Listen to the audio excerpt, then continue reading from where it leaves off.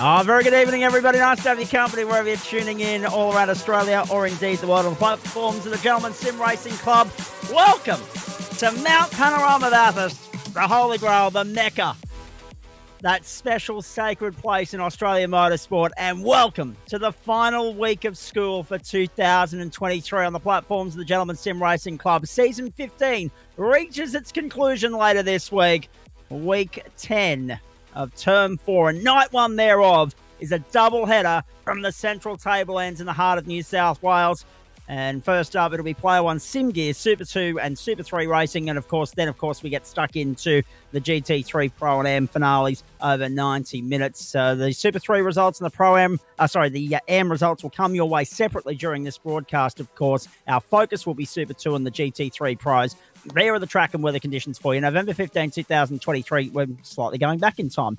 Welcome to Queensland. 4:20 in the afternoon, 56% humidity, 18 degrees the ambient, 33 on track. Both of them are believable for this time of the year. 6.213 kilometres, 23 turns. We know this circuit. We love it. It's one of our old favourites. Zach Caben, Liam Banks and Adam Lavis here with you for the final night of school for 2023. As far as Monday Night Motorsport is concerned, week number 40 of broadcasts for us this year. What a season it's been. Hard to believe it's all over by the end of Thursday night's action from Phillip Island for both the Formula Vs and the Porsches. There are the championship standings. Greg Favell already has wrapped it up, I believe I'm right in saying. 455 plays 345 for Timmy Harris, 306 for Stephen Varga, 264 for Michael Hammond, and 248 for Jaden Green make up the top 5. Tony Baker, Mark Horton, Jason Spriggs, Tim Nicol, and Stephen Lawrence make up the top 10. Greg Favell holds pole position tonight here. No real surprise, let's be perfectly honest. 4:28 in the afternoon.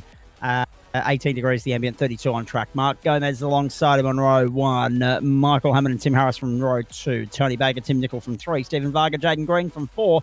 Lorne McKee and Mark Horton from 5. Ryan Tegel, Greg Brooks, Nick Wood, Dane Snadden take us back to 14th. Will Buchanan and Chris Stark from the 8th row. Nick Fodiatis, Dave Oliver, Matty Scholes and Blake Fitzpatrick make up the field. Banksy, good evening to you. Let's get into it one last time on a Monday night. 45 minutes for these guys tonight, up from the usual 25, and then 90 minutes for GT3.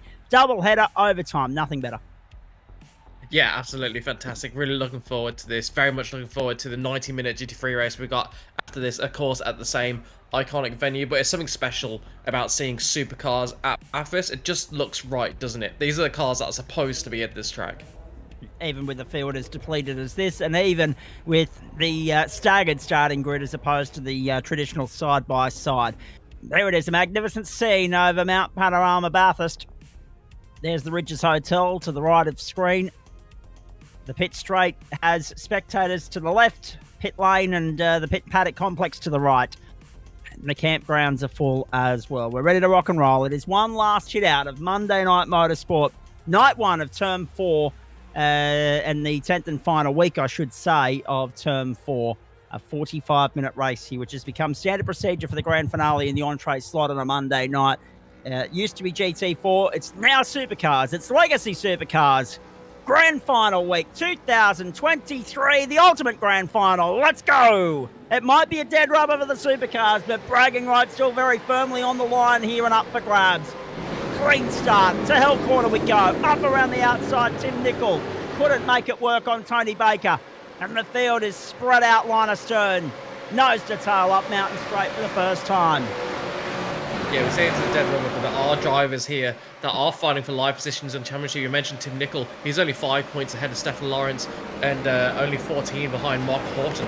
So he's definitely got stuff to play for. He'll be trying to make his way perhaps even to the top 5 if he's very, very lucky. He has a fantastic result here.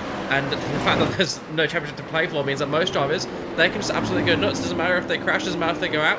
Then a lot of the drivers aren't going to lose a position, so they're going to absolutely go for it at the front of this field. I'm thinking of Favel, Harris, Varga, Hammond in particular. All they want is the glory of this one race alone. It's a standalone. Should be great.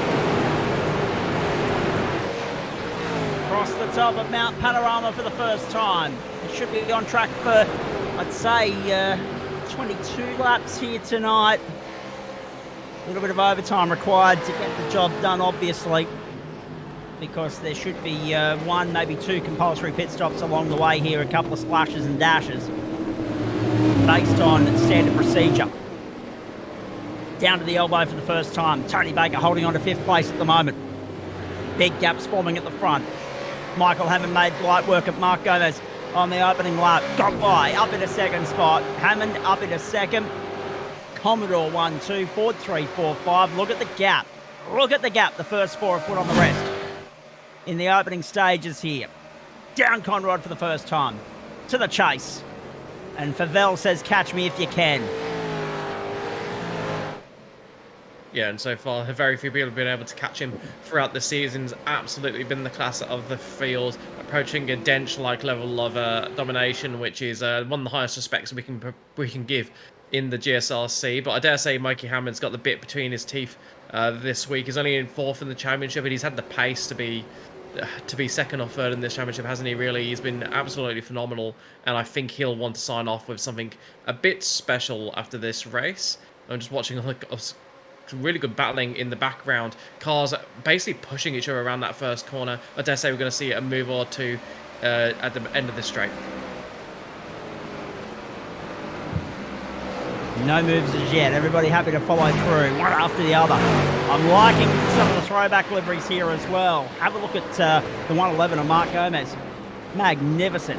Throwback to, well, circa 2014, which was a tribute at the time to 1994. Up across the top of the mountain for the second time. Back to Jaden Green running the Super Cheap Auto livery, which only got a run recently at the famed venue. There's a throwback to 2006 with Ryan Tegel. Across the top, oh geez, centimetres, millimetres in it between car and concrete. Fans on their toes, enjoying the spectacle here. Greg Favel out to a 1.5 second advantage. Tim Harris has company, 4, 5, 6. Oh no! There goes Starkey into the wall. Saved it. But the car is a little bit worse for wear, no doubt about that. And he's given it a second clout there on the front left and the rear left as well. Coming down towards the elbow through the exit of the dipper. Yeah, what we really Starkey's the first one to bite that dust tonight, Liam. Yeah, and after an incident like that, what we really need to know is what's going to be the critical lap. Are these drivers going to be doing 1 or 2 stops, and when's the earliest you can stop? Because if you've got damage, you're not going to want to stop until you hit the lap, and that could be a real game changer. If you take damage and it's around the time you're going to pit, no worries. Even if you have to adjust your strategy a little bit, yes, you lose time for the crash, you lose time for the damage, but it's minimised. If you crash earlier like this and you've got to go X amount of laps before you can get that damage repaired, you're losing more and more time each and every lap. So that is going to be it sounds silly, but that's going to be crucial, because there's going to be a number of drivers that crash here tonight, and crashing at the right time could really help you. compared to crashing at the wrong time, of course. Better not to crash at all. Across the start line to start lap number 3, the full field continues on. Starkey's in pit lane, that's no surprise. Blake Fitzpatrick moves up to 19th. Matty Scholes to 18th. Nick Wood down 4 spots, down to 17th. Biggest movers and shakers thus far. Dave Oliver, Nick Fodiatis and Mark Horton are all up +2. 203.005 for Greg Favell. Something doesn't quite seem right there with regards to that, given that the legacy supercars only ever once went down that low. That was a shootout lap on the 12th of October, or 11th of October, I should say, my apologies, in 2003. Oh, crunch into the wall! Who was that? Greg Brooks, off and out of business. An enormous smack bang into the wall at the top of the mountain at the grate. That car also joining Chris Stark on the tyre rope to pit lane, I would imagine. Have a look at this again. Right on board with him. Whooshka. Crunch, clout, carnage.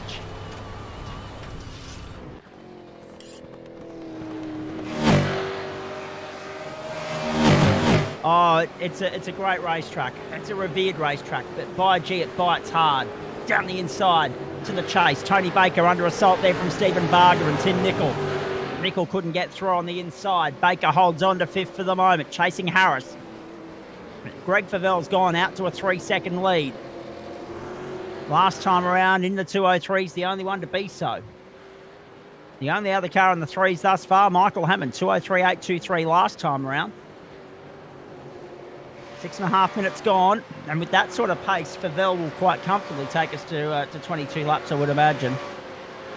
I'd say you mentioned how those lap times compare historically, saying that these are historically quick lap times compared to the real world, which well done. That astounded me there. You could just pull that. Oh, it was this time at this month this year, which is pretty impressive. But on a more serious note, I wonder if they are being helped by, because what are the track temperatures here? Surely they would be lower than at any point these supercars would have ran at Bathurst in real life. So maybe that's a little bit of that. Well, actually, sorry, I have to even correct myself here, because I'm saying 203.005, and historically, only ever once did they go not below 203, but 206. So it's even more out of whack. And 206.8594 was that marker for Greg Murphy. And then the only other time that we saw a 206. So it wasn't until Car of the Future came in that we saw 5s, 4s and 3s clocked. And that's going back to 2014, so 9 years ago. And these are the legacy supercars. So this is the step before that, obviously. It's quite extraordinary. 203.005. These are the Car of the Future. So these are the Gen 2 cars. Oh, these are okay, right. So these are the 2013 spec. Yeah. 14 spec. Yeah, okay, right. And 2017 is the one after. So the Project Blueprint is there is the one before that, which is I think the other Ford in the game. Right. Well, even then, I mean, it wasn't until Scotty got aboard the Mustang that we saw times pushing that 203.0 marker. Just extraordinary. From Greg Favell. I mean, even in race trim, we haven't seen a 3 around here. No. Oh, into pit lane, Mark Horton. So, yeah, the pace is quite extraordinary to me of the legacy supercars, because it just, as I say, it just doesn't add up to what we've seen in the real world. Based on historical facts and information that we have. I mean, as I said, so I overestimated the age of the cars. I thought we'll go right back, but no, these are Car of the Future spec 2013-14. So thank you for that, Adam Lavis. But it makes an interesting point. I mean, you look at Gem 1, that was where that 206.8 was posted by Murphy, then Lowndes. It wasn't until these cars came in that we went 5 4s and gradually high 3s, not low 3s. And then obviously what we saw from Scotty Mack in the Mustang there in 2018, I think it was, and 2019, quite extraordinary as well. Yeah, so officially these are officially the 2014 supercars, and then the other one we have in the server, which no one ever wants to touch, is the 2009 Falcon. Yes. Yeah. Now that is closer to the mark. Yes. Yeah. So across the mountain and down we go one more time. Greg Favell leads from Michael Hammond. Mark Gomez is third. Then Tim Harris under pressure here from Tony Baker, Tim Nichols, Stephen Varga. Four-way fight for fourth at the moment. They make their way around one more time. Player 1 Sim Gear Super 2 V8 Challenge from Mount Panorama, Bathurst, and already 10.5 minutes gone. On grand final night, and the grand final of grand finals. This is our fourth grand final night on a Monday. Oh, crunch into the wall goes Blake Fitzpatrick. Another one bites the dust. That's shades of Andrew Bagley, 1989. Top 10 shootout. Right there. Now the difference was, of course, Blake Fitzpatrick was running a Commodore. Bagnall was in a Ford Sierra. You mentioned how it's the final of finals. I dread to think what the season-long points table looks like in the GT3s that we got later tonight. Because if we think season on season dominance is bad, I imagine it's even worse when you take all 40 weeks of racing action that we've had this year. Oh, Will Buchanan in the wall almost. Jeez, he did well to keep that off. Sorry, Banksy. To echo your point, yeah, I think it'd be Denji by the length of the year, not the length of the straight, the length of the year.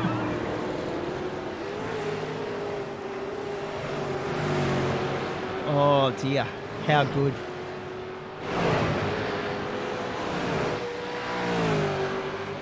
Yeah, Will Buchanan seeming to escape without any damage there, so he did a very good job keeping out of the war, at least minimising the contact of something that wasn't going to damage the car.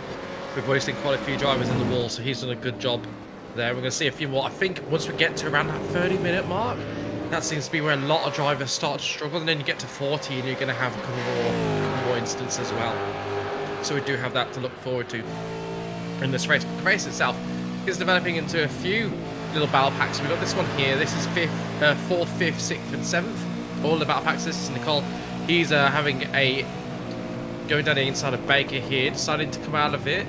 Probably for the best. Baker just not going to the outside to take the racing line, say no, I'm taking the inside. You want to get around me? You're gonna have to go the long way. And Nicole, not fancying that at all, just sticking behind him. So he's gonna have to try something different if he wants to get past behind Nicole. He's got Varga within 0.3 of a second, basically pushing him around the track, and then they got a 5-second gap to green. So 4 cars in this battle. If you include Tim Harris in 4th, he's got only 1.5 seconds to Baker.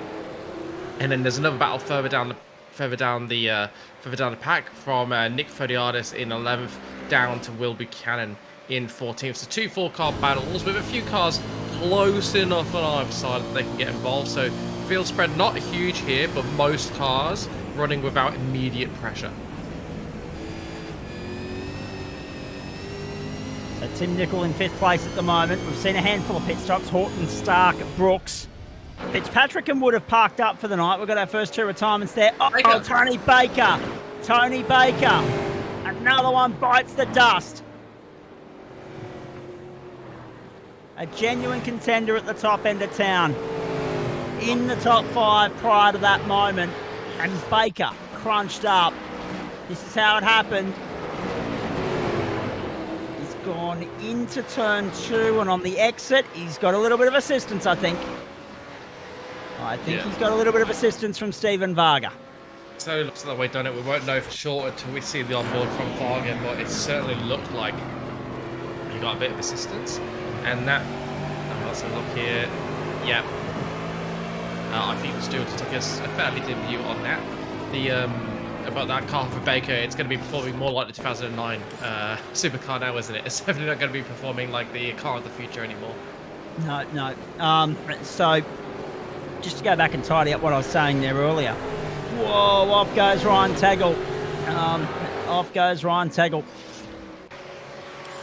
So, yeah, historically, as I said earlier, I went back a little bit too far. I went back to 2003, Murphy's Lap of the Gods. I needed to go back to 2014. And even then, before Car of the Future, Gen 2, Gen 3, and now, of course, Mustang Camaro, there's only, as far as race lap records are concerned around here, it belongs to, and I had it here on the screen a moment ago, it's just appeared on me, it belongs to Chaz Mostert, and it was set in 2019, 204.7602. As far as these cars are concerned, we never got anywhere near that. As far as what we've seen tonight from Greg Favell, that 203.005. Yes, in the fours, absolutely in the fours, but not in the threes. So, statistically, historically speaking, we may be just extracting a little bit of the proverbial out of the iRacing servers tonight. Nick Fodiatis muscling and hustling and bustling his way through. Hung Dane Snadden out to drive. Bring Matty Scholes along for the ride. Scholes up on the outside of Snadden. Got him. Job done. And Fodiatis, very nicely done to get his way up into 9th place. Up 8 spots. Matty Scholes up 9. Dave Oliver up 6. Pit stops. Legitimate, genuine pit stops happening right now as well, Banksy. We've got Ryan Tegel and Will Buchanan both coming to pit lane. So too, obviously, Tony Baker. Baker with the fast repair there, but I mean, it's a long way back from that incident for him now. So are those drivers two stopping and doing 3 15-minute stints? I would imagine so, yeah.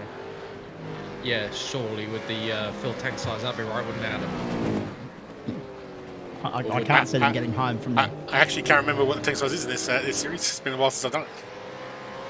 I think a little bit odd when he didn't chime in. It's like, oh, he usually chimes in. I'll just poke him.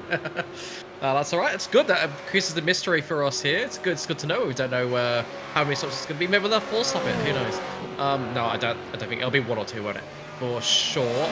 Could be on the bubble. Could be if you're doing a bit of fuel saving. We'll have to wait and see how it all plays out. This is Matthew Scholes from Live Racing. Oh, hammer time. It's the same fuel load as normal. So if they're doing 25-minute races and doing 1 stop, it's probably going to be a 2 stop. Gotcha.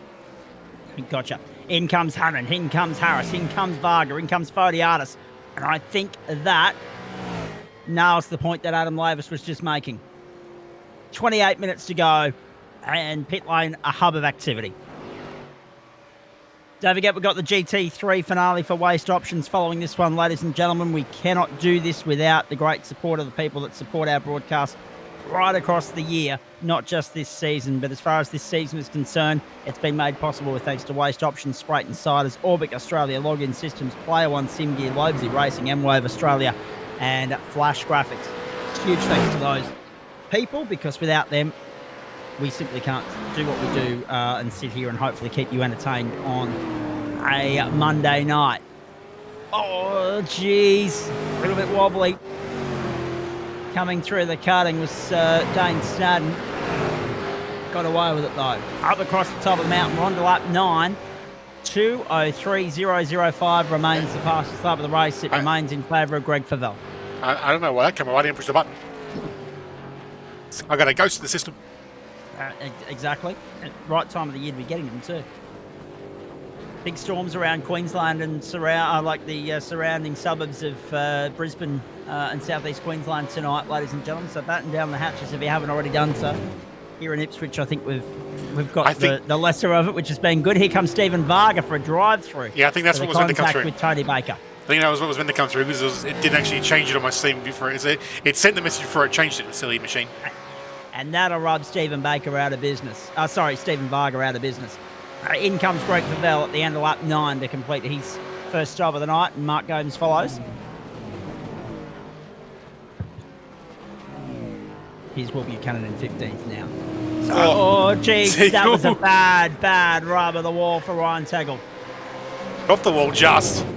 How the hell did he get away with that? He's still trying, though. Absolutely he is. Oh, hang on, boys. Oh, this is going to be spicy. This is going to be spicy. Is. So it's Buchanan, it's Tegel, and also Fodiatis in there as well. Buchanan on the inside, Tegel on the outside. Fodiatis trying to push him through and follow. Have a look at this. They gang up on Tegel. Fodiatis fancies making it 3 wide if you don't mind, but no, he backs out of it and thinks better of it. Pit lane now extremely busy. Dave Oliver, the only one going to lap 10. Tim Harris has come through behind Michael Hammond and Greg Favell. Top 3 remain as they were. Gomes, Nichols, Horton. And Varga, Green, McKee, Snadden and Scholes all in at the moment. Around onto the main straight. Tegel across the line, hoping to factor into the fight here as the rest of the field makes its way back out onto the racetrack. Up into 11th now as the field cleanses and sorts itself out. Up Mountain Straight we go. That was very much the equivalent for Nick Fodiatis to being the kid egging on the 2 kids fighting, just giving him a little shove like, you want to fight, go on, and hoping he can pick up the pieces. You saw it looked like he was pulling out to make it 3 wide. He actually backed off a little bit and just let the 2 of them go side by side, hoping that they create a gap for him. It was very, very good driving from Nick Maxwell. Very clever.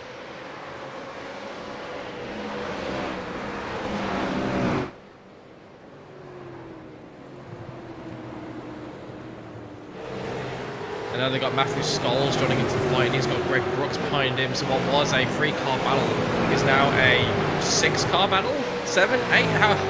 How big a gap do we want to include in the battle? You can argue as many cars as you want, but it's got to be about 4 cars live battling here. It's Buchanan, Tegel, Fodiatis, and Scholes all within a second of each other, and then Brooks just on the cusp of being within a second of the car ahead. This is Tegel trying to put the that was Fodiatis doing a pass of a skyline. Yes, it was. It's brilliant. Hats off to Fodiatis. That was fantastic. And Buchanan will be next on his radar. Let's have a look at this from off board.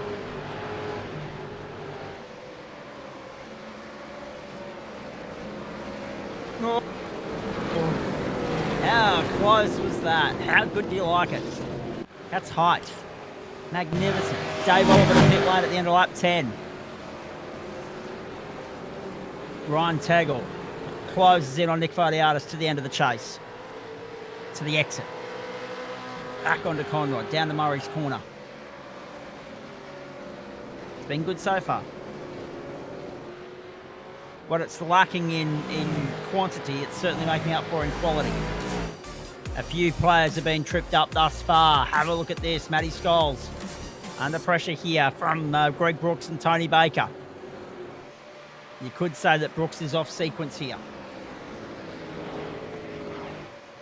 He's going to need to get a 9-lap stint and a 10-lap stint out of the car to get it home on only 1 more stop. 9 and 10 certainly achievable based on what we've seen thus far, but it is a stretch. He's done well to stay in the contest, though. We have had a couple of retirements. We know that Blake Fitzpatrick and Nick Wood are parked up.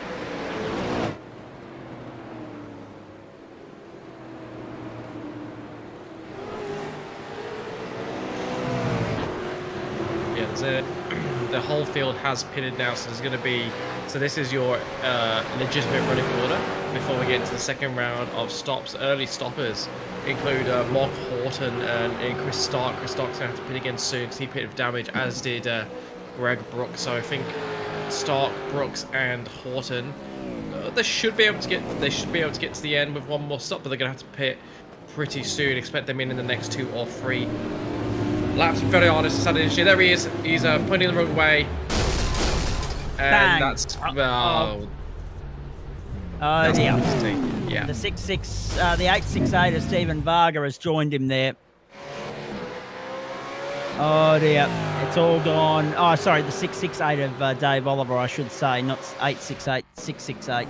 So Dave Oliver got into the side of Nick Fodiatis, who got loose across the top here, going into the dipper. Looped it round the wrong way, and as he's gone to turn it back around,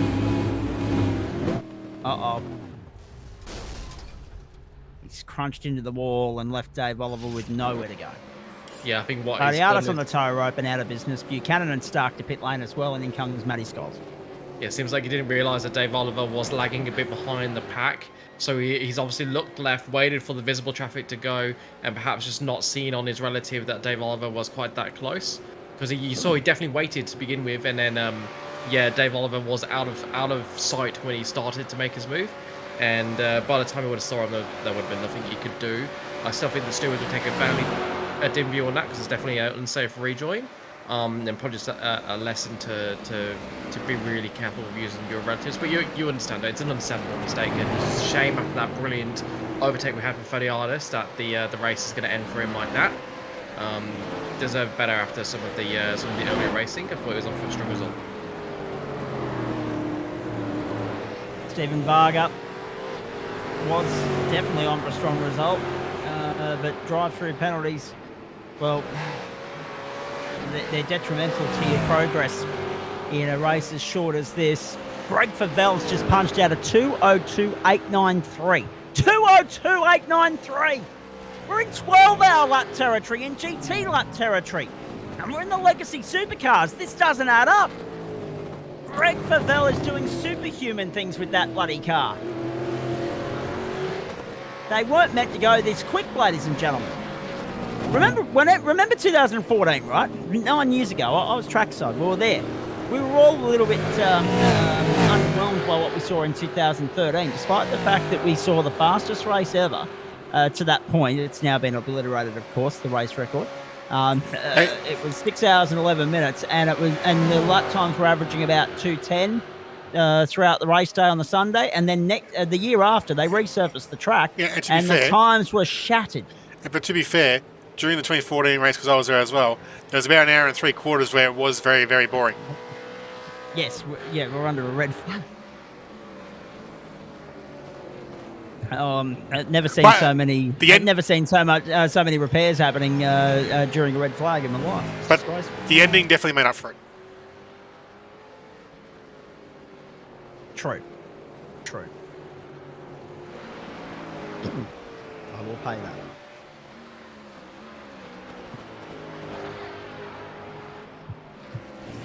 On track now. That crash from Nick Fediardis has broken up that little pack that we had forming. So live on track we've got Varga a second behind Tegel, Baker a second behind Varga, and then you've got Snadden within a second of Baker. So Snadden's close enough for Baker to have a pop or two, and all those cars just close enough that one or two small mistakes is going to make that a very live battle pack. So that's something to be watching out for. You got Mark Horden further up the field in sixth. He was within 2 seconds of Tim Nicole. So watch that. We're going to have to keep an eye on whether that gap grows or shrinks. That could be a live battle coming soon. And then right towards the front, we've got Mark Gomez within a second of the podium spots, only a second behind Tim Harris. So that's a live battle for third place. Greg Favell's 8.5 seconds clear at the front of the field, absolutely smashing it. I think anyone listening to the commentary for this race, any racers listening will feel a lot better having heard your superlatives for the job he's doing and understanding that these cars do not go this quick. They just don't. So losing to Greg Favell is a very reasonable thing to be doing in these cars. He's absolutely smashing it. But yeah, he's not in a live battle. We do have a few on track though. We do indeed. There are a couple. We're on lap 14 now. We're 17 minutes away from the checkered flag. Stay with us throughout the course of the night, ladies and gentlemen. Despite the fact that Ipswich is about to get leaked on from a great height. Toilets are about to be emptied in a big way. Storm's brewing. You might be able to hear the thunder, actually. I can hear it through the headphones at the moment, rumbling into the microphone. So if I drop out at any point, you know what's going on here. Oh, dear. Not a very good way to end the season, but summer in Queensland, synonymous with two things, being 112 years behind and storms, as far as the eye can see. Down the inside, Ryan Tegel got displaced there by Stephen Varga, and they both found the grass on the exit. And up around the outside went Tony Baker, but to no avail. Into pit lane come Lorne McKee and also Mark Horton. Yeah, that's that, and I know I've steered us down that line of talking about lap times and nothing much more, but that was the immediate thing that struck out. Like, if this was car of the future spec, and we've got them in the sim server as well. Whoa, Tony Baker starting to lose the rear end on that car of his at the moment, the Falcon. This is the astonishing thing here. If it was car of the future, I don't think anyone would batter an eyelid, because we saw 2:03, I think 3 it might have been, when Scotty McLaughlin posted his pole time in the 19,000. And I think, as I said earlier, 2:04.0 was the fastest race time clocked around there by the car of the future. But for these things, yeah, wow, just extraordinary. In fact, let me go back and have a look at the 2014,000 on that soft whilst we're going here, boys. Just have a look at the fastest lap of the race that day, even though they had a chance to stop, reset, and go again. Greg Favell leads this one by 9.95 seconds. Michael Hammond is a distant second at the moment, 2:02.893, the fastest lap of the race for Favell. Tim Harris is third under pressure from Mark Gomes, then Tim Nicol, Jaden Green, Stephen Varga, and then this battle, Ryan Tegel, Dane Snadden, and Tony Baker. Down Conrad again, lap 14. Remember, we've got GT3 racing from here a little bit later on. Oh, Baker thought better of it. Snadden wants to have a dive down the inside. A big dive on Ryan Tegel. Dane Snadden goes through and pumps Ryan Tegel in the process off onto the grass. He might be asked to redress that, I think. Or actually, he won't get a chance to. Ryan Tegel's into pit lane. Yeah, I'll be interested to see what the stewards make of that. He did look like he didn't quite leave space on the outside. There was a little bit of a bump there. Wasn't huge, and yeah, I think you're right. A redress probably would have been the right call. Now the redress isn't available. I'll be interested to see what they do as we just watched Snadden almost lose it on the curb out in the exit of turn 1. Easy to do there if you get a little bit of a lead foot, but manages to hold onto the slide and keep the car pointing in a straight line. This is the battle on screen for third place. This is Mark Gomez trying to put the pressure on Tim Harris. So Tim Harris in that cream and brown livery that looks an awful lot like my grandma's sofa. And, yeah. And Mark Gomez in the Wilson Security liveried Ford there.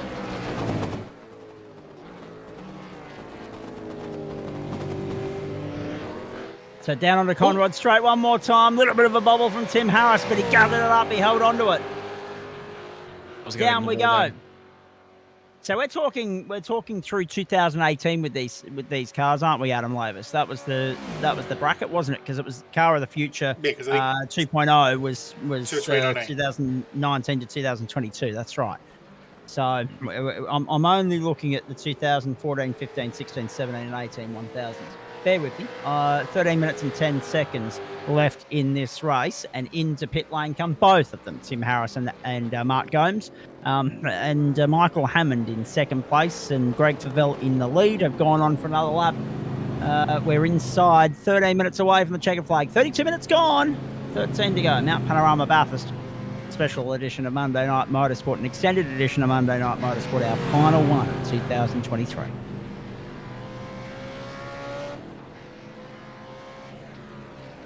We're about to have a true pit lane battle here between Harris and Gomez, both coming in on the same lap. Who can stop on their marks better? Who can be quicker with the reaction times once the cars drop back down? It could decide who comes out ahead here because they were so close coming into pit lane, or if either of them is doing the dentistry strategy of not using a pit limiter. And it looks like it's comfortably going to be Gomez ahead of Harris. So Gomez evidently did a little bit of fuel saving behind Harris, or has short fueled himself and is going to have to. Well, he won't have to save a little. No, he might have to save a. No, he won't have to save a little bit with only 13 minutes remaining, so should be good from here. So that is a genuine position swap in the podium positions between Gomez and Harris once everything is cleansed.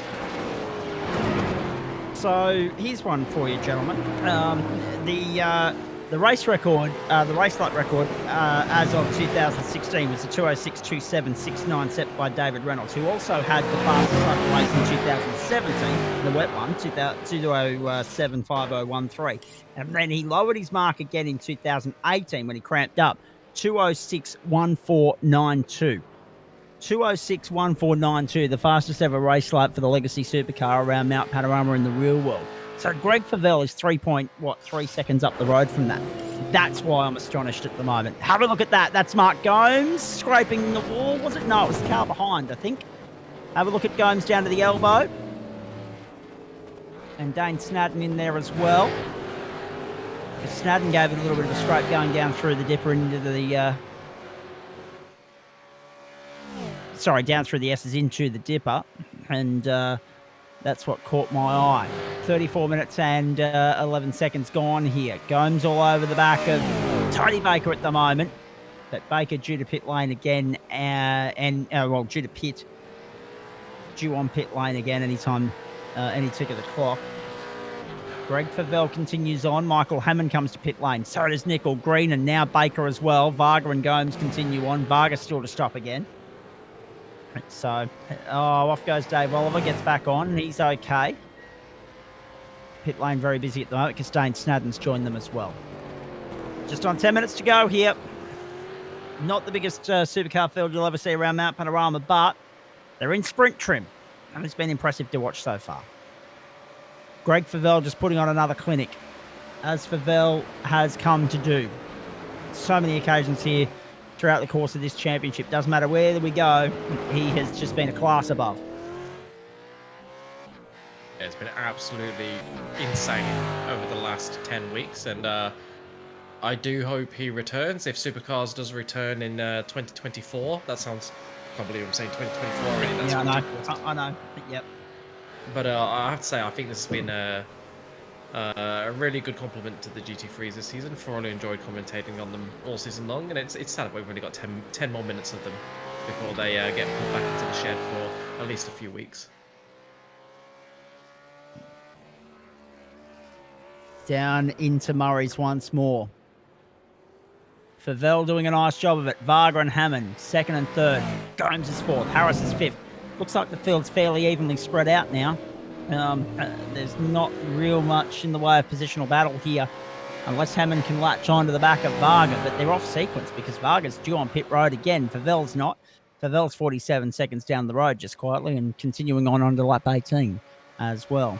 So he's going long, short for his 3 stints here. 2 pit stops. 36 minutes gone. 80% race distance covered. Has come and gone. Beautiful afternoon in Bathurst. There aren't many where that was not the case, I might admit. Cold, sure, but always beautiful.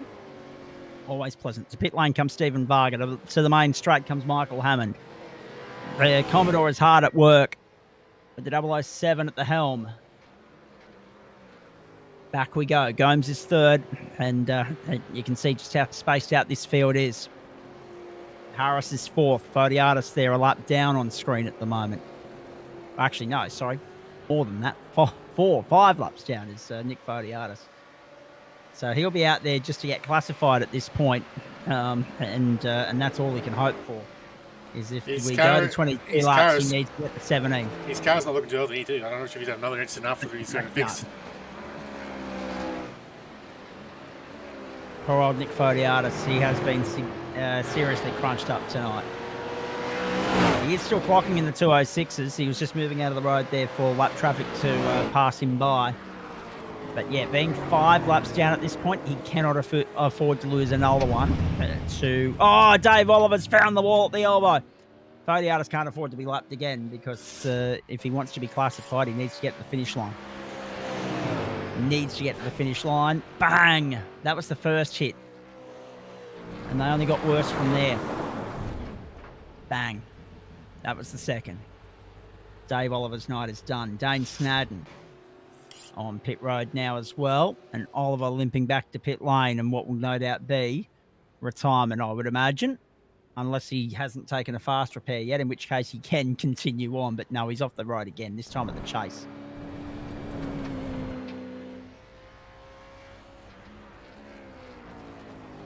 Coming in for his final stop with only 6 minutes 40 seconds to go, so he'll have a nice couple of fast laps. So I'm wondering if he can beat that 2-minute 0.8 benchmark that he set a bit earlier.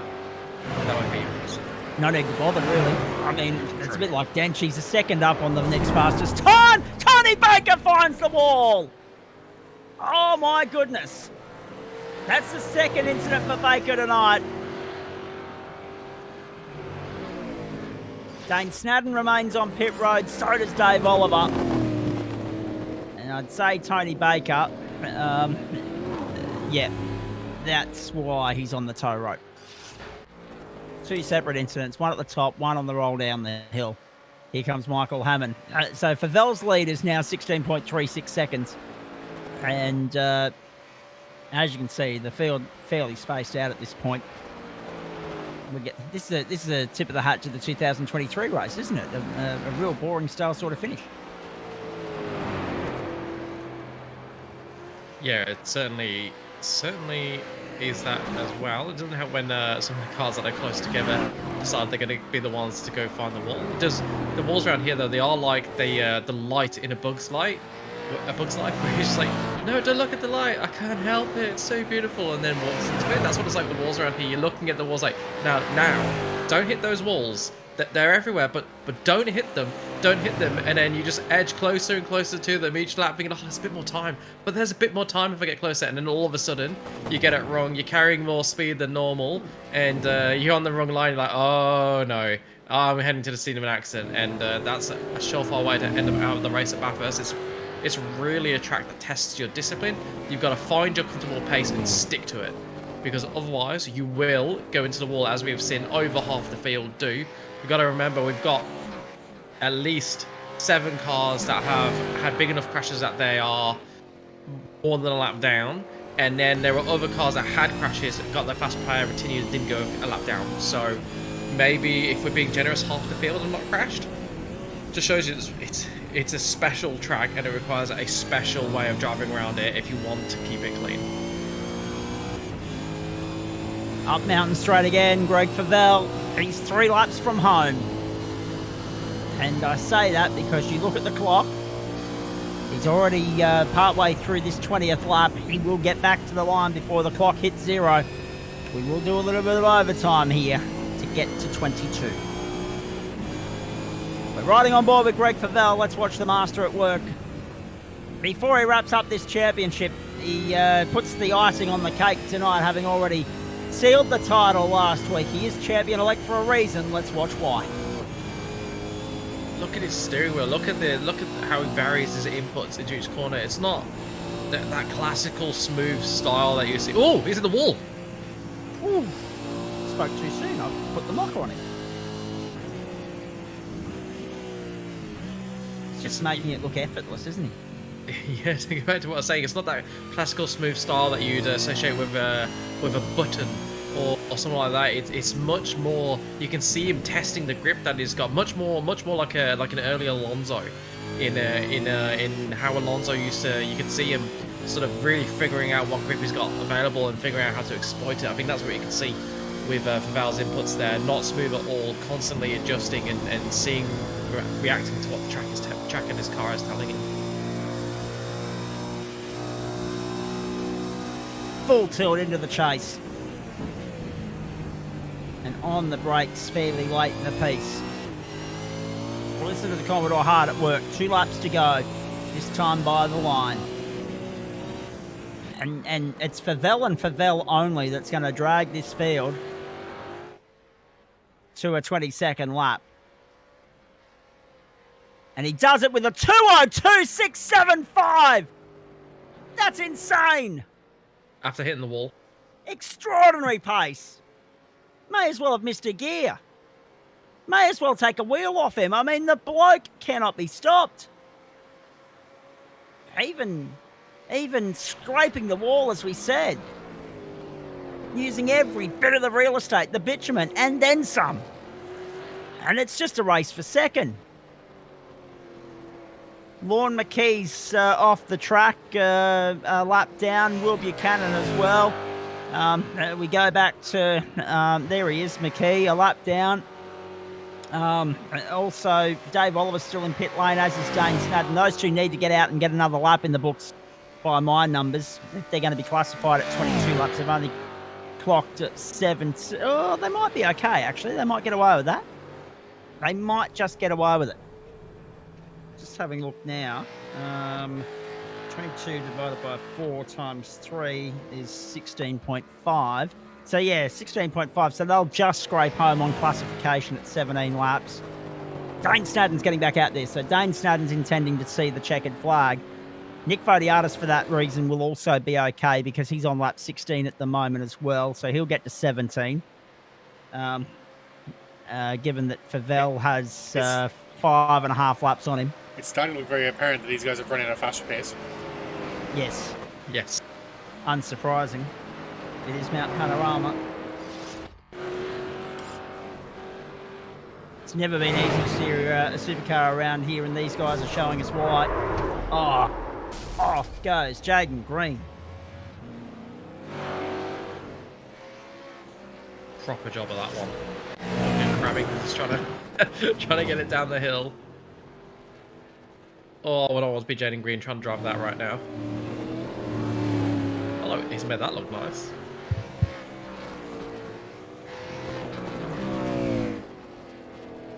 Favel's on his way home. The white flag is flying at Mount Panorama.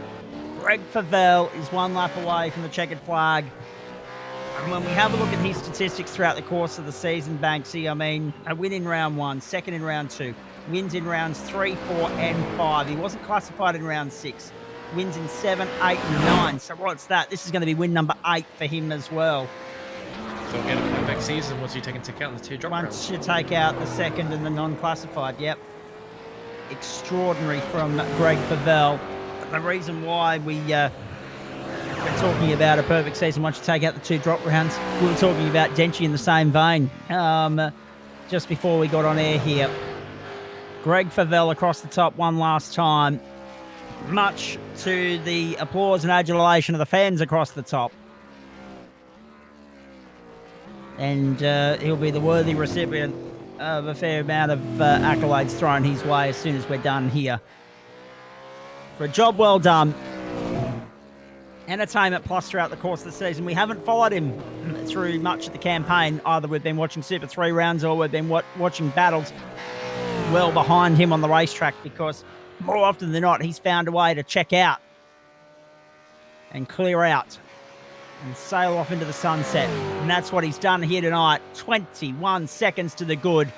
He could win this race by 22 seconds, depending upon what Michael Hammond can muster up in the final third of a lap here. It's 22 seconds as he exits the chase for the final time. 22 seconds. That's a second a lap, ladies and gentlemen. And if we were to Mikey considers this car one of his bread and butter cars, so... Last turn, checkered flag.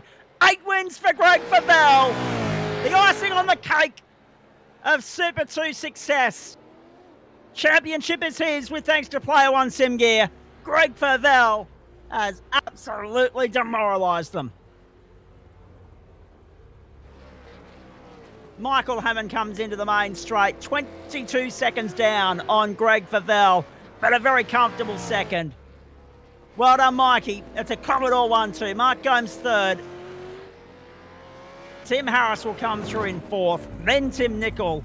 Stephen Varga, despite the drive-through, comes back for 6th. Ahead of Jaden Green, Ryan Tagle, Mark Horton. Then Chris Stark and Greg Brooks.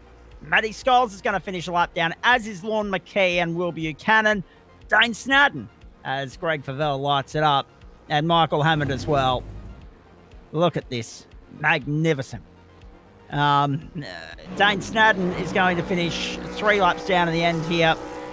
Nick Fodiatis is going to finish 5 laps down, but is going to be classified. So too Dave Oliver. That's all she wrote on Term 4 on a Monday night in the entree slot for the Player One Sim Gear Super 2 V8 Challenge. Wow. 10 exhilarating rounds. Kept us on the edge of our seat from first until last. A little bit tame in parts tonight. But you tip your hat to that guy there, Liam Banks. 202.675 and a 22-second win. I mean, we've already put those numbers in perspective quite a few times, but let's just do it one more time. His best lap at 202.6. Mikey Hammond in second place, his best lap at 203.8, and he was the only other driver in a 203s. Only 4 drivers then managed to join them in the 204s. So the majority of the fields in the 205s for their best lap, and for Val's just chucking out a 202.6, 2.5 seconds at least quicker than the majority of the field.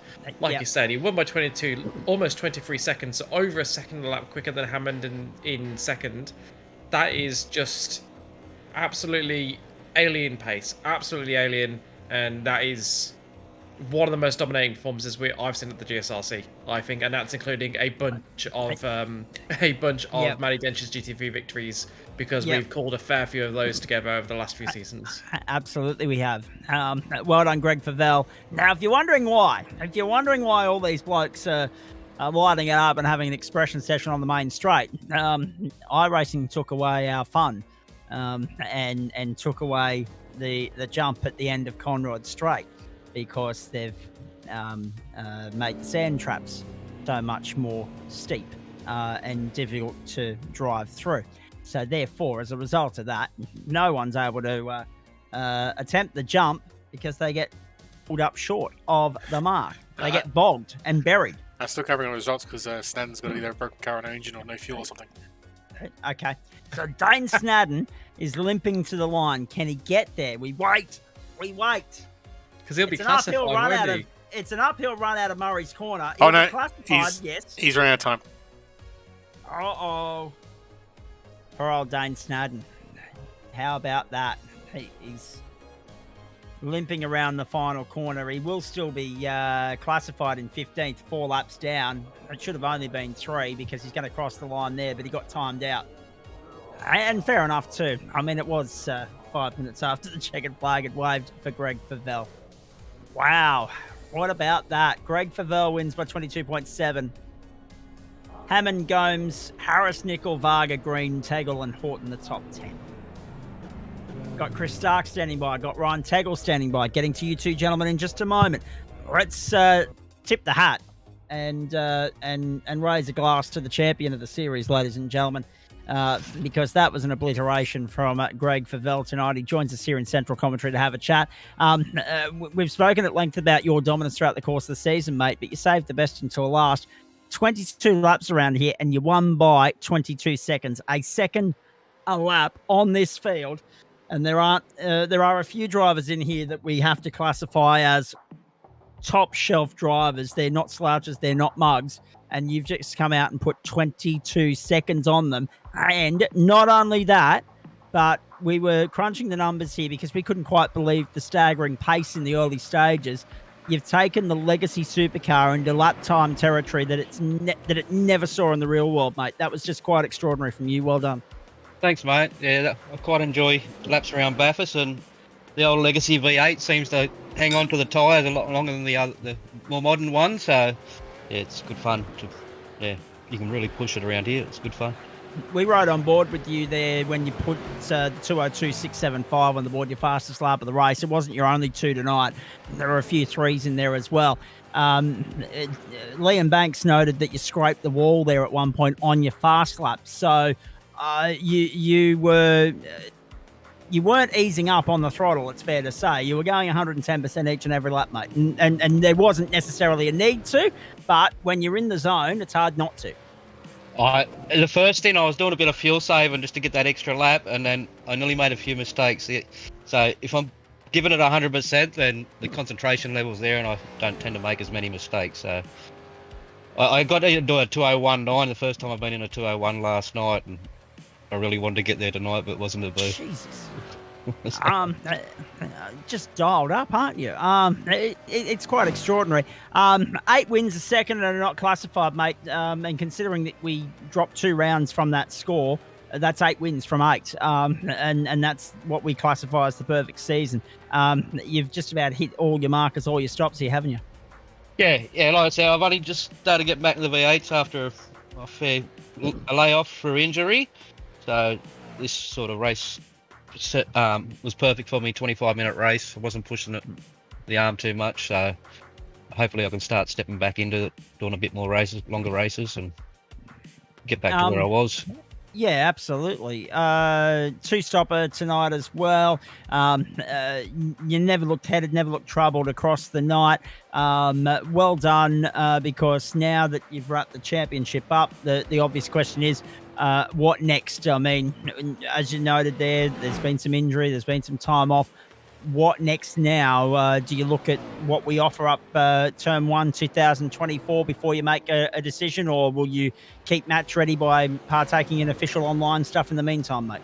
No, I steer away from the officials. I'll probably just have a bit of fun with the teammates, doing a bit of practice, and that's what it's all about these days. Just have a bit of fun.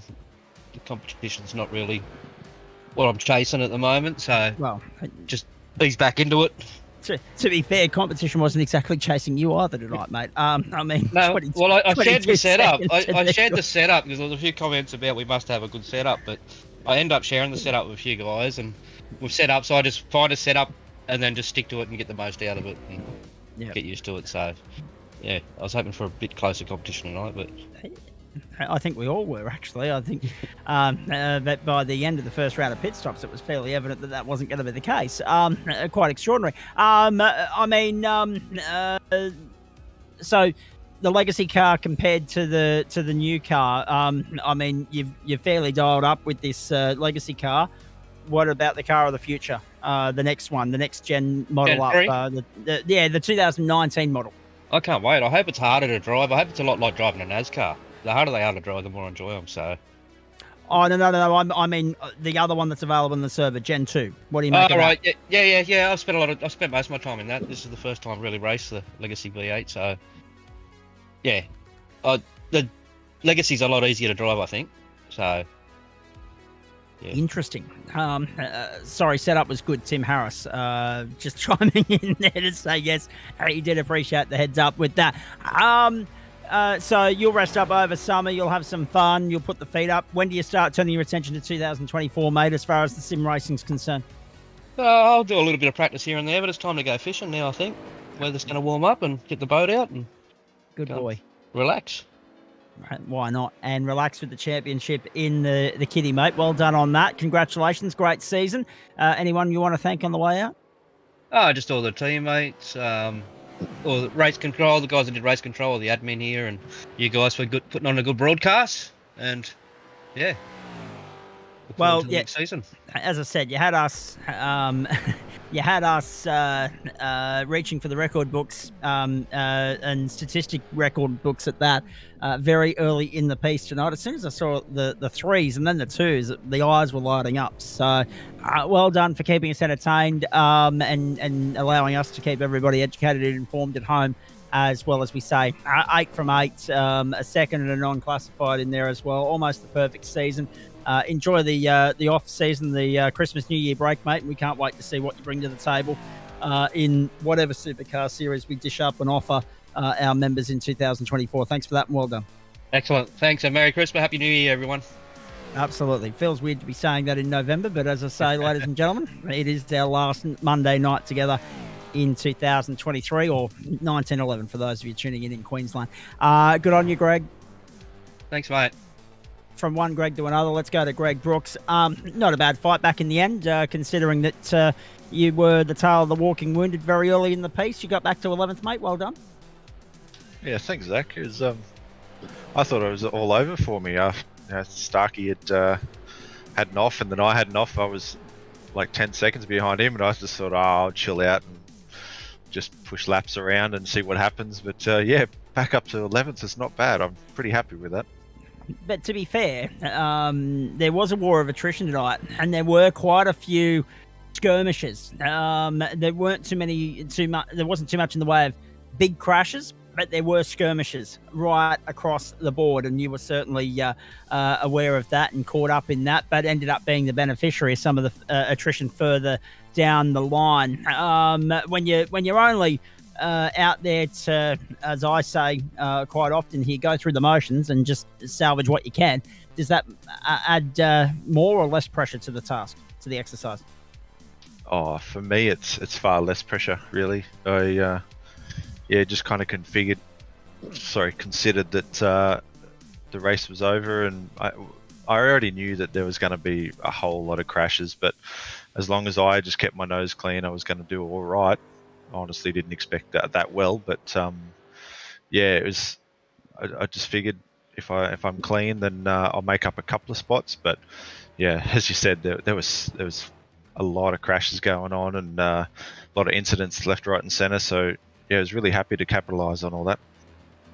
One thing we didn't mention at the top of the call too, ladies and gentlemen, was this was a double points night for these guys. And to be fair, when you look at the championship points, when we put them up on the screen, once Adam Lavis has got them all finalised, you'll understand the importance of the battle between Chris Stark and Greg Brooks tonight as well. And Greg came within about 0.6 of a second of pipping Starkey. Stay with me, Greg. I'll bring Starkey in at this point. Not without its drama for you either, mate, but you got there and you finished 10th and you've gained 6 spots along the way. Well done. Yeah, the lap 1, I just got loose going into the dipper. I tried to just broadside the wall and stay out of everyone's way so I could get the car back to pit without towing it. And then when I came out, I was on my own, so I just focused on doing lap after lap after lap. And I was watching the attrition, people going off, then they blew in the pit and then passing them. But it cost me at the start because I had to go back in for the 3rd stop for that little splash and dash. But yeah, Brooksy and Ryan and Jaden, they're all sort of part of our team now. Jaden's just super fast. Yeah, and Ryan, shout out to Ryan for these liveries. He's done a good job. Indeed. No, the car certainly did look good, mates. And again, once you were caught up in that incident in the early stages, it was an uphill run from there. But to finish 10th, mid-pack, not a bad outcome. Oh, yeah, I'm happy with that because I started down the back and then crashed on lap 2 and I thought, oh, well, this is the end of that. I know Ryan had to beat me by 19 points. I don't think he got me, so I think I beat Ryan and Brooksy in the championship. But yeah, so that running with everyone just crashing out really helped me. What next for Chris Stark now? Supercar Championship wrapped up. Yep, sure. I think you've got a top 10 finish here, mate, or somewhere thereabouts. What about Christmas, New Year? How much time do we take off the sim rig? How much time do we spend regrouping and refocusing and getting ready to go again next year? Well, I hope they bring this series back again. It's drawing a big crowd, and it's so enjoyable. I mean, I'd even do the next gen cars if they bring it back. They do both. But oh, look at that, 9th. Thanks, Adam. That's cool.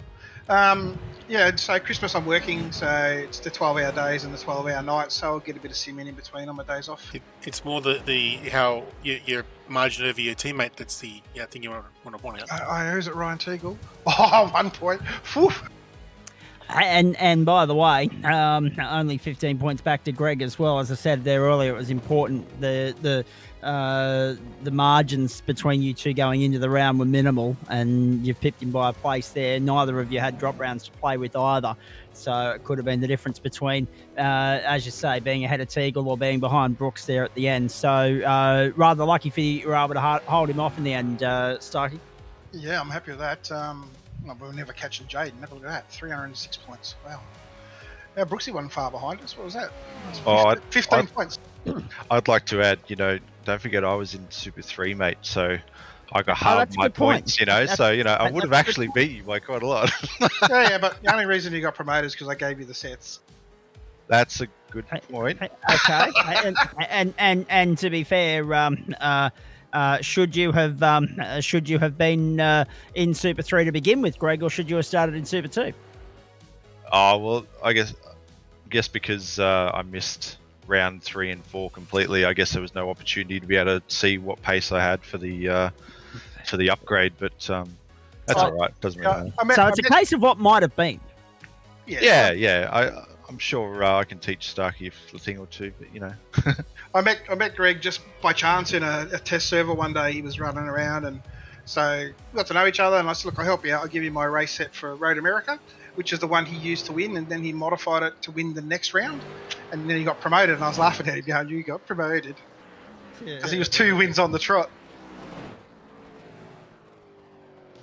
Yeah, so he's put Locked Up Sim Sports on the back of his car as a bit of a homage and a thank you to us for coming into our Discord and all the shit sharing and the servers we put up and the general chat.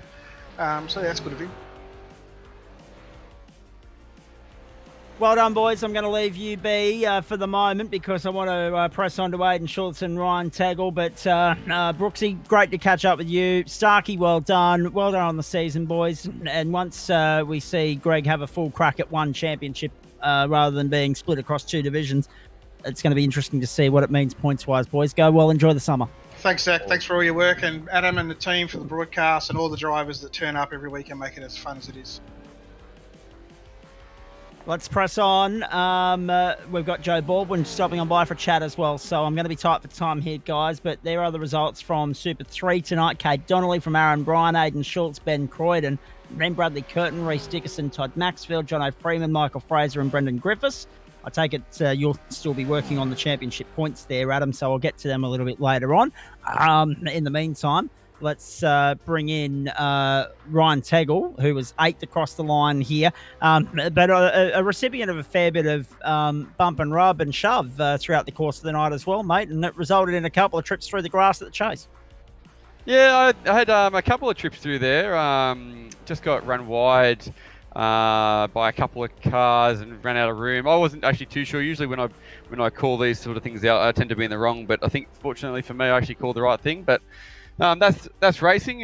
For the most part, my panel stayed pretty straight, so I was pretty happy with that. And my old aim for this track is just keep it off the walls and should come home all right. So yeah, I was pretty happy to come in at 8th. But looking back at it, I wish some other people didn't crash and a few others finished before Starkey, because 1 point, unbelievable. Unbelievable. Unbelievable, all right. However, in saying that, not a bad result for the season that was, mate. You still scrape in a top 10 finish there. Everything beyond that was a little bit unsalvageable by this point, purely and simply because of previous results along the way and the DNR as well somewhere along the line. But in saying that, are you happy with how it's finished up, and are you happy with the result for the season that was, except for the fact that you missed out with Starkey to the tune of 1 point? Yeah, well, look, to be honest, just finishing in top 10 for me is pretty good. I've never raced this car before. Even the Gen 2 cars I've barely raced. So I thought I'd have a crack, and I've always found them so difficult to run. And so yeah, once we had Jaden and Starkey working together for some sets, then it actually could drive the car. So yeah, to have a crack and come in top 10, I'm pretty happy with that. As you should be.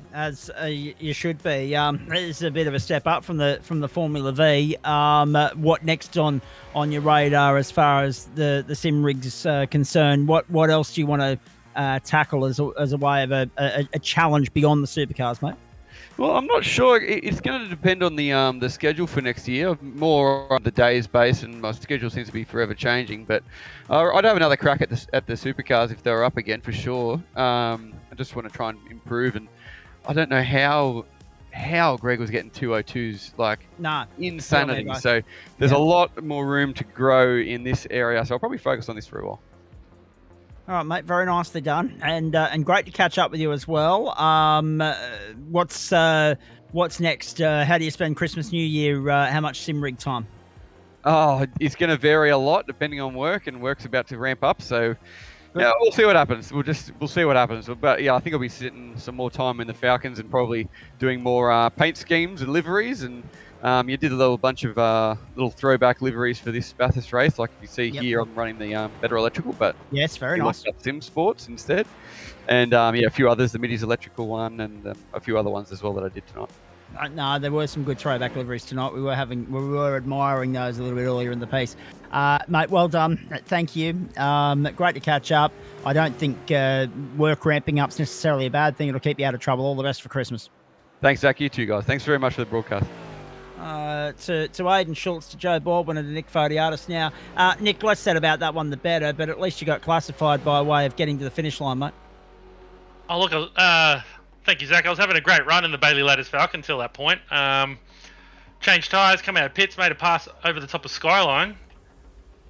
And then the following lap came around and it was just slippery as.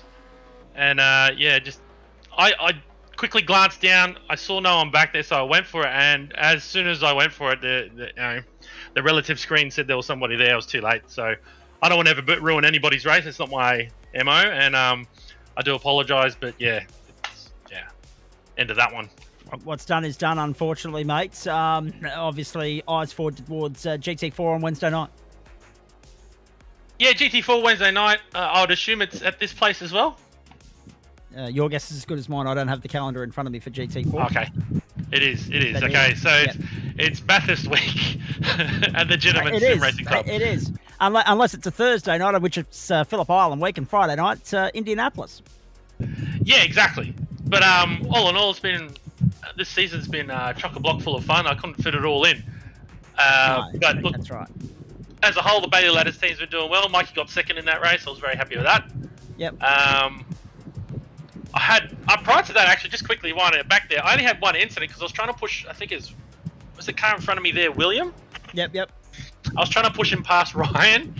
I was trying to bump him past Ryan because Ryan was a little bit of a cork in the bottle there, and every time I try to bump William, I got a 1x. I finally did it, but then I had to wait another lap to get past him, and then I go through the pits and they're back in front of me again. So, Mate, I'm running out of time here because we've got GT3 standing by in about 5 minutes, but thank you. All the best for Wednesday and Friday, and all the best for Christmas and the New Year as well. Yeah, awesome. Same to you. And good luck to the Bailey Ladders boys contesting the GT3 race in just a few moments as well. Aidan Schultz, well done on your podium finish in the Super 3s, my friend. Just quickly talk me through your race and give us a brief overview of that, please. Yeah, mate, I'll be real quick. Thank you. Good evening to you, mate. Hello. Yeah, P3, 13th, started 13th, got home after fighting the M1 traffic and got home with 10 minutes left in qualifying. Went out and did one lap, so got 13th on my trusty baseline set. Don't feed me straight lines about getting home early. Oh, mate, don't even start. But, got home, got to do one lap, put it off 13th and drove to P3. So was happy with that, and looks like maybe you've sewn up P2 in the Super 3s, which has been a really good season. Excellent, very nicely done. How eventful was the race there, and how many in the field, if you don't mind me asking? About 29, I think. Biggest of the lot, yep. Yeah. We could have had them all in tonight. We could have had an all-in server because we didn't have enough to pack out one grid, but that's okay. In saying that, though, Schultzy, to go from 13th to third around here's no mean feat. Yeah, went 0x2, being a double points round and everything. Like, it was good. Bradley Curtin, unfortunately, the leader of the championship, finished behind me, so that was good. He was too far in front to be able to get him points-wise, but yeah, it looks like we did enough to get P2. So after hearing the lap times, and if I get promoted to Super 2 next year, I don't think I'll be talking to you much. But yeah, definitely, it was a good night at the office, mate. I haven't done a lap in the GT3s around Bathurst, so I'll be starting at the back, and we'll see how we go. Hopefully it's better than last week. Burning from the stern. Yeah, I hope so too, for your sake, mate. Come back and talk to us after GT3. We'd love to hear how that goes as well, and we'll check in then. No worries, boys. Well, you have a good night, and I'll talk to you a little bit later. Thank you. There he is. Schultzy. We'll chat to him in about an hour and 3/4. Trucker Joe Baldwin, to you. How'd your night go, please, or have you not started yet? No. Unfortunately, work commitments and family commitments have kept me out of the saddle tonight, which is a bit disappointing. I was looking forward to a big night, but my work schedule's changed, so I'm out of bed at 1:30 in the morning. So I'll put all my efforts into number one, the committee meeting tomorrow night, and the Porsches on Thursday night. So they'll be my 2 points for the week. Hang on. It's only 5:45 over there, Joe. I would have thought that 7:30 would have been an all right bedtime. You would have been able to get 6 hours sleep and then get up at 1:30. I got 3.5 last night, so I need a bit of a catch up tonight. It's been really hot over here lately. And it's been a bugger trying to sleep at night, and I didn't get much last night. So it's going to be early to bed, early to rise. And actually, I'm going to the Foo Fighters on Wednesday night with my daughter. So half your life. We got a big week ahead of us. So I was going to say, with regards to the heat and everything over there, all our thoughts with those that have been affected by the bushfires in the outskirts of the Perth region. I saw that my friends at the Wanneroo Tavern were offering free lunch and drinks to rural fire service crew that were coming in, part of battling the fires over in that part last week. Can't believe I was there just over 4 weeks ago, Joe, and now the bloody thing's on fire. So all our love to those in the West being impacted by that. Yeah, thank you. Yeah, and it's all that area where up around the Wanneroo racetrack at Barbagallo there and Joondalup. It's all up that area. Actually, my first cousin, she's actually up there, and she sent me a photo the other day, and literally over her back fence was just red, and it's pretty scary to think it's that close to family. So yeah, thoughts are going out with my cousin and everybody that's up in that area. So it's been pretty devastating for the state this early in the year. Indeed, it has been. And this one had hurt a little bit more, Joe. Sitting this one out, given that it's Bathurst, you'd be hating this because as much as you get to go and have a run around there on a Saturday night, notoriously religiously with mountain men, too much mileage around is never enough. No, that's right. We ran GT3s up there the other day. Actually, I had a pretty good run, but I haven't had any laps tonight. I literally walked in the door like 15 minutes ago, so a bit tired as it is. So I'd just be a rolling roadblock. I don't want to get in the way of my teammates. Gunning for the top 2 in the championship there with Woodsy and Gazza. So good luck to the Bailey Ladder boys in locking up the top 2 in the championship. And also, Joe, all the best to you as well, mate, for the next couple of days. We'll be chatting on Thursday night after the Porsches, as you say. And I'm looking forward to it because a couple of big things to drop on Thursday night and a couple of teasers to drop to keep everybody excited and pumped up and talking about GSRC going into the Christmas New Year period and what we've got to start 2024 with. So I'm looking forward to that. Thanks for stopping on by and gracing us with your presence, albeit temporarily and briefly. Very brief. And we'll chat Thursday. No worries. Thank you, Zach. The El Presidente of the GSRC at the end of season 15, trucker Joe Baldwin. Lap times coming in from Mount Panorama. Ferrari on top at the moment.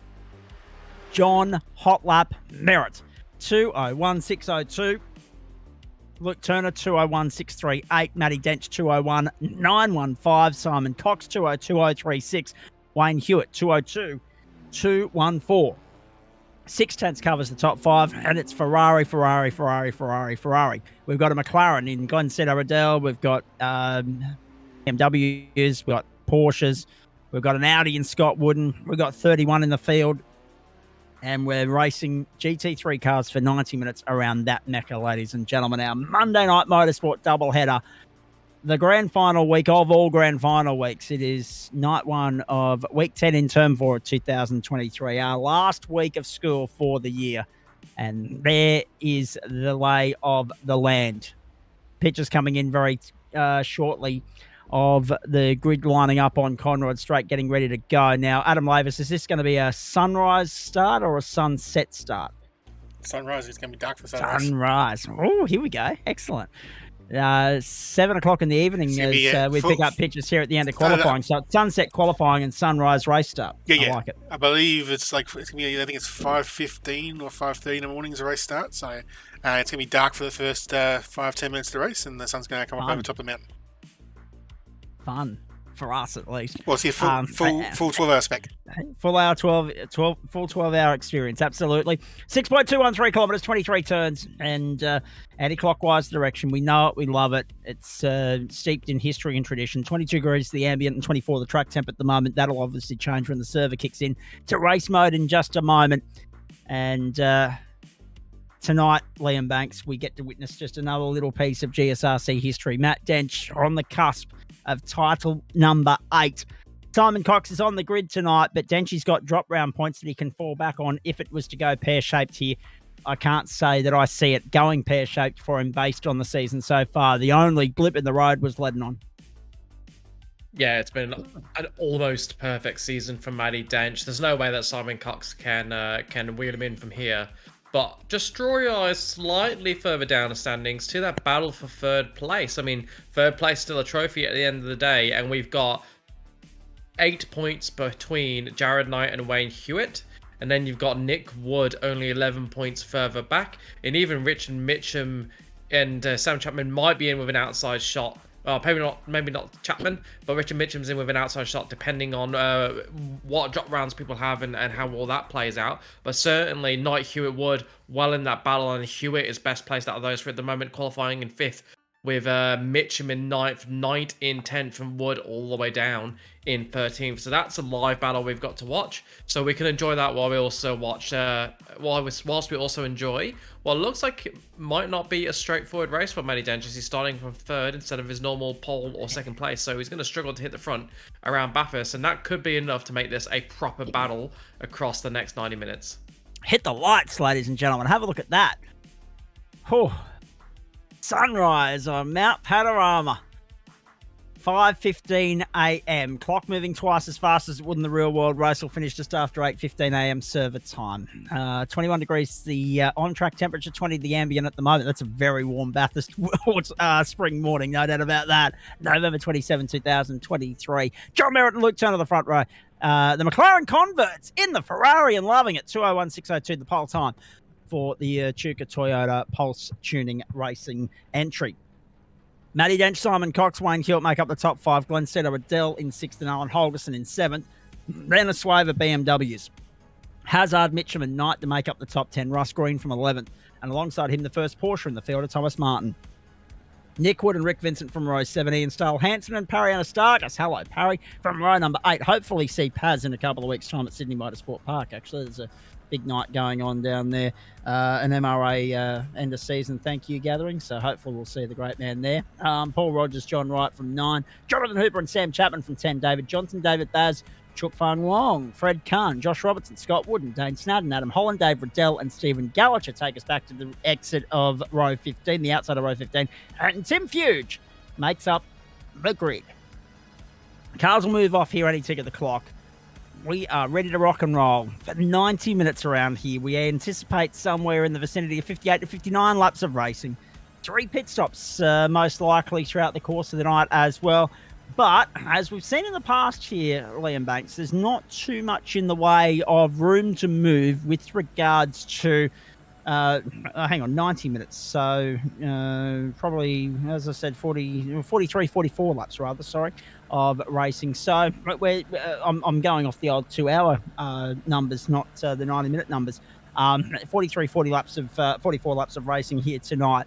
And as we've seen in the past, there isn't much wriggle room with regards to how you play your strategy here. If it is a 44-lap race, 3 stints of 11, top up at the end of lap 33, another 11 to get you home. There's not much wriggle room there. If you don't get your strategy right in the early stages, you could be stopping it. Yeah, absolutely. It's going to be really, really tight for some of these drivers. And if you make a mistake at the wrong time, it's going to completely ruin your race. You're going to have to, like we said before, you're going to have to keep going with that damaged car for a little while just until you can make the strategy work, because you do not want to force yourself into an extra pit stop. And we're going to see who can save fuel as well. We know Denchi's good at that. Cox, Hewitt. Can any of them do something on strategy to help them get ahead? Because you know it's difficult to overtake around here as well. Matt Dench leads the championship by 87 points coming into the grand finale of 2023. Is title number 8. He's tonight. We're 90 minutes away from finding out. He's boxed in early, starting from 3rd, behind Luke Turner and John Merritt. Merritt leads the field to turn 1. It's a smooth and safe run thus far. Everybody just setting off into the sunrise, into the sea of headlights as they light up the path of the most famous 6.213 kilometres in the land. Over the crest at the back of Mountain Straight for the first time and up to Griffin's Bend. BMW running wide. That was Andrew Hazard down 2 spots. Yeah, did really well to recover and not lose more spots in the end. Gets back into the queue, which is absolutely crucial. If you get out of the queue around here and the other drivers do not let you in, you can lose 4, 5, 6, 7 spots very easily in his opening lap. So absolutely crucial you stay online until the pack starts to separate a little bit. The final one of 2023 on the platforms of the Gentleman Sim Racing Club. Waste Options GT3. Mount Panorama Bathurst, the venue. How good's this been so far? This is the 14th race of the campaign. We've had 14 race championships throughout the season, so this is race number 56 on a Monday night for a GT3 car this year. We've loved bringing you every minute of the action. A 90-minute finale around Mount Panorama. The perfect way to put a full stop on the season. And as Joe Baldwin said earlier, only about a week and a half ago on the Saturday night, the Mountain Men did a 32-lapper around here as well. So that was, just over an hour and a quarter of running. We haven't got too much more beyond that tonight, of course. 32 laps, 200 kilometres. So, add another 12 laps to that. So we're going somewhere in the vicinity of 275 kilometres tonight, ladies and gentlemen, if we do get to 44 laps. And we've got one of them in the book already for John Merritt. The fastest lap of the race off the line was a 2:02.2. Golden hour at Mount Panorama. You're going to see some big Hollywood numbers here early in the piece. Merritt and the Ferrari dialed in, hooked up and rolling off the floor at 110%. Down to turn 2 for the second time. And the top 3 have taken off. 1.8 seconds back to the next pack, which includes Riddell, which includes Cox and Hewitt. Riddell down the inside of Cox. Riddell down the inside of Cox. Holgerson relegated as well by Jared Knight. Richard Mitchum and Andrew Hazard in there too. Jared Knight's up into 7th. Ferrari 1, 2, 3, 4 at the moment. Hello, Adam Mavis. Interestingly, the Pulse Tuning guys didn't send the memo to Glenn. He's still in the McLaren.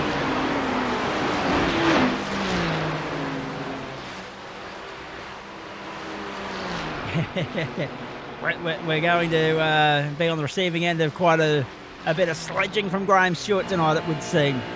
The other thing that irks me more than being brazen enough to use the name Hot Lap is the fact that he can back it up. I like it. Hello, Graham Stewart. Nice to have you on board.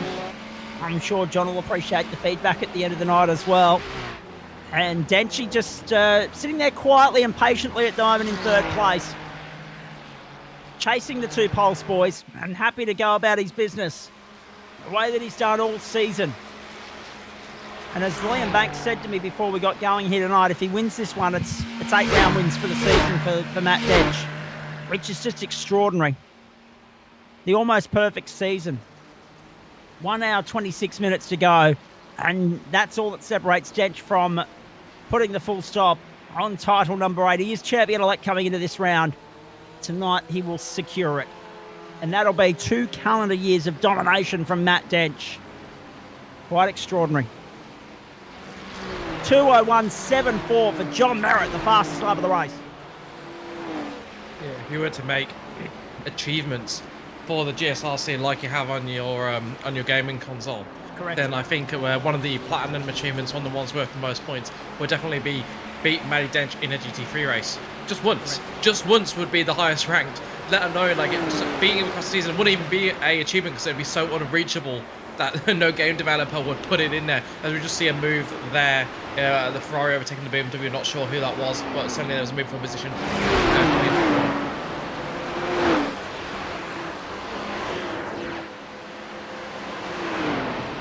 So we've got a couple of battle packs starting to develop here. Merritt and Turner have cleared off at the front.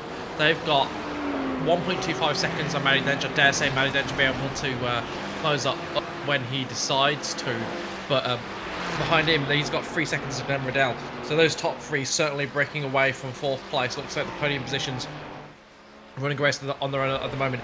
Then from Riddell, the first gap over a second is Russ Green in 11th place. So from 4th down to 10th is one battle pack. Then Russ Green leads the second battle pack.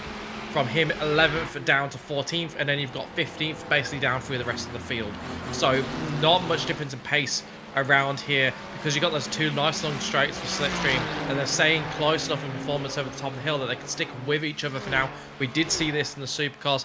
It did eventually spread out a little bit once there were a couple of incidents and a few of the drivers got into their rhythms. But I'd like to see what the likes of Hewitt and Cox, Jared Knight can do if they can break free of this pack, get past Riddell because he seems to be the cork right now. And that's Jared Knight trying to go around the outside of Cox. Absolutely inch perfect. Why not? Have a look at that. Jared Knight at turn 21. The move of the night thus far. 2:01.734 for John Merritt. Luke Turner into 2nd spot. Then Matty Dench 3rd. Sito leads Hewitt, Knight, Cox, Holgerson, Mitchum, Hazard, and Green. Holgerson down the inside of Mitchum to turn 1. Sorry to partially interrupt you there. Rick Vincent's gone round in the background at the final corner. That was what we just saw in the back of the screen. This is a replay of that move. Take us away, Zach. Up the outside. It's bold and brazen enough on the last lap, let alone lap 3. That was brilliant. And Simon Cox, there was absolutely nothing he could do about that. And let's be perfectly honest, with no disrespect to anyone else in this server tonight, this battle is between 2 men. It is between Dench and Cox. And if Cox is going backwards, it's slowly but surely falling ever more gradually into the lap of Matt Dench. He needed to win tonight and win well and hope that Dench had an absolute shocker. It's not happening yet. That was Sam Chapman running off the road in the KFC entry. Gathering it back up, but losing a couple of spots in the process. Of the 31 that started, we've still got 31 running. Rick Vincent down 16 spots. There's why. And Dave Riddell opted to start from pit lane. 1 minute 17 he was in there for. He was only checked to start 29th, so he didn't really do himself a mischief by starting from pit lane. Biggest mover so far, Jared Knight up 4 spots. A whole heap of 3s and 2s there. Tim Fuge, Fred Kahn, Chuk Fung Wong all up 3, so too John Wright. But Jared Knight, the leader of the crop at the moment, up 4 spots from 10th to 6th and on a charge, remembering that he's fighting for 3rd in the championship. 19 points clear of Nick Wood, 51 points clear of Richard Mitchum, 8 of Wayne Hewitt. And as long as he closes in on Wayne Hewitt and finds a way by here, he'll be in the right position to secure 3rd in the championship. If Hewitt can overcome that 8-point deficit, it's a Ferrari lockout of the podium. Andrew Hazard did well to save that. He really did, and you've called that absolutely right. Jared Knight, the qualifying, would have been feeling a little bit nervous for that 3rd place in the championship because Wayne Hewitt had qualified a fair few positions above him. But Wayne Hewitt's not gone anywhere. He's in the position he started, but Jared Knight's had a fantastic start, up 4 positions in only a handful of laps, and has got himself right behind Hewitt, putting pressure on him, which is exactly where he needs to be. He doesn't even need to get past him. I think as long as he shadows him to the end, he'll probably hold on to that spot. And at the very least, if he's within touching distance, he can always go for a move on the final lap. So as far as Jared Knight is concerned, it's not a job done, but he's definitely put himself in the spot where he can affect the outcome of that championship position. Whereas had he still been in sort of 10th place where he qualified, it would have been a struggle from there to start catching up to Wayne Hewitt. So it's really good that he's done that. And I'm going to call you up on actually what you said about there's only 2 drivers in for the win, and that's Simon Cox and Matty Dench. I think you rule out Merritt at your peril. We've seen how fast Merritt can be, and he is driving the wheels off that thing at the front of this race so far. The only question mark is how much fuel is he using to do that. Oh, look, no disrespect to John Merritt or Luke Turner. I mean, a win at Bathurst is a win at Bathurst, but I'm merely talking about the championship fight. Oh, yes. We know that's between Dench and Cox, but that presents an interesting talking point. We do it at this time each and every term, Banksy. Those that can't factor in the championship but can certainly factor in the race, of which Merritt and Turner are certainly right there and showing why at the moment. Merritt leads by 1.2 seconds to Turner, who's got 2.5 on Denchy. He's just easing into it, as we know. Cito is 5th. Hewitt, Knight, Cox, Holgerson, Mitchum, Hazard and Green, all in a train beyond that. And finally, John Merritt doesn't punch out a purple sector number. 201.860 compared to the 201.73 he posted earlier in the piece. Lap 6 around Mount Panorama, 1 hour 19 to go. Our final edition, the main course. Our final edition of Monday Night Motorsport for 2023, November 27, 2023, ladies and gentlemen. Or 1911 if you're playing along in Queensland, of course. 112 years behind civilization and an extra hour to add insult to injury. Down the inside, Russ Green under pressure here from Andrew Hazard. Job done. Hazard retains 9th, or 10th, I should say. Green back to 11th. Green blinky billing the living daylights out of the headlights at the moment, trying to offset Hazard's Rivlin, but to no avail. Hello, Paul Nichols. Good evening to you. Yes, get your bingo cards out and ready. We play bingo for the final time this season. That was Josh Robertson scraping the wall on the entrance to the cutting.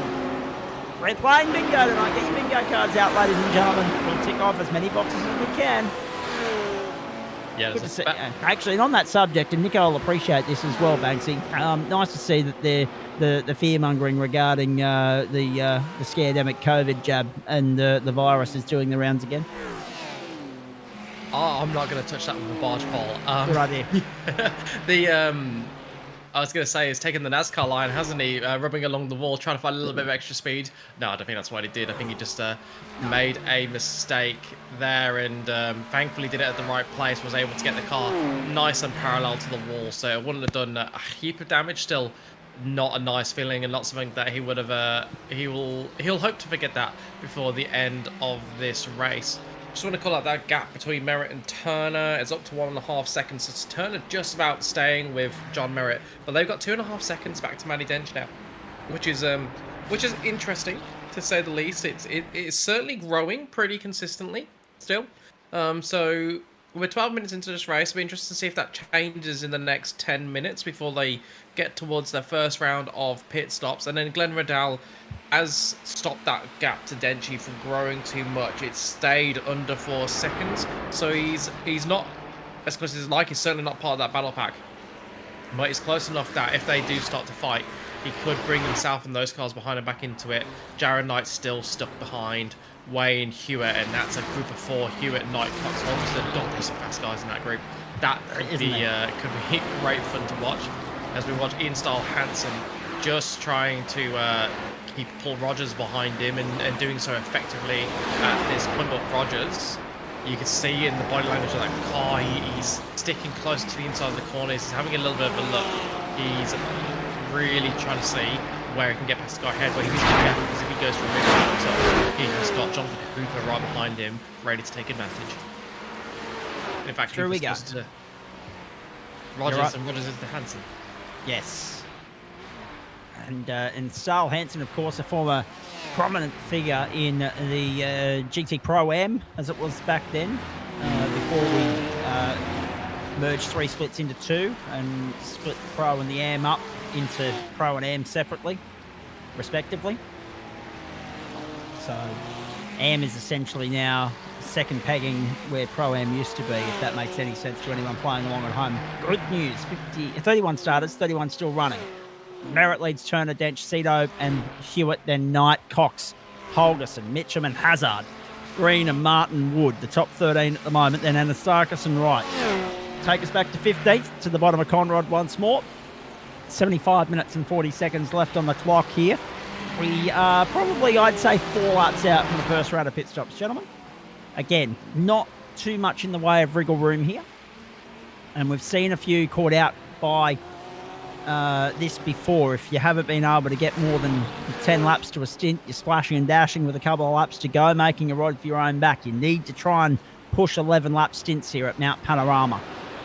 Early stages of the grand finale, the night in which Matt Dench should secure title number 8. Well, yeah, well, he will secure it. The mouse checks out that he's already champion as far as my mathematics is concerned, because of the effect of the drop round spin. You can't gain the amount of round because he'll drop back onto his next best, which I think is like a first or fourth or something like that.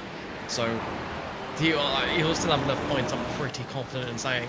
55 and a 36 are his 2 drop rounds, so yeah, 55, yes.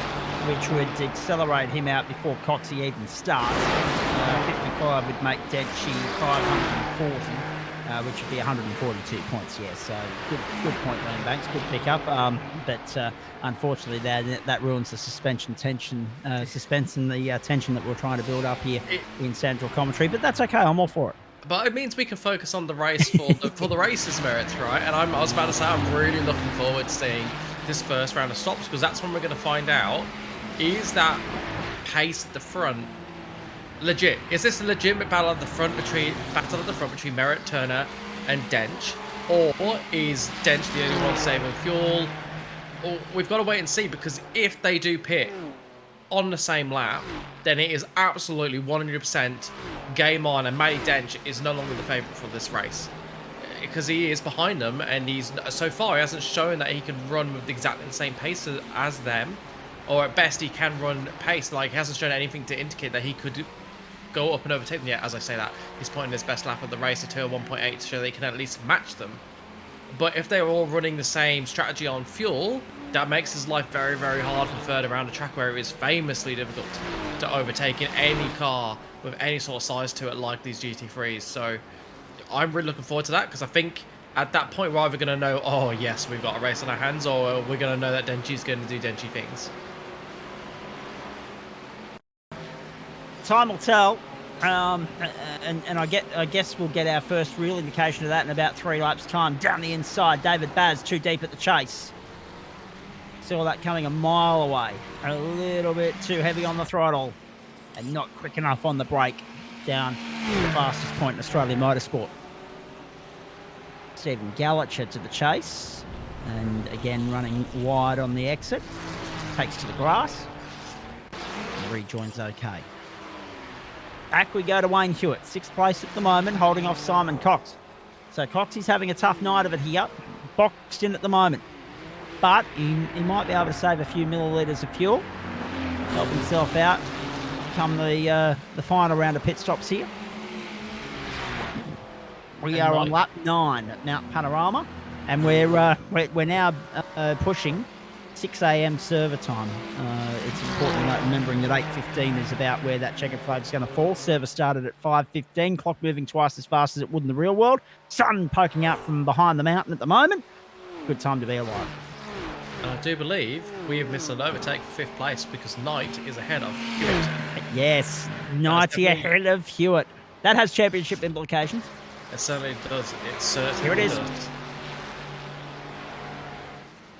Has he done the same thing again? Have a look at this. Down the inside. Yeah. The only difference is he got it done before the corner this time round, not around turn 21. But he went inside at 20 to be on the outside at 21. Very nicely done from 90 on Wayne Hewitt. And again, that comes back to the point. Like, take nothing away from the Ferrari, Banksy. Take nothing away from, other cars, other manufacturers in the other split as well. I know when we have a look at GT3 and we have a look at the points overview there, Porsche, Mercedes have been strong, McLaren as well. The first of the Bimmers is down in 10th in William Yarwood in the pro server. Smorgasbord of Ferraris and BMWs, monopoly of them in the 10. 5 Bimmers, 4 Ferraris, and of course a Porsche. And here's Jonathan Hooper under pressure at the moment. Going down the inside of him, there was, trouble in the wall. There goes Hooper. That was Fred Kahn and David Baz ganging up on him, and Baz sees an opportunity to get by Kahn in all of that as well. Hooper finds the wall. Well, too much argy-bargy that far down the order this early in the piece. We're on lap 10, ladies and gentlemen. But it just goes to show, Banksy, for all the Ferrari dominance this season, this is a circuit where Knight's BMW, it's clear it's got some poke, already making light work of the likes of Cox and Hewitt early in the piece here. Yeah, absolutely. I think that BMW, just the grunt that's got down the straight, right, it makes it more raceable. I don't believe it has the outright pace of the Ferrari. I think that was shown in qualifying when we had, the top 5 all Ferraris. But it's got raceability because it does have that top line speed. I think just a very slight advantage on the Ferraris. Could also be the way that the drivers set up the cars, because of course this is an open setup championship. The drivers can set up the cars how they like. So yeah, it could be a conscious decision for Joe Knight, and if it is, he's got that absolutely right, because he's more than made up the deficit from qualifying to get himself into P5, and he's already pulled out 1.4 seconds on Wayne Hewitt, so he's doing everything he needs to solidify 3rd in the championship. John Merritt continues to lead this one. 1.6 clear of his teammate Luke Turner. Matty Dench is 3rd, punching out his best number of the night thus far, a 2:01.761. Remembering that Merritt only punched out a 2:01.734 earlier in the piece. And we're on that critical lap number now, lap 11 at Mount Panorama. Cox is all over the back of Hewitt, under pressure from Holgerson. Mitchum's there as well. Oh, look at this. Cox holding on the inside. I think that might have been lap traffic. Oh no, that was Wayne Hewitt. That was Wayne Hewitt. Flipping the grass up Mountain Straight. That did look a little bit untoward. Yeah. Wow. Letting Simon Cox and Holgerson free now. Simon Cox to go chase down Jarrah Knight, these 2 guys, 2nd and 3rd in the championship respectively. So there's definitely a bit of bragging rights between the two of them from this race. Just want to call out, you said about it being the critical lap. Well, Riddell's already pitted, David Johnson pitted on lap 8, both for damage. I think Sam Chapman and Scott Wooden might have become the first genuine pitters, with Chapman taking the pits that lap, which means he might struggle to get to the end. He's had a strong season in the GT3s this year. He's towards the top end of the championship, sitting in 7th, but this race didn't qualify well. He's down in 30th, having made his pit stop, but just not with the pace to be running with the guys that he's been genuinely running with during this season. Down Conrod again. So Hewitt boxed in now, having been passed by Cox and Holgerson. Cox actually building himself a little bit of a buffer here. Holgerson will either accept the invitation to come along with him for the ride, or Cox will go it alone. Merritt gets to lap 11 and continues on. Luke Turner punches out a 2:01.60.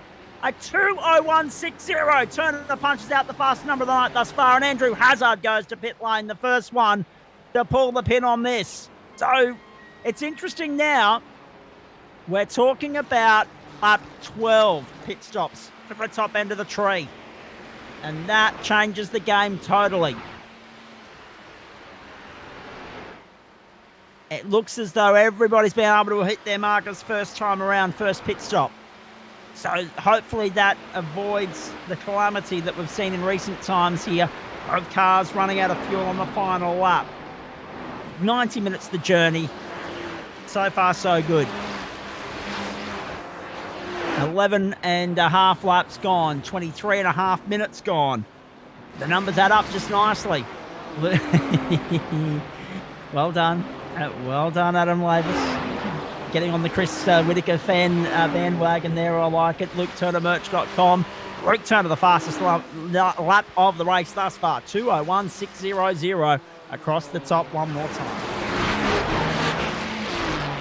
Really turning it on right now as Luke Turner trying to apply the pressure to John Hotlap Merritt, who's been leading the race without a trouble, without a worry in the world so far. He hasn't even been on the screen, I don't think, such has been his just how smooth his race has been. Not like these guys who have been fighting out tooth and nail, lap after lap after lap, unable to break free. You know, we said after a couple of laps we called out what those battle packs were, and whilst those battle packs have separated out a bit, we still got one 4-car battle pack, one 3-car battle pack, very few gaps above 2 seconds throughout the entirety of the field.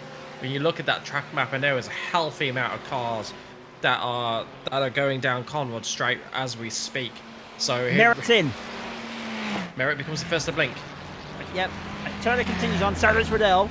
Sorry, does Dench, but Riddell and Knight follow Merritt to pit lane. Oh, Matty Dench, 2:01.598. 2:01.598. The strikes have been raised here. And pit lane just become very, very busy. 8 cars on pit road at the moment. Interesting to follow Cox and Holgerson as they try and get the overlap on Riddell and Knight. That could be massive for their races, because we saw Riddell, he's a bit of a cork in the bottle. That's probably a little bit harsh because he's had a really good pace, but not quite the pace of the leading guys. So if you want to find out if you can go with him, you need to get ahead of Glenn Setter Riddell, and that's just what the likes of Holgerson and Cox are going to try and do here with the overlap.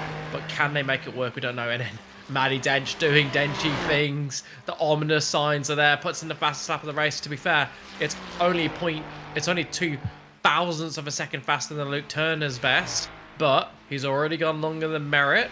Can he get the overlap on Merritt? Because that's obviously going to be his goal here. And now we'll have to wait and see when Turner and Dench both pit respectively to see whether he's going to have a chance to try and go for the overcut on Turner, or if he's going to have to do it the old-fashioned way with a move on track.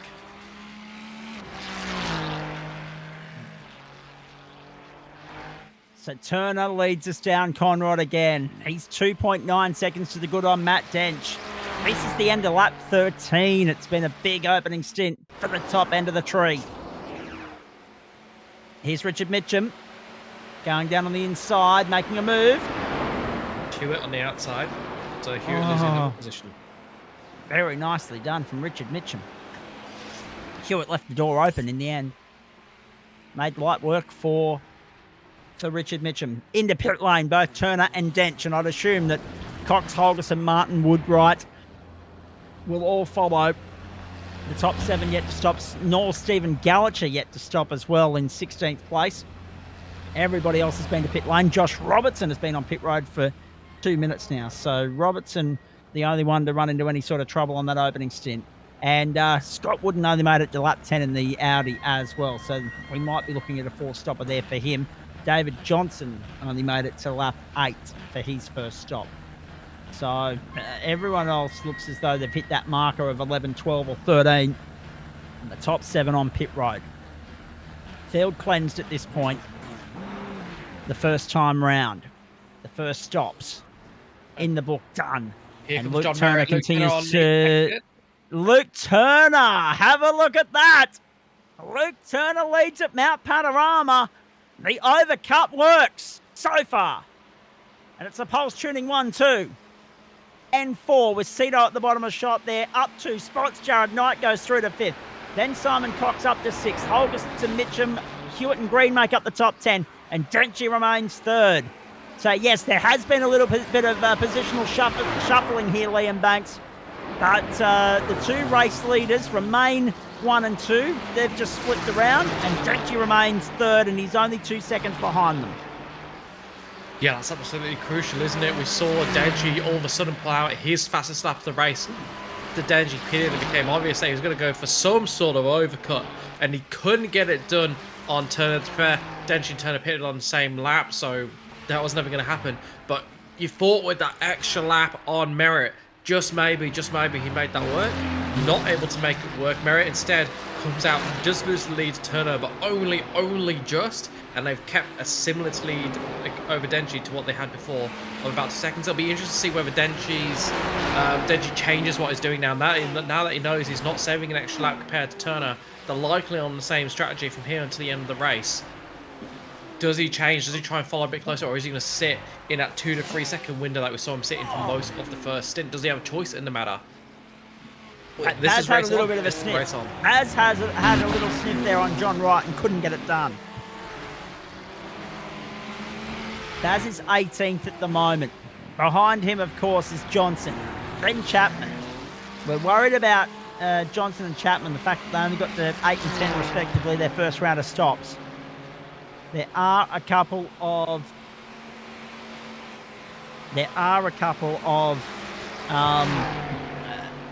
discrepancies in all of that. Andrew Hazard made it to 11. I considered lap 11 the critical crunch number. 12 and 13 is where the bulk of the field ended up, but I'd be worried if I was David Johnson, the fact that he only made it to lap 8, and Scott Wooden and Sam Chapman to lap 10. They're the only 3 that have probably got an asterisk next to them at the moment with regards to making it home on only 2 more stops from there. We ride with John Merritt. Hot lap, hard at work, chasing Luke Turner. Is this strategical gamesmanship from these 2? I'll lead the first stint, you lead the second, I'll lead the third, and then we'll duke it out. Because Dench is only 2.2 seconds away. These 2 can continue to push each other along, potentially keep Dench at bay here. Not that it matters as far as Dench's championship campaign is concerned, but he'd love to finish it off with a win here at Mount Panorama. Turner and Merritt, 1 and 2. And these 2 will happily... how many times have we seen it, Banksy? These 2 won't play games. They'll push each other along. They'll race hard. They'll race fair when the time is right. But it's just about going through the motions in the first 3 stints. No good jockeying for position and squabbling this early in the caper. Let's work together. Let's keep Dench at bay and go through the motions. And then once we get to that final stint and the race finishes within striking distance, within sight, then we can worry about who's going to finish where.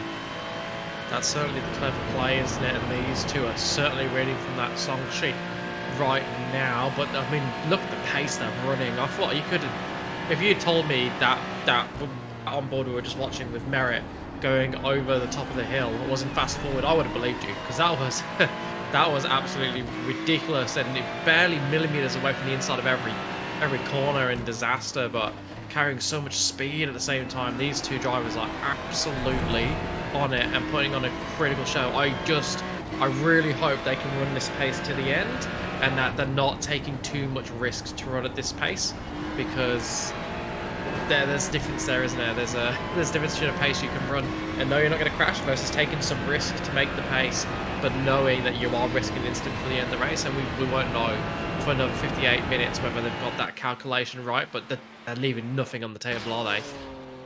And they have that gap to Dench is remaining constant at 2.2 seconds.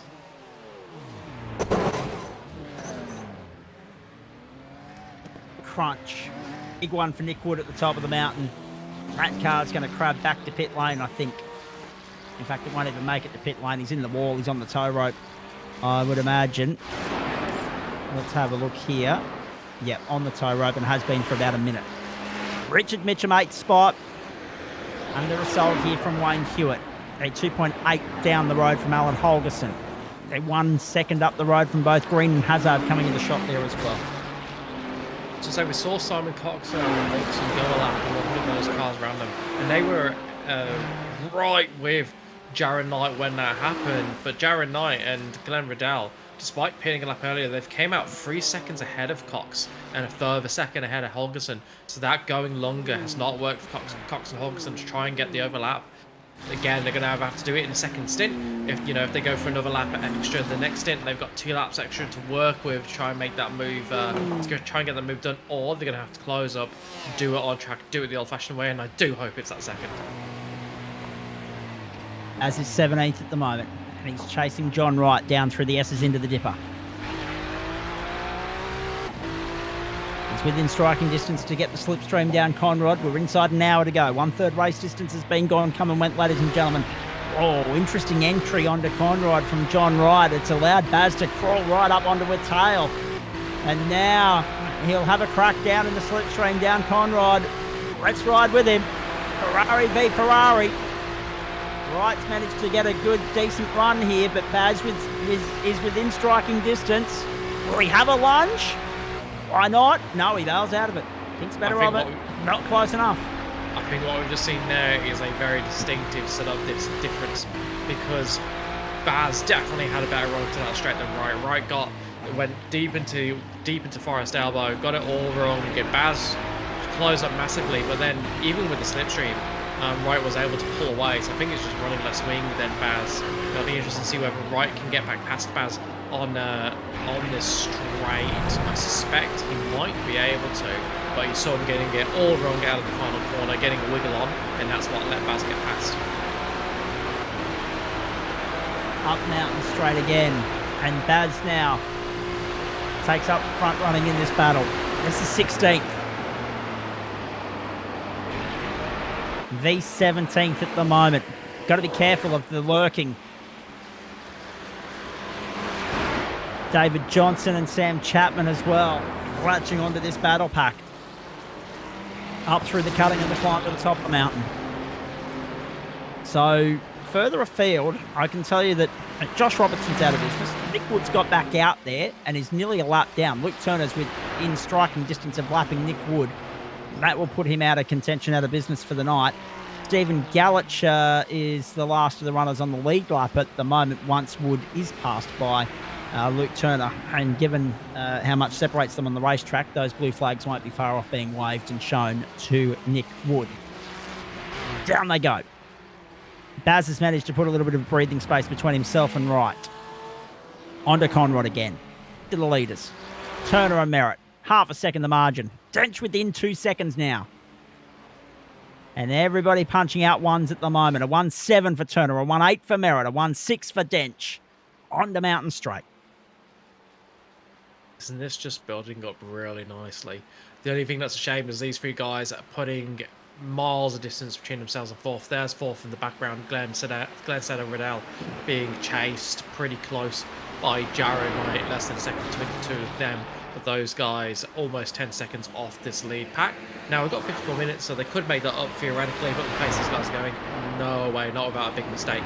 So these 3 are set, but I have no idea what position these 3 guys are going to be in on the podium at the end of this race, because it is live here. They've got such similar pace. It could very well come down to strategy, could come down to that one mistake versus having a perfectly clean race with so long to go.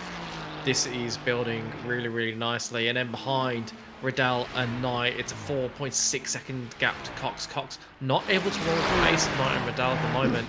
That gap growing. I wonder if he's had a little tap somewhere, carrying a little bit of damage or something, because it's not like Cox not to have the pace, and he certainly had the pace in the first stint. So I'm wondering what's happened, what's gone wrong there for Cox to be unsettled and not be able to run at the pace of Knight and Riddell.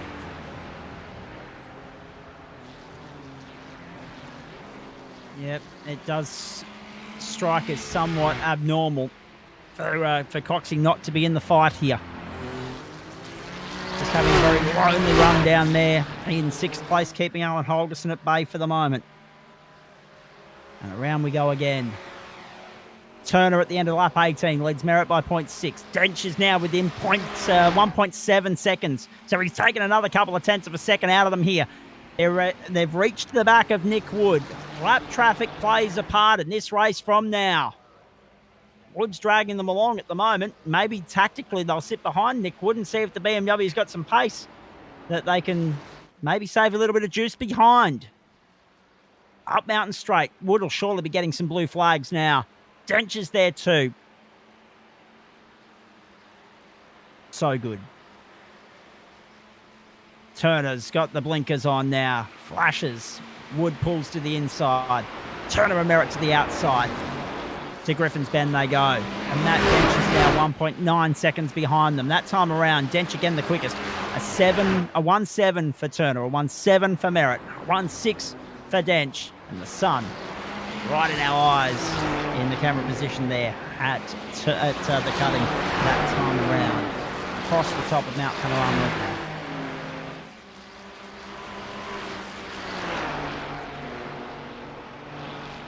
Yeah, the lights well and truly off now for these cars. They're other than the driving lights, but they're always on. Aren't these new Ferraris just absolutely beautiful cars? They're so elegant when you look at them compared to, say, like the BMW, which is just almost a block. It's almost the car you would draw if you got asked a kid to like draw a car and do it all with straight lines, all 90-degree angles to each other. The Ferrari is just all curves, absolutely beautiful. And then the makes the McLaren look old compared to old and simple compared to the Ferrari. I would like to see the McLaren get a bit of TLC because it's such a popular maker car, and obviously with the brand recognition from the Formula 1, it's a shame that we don't see more of the McLarens and they don't get a bit more love in the GT3s, although they did go to the championship with in Matty Dench's hands last season, and I think this is a McLaren that might be about to be overtaken by BMW. We'll never say that in F1, but we will say that in the GT3s. Absolutely. Maybe not this corner, but it seems like summer. it's coming, doesn't it? Seems like it's coming. Yep. Cito under all sorts of pressure here from Jared Knight, who's having a great run. 2:01.541. Matt Dench lowers the fastest lap number again. 2:01.541. He does, but the depressing thing for Denchi is that was only 1/100th of a second faster than John Merritt, and only half a tenth faster than Luke Turner. So he puts in the fastest lap for the race and gets almost no reward for it. None at all. And he's only within 1.95 of those guys at the moment. So Dench under the pump here, facing stiff opposition from Turner and Merritt, who brought their A game to Mount Panorama. Amazing what a manufacturer switch will do midway through the season. Cameo appearances from these two gentlemen towards the back end of the campaign, much to our amusement and enjoyment. No doubt to Denchi's frustration here tonight, I would suggest. Because remember, back when Denchi was playing bridesmaid in the GT3 Championship, it was to John Merritt. So it's a case of deja vu. Title number 8 cannot be taken away from Matty Dench at this point, but the race win here at Mount Panorama and 8-round wins for the season certainly can be. Jared Knight hustling and bustling, hassling. Glenn Cito down through the S's into the dipper. Have a look at the McLaren, the flares out the back of it. Hard at work. 49 minutes to go. Almost half race distance. Where the bloody hell did that go? And I was about to say 45 minutes in the supercars felt like 45 days. Let's be perfectly honest. That wasn't the most exhilarating supercar race we've ever seen. But 45 minutes here, it's gone in the blink of an eye.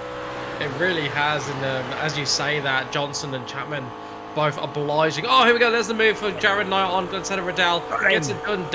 Wow. I'm trying to make that really exciting, but it was basically a DRS overtake with the straight line advantage. I think Riddell getting off the front and letting him go, deciding he didn't want to go side by side there. Just wanted to call out Johnson and Chapman becoming the first drivers to have legitimately their second stops, both stopping on lap 19, so only getting 9 laps out of the tank that time around. Of course, they don't need to go for the full as many laps as they can each time because they're committed to 4 stops. But interesting that they were right next to each other in track and they both decided to go with the same strategy. So that's a nice little battle that's happening in 26th and 27th. Both have been much higher in this both have been much higher up in this car previously, but neither having the race they would have liked, and particularly now they're doing an extra stop than the rest of the field, they'll do well to progress from those positions. There have been a few drivers that progressed though, top amongst them Jared Knight, up 6 spots into 4th place, having a tremendous night, and David Baz, who we've seen having a few battles, he's up 6 into 16th, and that's despite taking a detour along the grass at one point. And Dench just lowers the Dench mark one more time, a 2:01.36, gets a little bit more reward for his troubles this time around, takes out half 10th on John Merritt, and then a full 10th on Luke Turner, so he'll be feeling a bit full after that. And that brings the gap down to 1.76, so it is ever so slowly coming down. Ever so slowly, which is the best type of coming down, because we just know it's going to be an absolute arm wrestle between these three over the final stint of this race, stint or two. Well, it'll be 2 stints left to go from here. And it begs the question, will we go sub 201 tonight? At some point here, will we go marginally sub 201? With Dench already punching out a 1.3. At the halfway mark of this race. Here come Turner and Merritt to the chase once more. 21 laps in the books. We'll get to 22 by the 45-minute mark. It'll just be beyond that 45-minute mark. So again, we're on track for 43, 44 here tonight. Just depending upon how much overlay transit time we lose on pit road.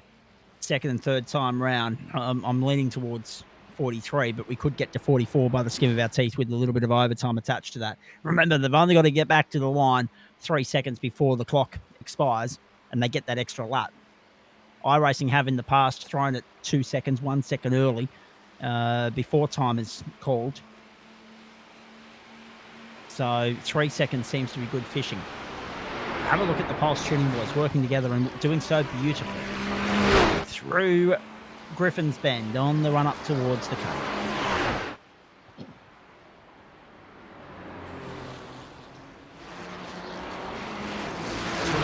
Storyline we were talking about a little bit earlier. We talked about Simon Cox now seemed to have lost his pace going into the second stint. Well, I think as we climbed it his last lap, a 2:01.7, much faster than the cars around him, easily half second faster. So I wonder if that Ferrari just not set up well for the full tank, and it is just coming alive now that the fuel's burnt off a little bit. It certainly seems to be faster than the cars around him. And Glenn said of Riddell doing a good job though to stay with Jared Knight. I did think once Knight got past Riddell might struggle to see. Although Knight's gone off track, Riddell's gone off track. I jinxed him there. He's behind Simon Cox, behind Holgerson, so a big incident for Riddell somewhere, and he's on the top. Really unfortunate. Or in the for pits. Glenn Cito for the McLaren. Let's have a look at this again. This was up over the top. Uh-oh. Great. He didn't even get to the grate. He lost the rear end through McPhillamy, through Reed Park on the way down to McPhillamy. Clouts the concrete. That's Cito's night done. Oh boy. It always bites so hard, this place. Too much curve mid-corner. That's what brought him undone. You just noticed the car got unsettled over that ripple strip. 2:01.291 Luke Turner. 2:01.350 John Merritt. 2:01.648 Nat Dench. They are trading fastest laps at the top end of town. 22 laps gone. 45.5 minutes gone at Mount Panorama. We're half race distance. We're halfway there. We are riding with Parry Anastakis at the moment. 2:01.291 Turner Merch. How about that? And in comes Andrew Hazard. That is on cue. He made it to lap 11 first time around. Crucially, on that lap, Turner and Merritt both pulling out 3/10 on Matty Dench. So all that work we've seen from the last 3 or 4 laps of Matty Dench, ever so slowly inching closer, half tenth, half tenth, all undone, gaps back out to 2.5 seconds.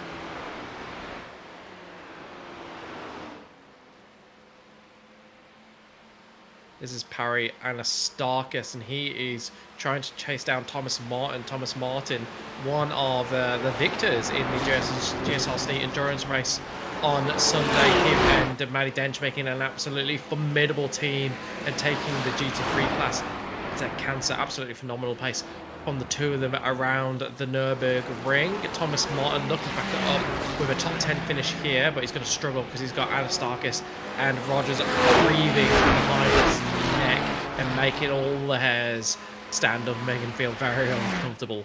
I would imagine Matty Dench also struggling at the moment to back that up with a win because he's in third place and just running at the same pace as Turner Merritt, but he needs to go faster, doesn't he, if he's going to get the win, or he needs to go at the same pace and get a bigger overlap for the next lot of stints to try and get it done off track.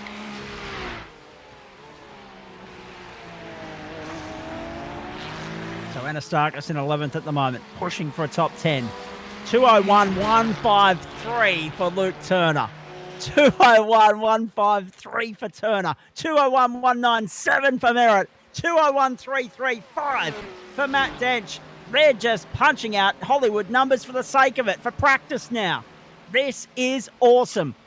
The three benchmarks on the track, bringing their absolute A game and then some to a final edition of Monday Night Motorsport in 2023. 42 minutes to go. They make it to lap 24 again.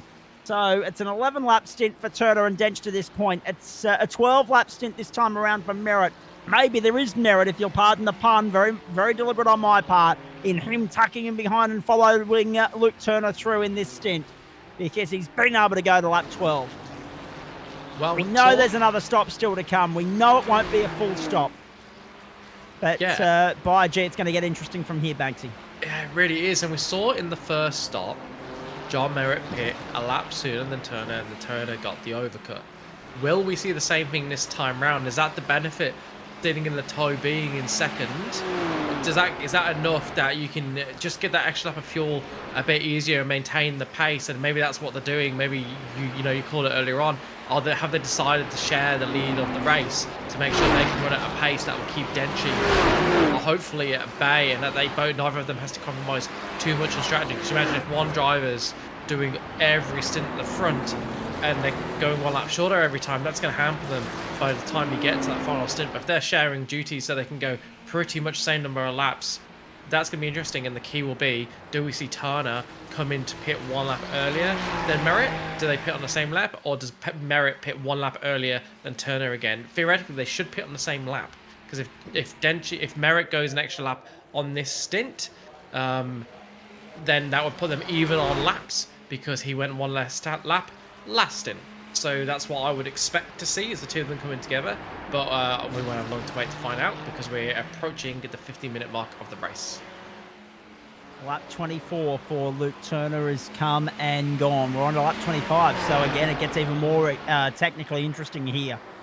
This is the 12th lap of the stint for Luke Turner, the 13th lap of the stint for John Merritt, the 12th lap of the stint for Matt Dench, who is now 2.6 behind the leading duo. And that's more interesting than previously, Banksy, because at one point there, Denchi had closed within 1.7, and ever so gradually, these guys have eked it back out to 2.5. It means very little until we get to full time here, because we're going to get an indication as to where Dench is at compared to these two at the end of the third stint. Mitchum, Green, Anastasia, Stahl, Hansen and Baz to pit lane. So too Hooper and Fung Long at the end of that lap 24. We've lost both Glenn Cito and Josh Robertson, but Mick Wood and Scott Wooden are a lap down at the moment. Everybody else continuing on minding their own business.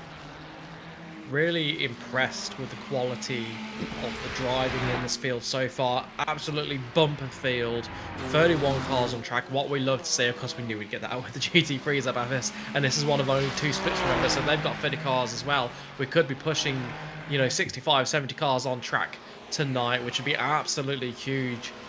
Huge numbers, but only 4 cars have very obviously had a big incident so far, which is absolutely incredible around a track this punishing. And these cars do not feel good at the top of the hill. When you crest that hill, they feel, well, as far when I'm driving them, they feel awful. So very, very impressive that so many drivers have kept it clean, and probably a testament to. Oh, there we go, Merritt pitting again before Turner. That's really going to hurt him. Well, it's still a 13-lap stint for him. It's one more than he went earlier in the piece. But you're right. It is so much... Matt Dench, 2 minutes, 0.861! We're sub-1s at the halfway mark! You don't have to worry about waiting till the last lap for the Hollywood number. It's right there. It's in purple. It's Matt Dench. 120 seconds, 0.861. We knew we were going low. We knew we were going sub 201 tonight. We thought it would be later in the piece, but Denchi says, no, I've had a gutful of this. I've got to pull out all stops to reel these Ferrari boys in, these pulse tuning boys in, and he's done just that. Round goes Rick Vincent. Second cloud of the wall tonight for him. But Matt Dench pulls out a 2 minutes, 0.861 on lap 25 of what we suspect will be 43, 44 laps around here tonight. That is insanity. Just have a look at that portfolio on the bottom of your screen at the moment. 7 about to be 8 Porsche Elite Cups and GT3 Pro Championships, 1 in GT4 and GTE, etc, etc, etc. We haven't seen him come and have a crack at GT1 yet. Maybe that's maybe that's the box he needs to tick next time round, rather than continuing to just dominate the Porsche Elites and the GT3s. Well, he needs a GT2 first, doesn't he? Well, yeah, but we haven't offered a GT2. We haven't offered a GT2. That's the problem. They don't know if it exists. No, yeah, exactly. I don't think so. 201.508 for Simon Cox that time around. He's best as well to this point. Top 4 yet to stop. And so too Martin Wright as far as this second cleansing of the field is concerned. Surely Turner and Dench come to pit lane this time by. Yes, Turner does. Dench does. Into the pit lane we come. Oh, it just got interesting here at Mount Panorama. Have a look at Denchy. Speeding across the pit lane entry. He made a heap of time on the pit entry, I think. He had a huge chunk of time on Luke Turner, I think you'll find. Absolutely. At least half a second. That was a phenomenal run through the lane from Denchy. Or run into the lane. And it didn't bring him unstuck. Top 4 on the pit road. Will it be enough to get him in front of Merritt? That's the question. That's what he really needs to do. If he can break up these pulse tuning guys, stop them running their little posse at the front of the field, that could be absolutely crucial. What we need to see now is where is Merritt on track. Turner's taken a couple of tyres, then she's not yet. Now that's interesting because we're waiting to see. There he is. He's ahead. Oh, Denchy's gone. Dench is gone out of here, and he's going to lead this race by a second. Turner's got a penalty. Turner's got a penalty. Luke Turner has a penalty. Luke Turner's night is done. Luke Turner's out of business as far as outright contention is concerned. Can you believe this? That's soul-crushing. Destroying for Luke Turner. Simon Cox goes through past him. Holgerson and Wright will no doubt do the same. And Luke Turner has been stationary now for a minute. The night is just about done for Luke Turner. 1 minute, 0.37. And Holgerson was there for 40 seconds as well. Holgerson was stationary for 40 seconds as well. Oh dear. Game-changing, race-defining moments for 2 of the benchmarks of the night. Holgerson was running firmly inside the top 10 before that. Turner was leading the thing. But now Dench leads the thing. And this is the other interesting point here, Banksy. Let's watch Turner's run into pit lane and see how he picked up this penalty. Nothing wrong here, nothing wrong there. Curb, that's fine. Curb. There. Wow. I'm bemused as to how he picked up anything there. That looks fine. To me. Yeah. It looked peculiar. But what's interesting for mine here, guys, Denchy up 2 spots, Martin up 9, Knight up 6, Mitchum up 3, Green up 4. They're the movers within the top 10 in the positive direction. Luke Turner's come back out in 10th place, down 8 spots. And where he started, there in the wall is John Wright. And on the tow rope is John Wright. What's interesting for mine is the observation from Adam Lavis about Luke Turner taking tyres, Matty Dench not.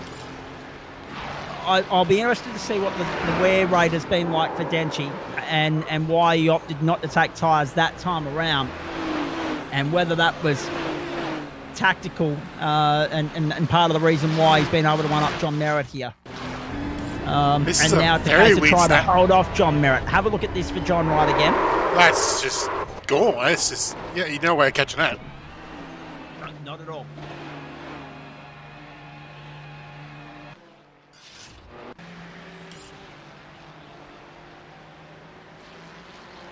Does mean is Jared Knight is now on for a podium.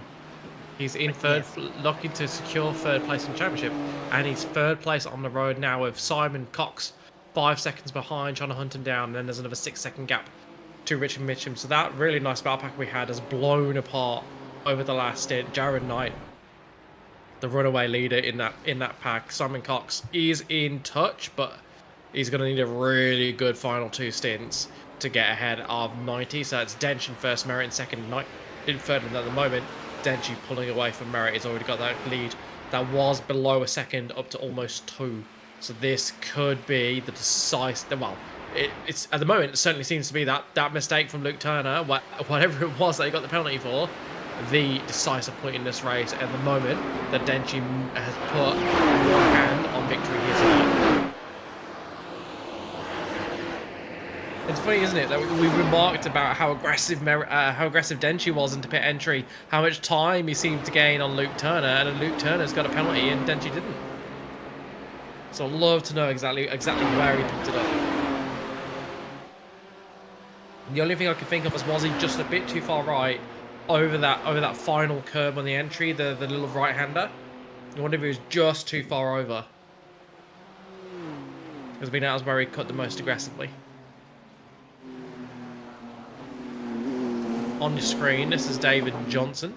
He's in a raceling battle with the KFC car of Sam Chapman. Both of these running a 4-stop strategy, definitely committing themselves to an extra pit compared to the cars around them. Both of these guys know each other well. Both have been involved in broadcast. David Johnson, of course, used to run the endurance series. So both of these well-known names in GSRC, and there'll be yeah, he was, and there'll be some bragging rights between these two, based on who can beat the other. So these two are definitely gonna go for it. There's no way Sam's gonna sit behind David or vice versa if Sam was able to get past, particularly when they're both in the same brand car.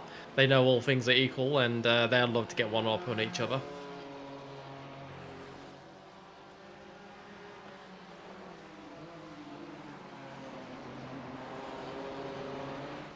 Dench to the lead up. He bided his time, didn't he? He's just sat there casually waiting for his moment, and he now leads by 2 seconds. Last time around, 2:01.4 for Dench, 2:02.1 for Merritt. He's taking off. Now he goes out in pursuit of making a statement and putting the full stop on title number 8, securing his 8th win of the season, round win of the season. Just unstoppable. Such a dominant force in this campaign, in this category, in this discipline, the GSRC competition. Cannot wait to see what happens next, what the next chapter holds for one of the great stalwarts of sim racing, one of the immortals of this caper.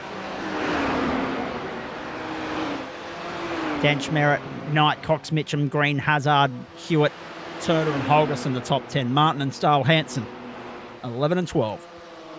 So now, there's the other point, Banksy. 6 Ferraris, 4 Bimmers, top 10. 2 Porsches just outside of that. In a field that we only have 4 manufacturers now that Cito's parked up. The Audi of Scott Wooden is out there, almost a lap down. In fact, he will be a lap down when he comes in for his next stop. Fuge, Gallagher and Wright behind him both. Fred Kahn has been on pit road for 3 minutes. This will explain why. Down to the chase one more time. Oh, hang on. It's a bizarre sort of incident for Fred Kahn. Got loose coming out of the chase. He's got some damage somewhere across the top because there's no real physical damage in the car, but everything looks like it's something crabbing or something.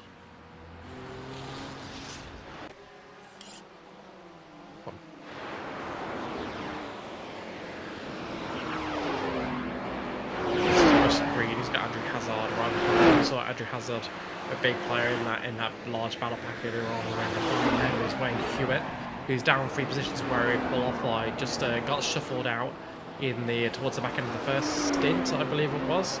and just lost touch with the cars ahead of him, and in particular lost touch with Jared Knight. They were running side by side at one point, and that's a shame for Hewitt because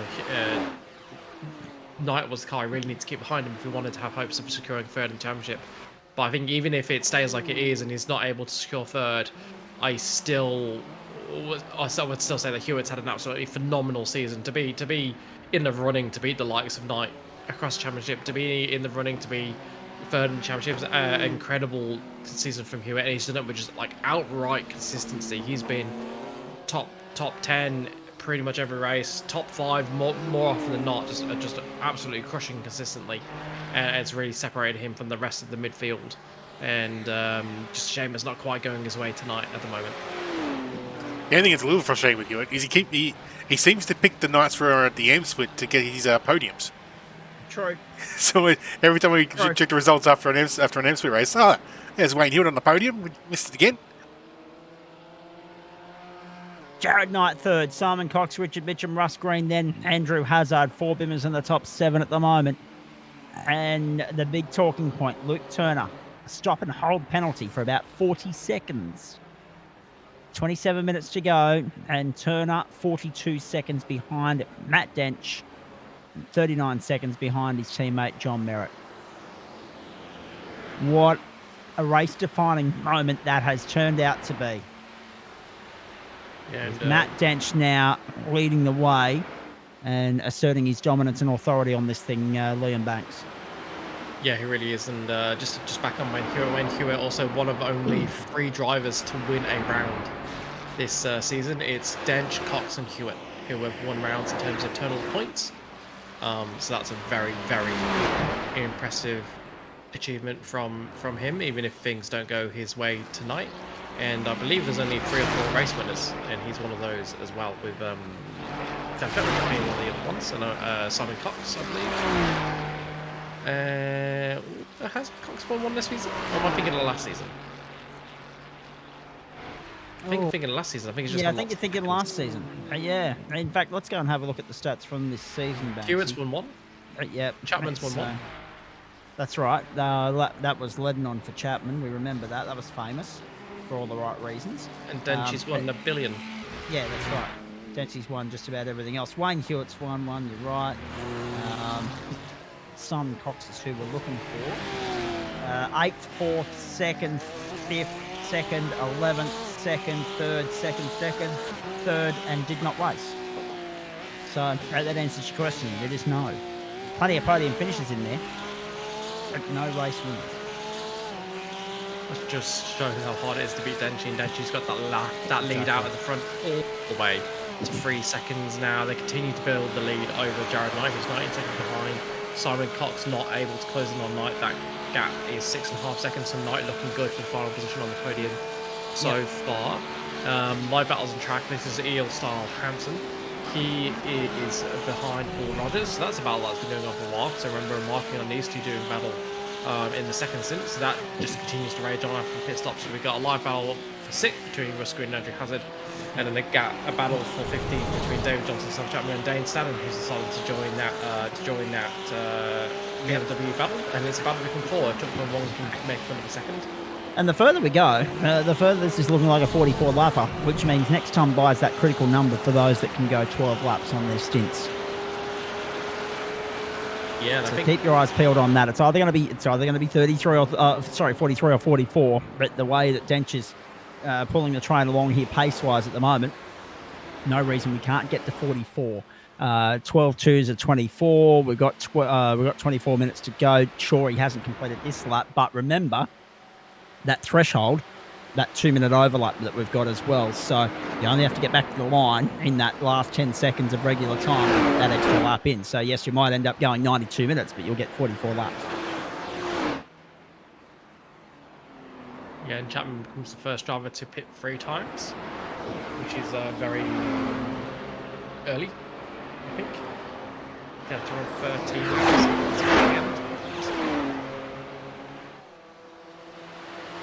Although he'll be overlapped, so playing 2 laps, so probably okay. This is Dane Snadden, so he's at the back of the battle pack. That did have Chapman in it. but he's momentarily out of order, so it's going to be just Stan and Johnson for now, with Chuck Fung Wong trying to become the third member of this pack. Stan certainly seems to be the fastest, and he was a few seconds behind these guys not long ago, so certainly got more pace. But is it enough pace? Is it a big enough delta to find a way through? On Johnson? Don't think it'll be down here. He hasn't quite got the run. Looks like it'll be soon though, because he's definitely the faster car. Absolutely. So you got Dane Snadden there, all over the back of David Johnson. They're under the chase. Snadden to the inside. No. Tucks him and follows Johnson through one more time around. Dench the leader, 4.2 the margin, and 23 minutes on the clock. To pit lane comes David Johnson, and that highlights exactly what I was talking about earlier. He's going to have to get 12 laps out of this final stint to be okay to the finish line. Chuk Fung Wong's also in pit lane. Everybody else continuing on. Rick Vincent's going to have another stop coming his way. Another invoice to serve. Chapo's going to be teetering on the brink. This is what happened to Fuge. Bang. That's a dramatic way to exit. That's one of those crashes you'd be very thankful that you're in the sim for and not in real life, because that would have hurt. That would have hurt. There was a lot of energy in that crash. And still just the 2 retirements thus far. So still 29 cars running here, 22 minutes to go. And Matt Dench edging closer to putting the icing on the cake of this one at Mount Panorama. Back we go to Wayne Hewitt in 5th place now. Oh, sorry, 8th place, I should say. Luke Turner for company. So they're 8th and 9th. Holgerson is 10th. The next to the best Ferraris behind Dench, Merritt and Cox. And they've got that smorgasbord of BMWs in there for good measure in front of them. Knight, Mitchum, Green and Hazard. And these guys are, well, more than 2.5 seconds off Andrew Hazard at the moment, his next car up the road. But I don't think they've got to worry too much about that here. They've got to worry about their own respective individual battle. And good luck, Wayne Hewitt, keeping Luke Turner at bay here. And I imagine quite an annoyed Luke Turner at bay. Exactly. That's not something I would wish on anyone. That's an understatement. Yeah, I just want to call out in that battle with Fung Wong, David Johnson, Chapman, we saw Fung Wong and Johnson pit on the same lap. Fung Wong short fueling. He only had a 14-second stop time and got out ahead of David Johnson, so I'm not sure what's happened there. I would not be surprised if we see Fung Wong have to take another pit before the end of this. And Johnson maintaining the position ahead of Chapman, but only by half a second, so that battle is raging as we speak. Here is Turner trying to get past Hewitt, and that's going to be jumped on.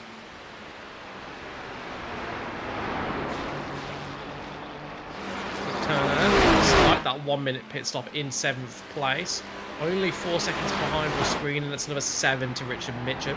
So he'll be doing 6th, looks quite likely. I would say at this point, anything more than 6th would be a real strong effort from him. And even then, it's no guarantee he's going to catch Ross Green, because Ross Green's last lap was a 2-2 dead, which is very, very good pace, almost getting into the 201s. So yeah, it's going to have to really pull his finger out if he wants to get back into the top 5. So Dench, Merritt, Knight and Cox are the top 4 at the moment. You're watching Wayne Hewitt, having just been passed by Luke Turner.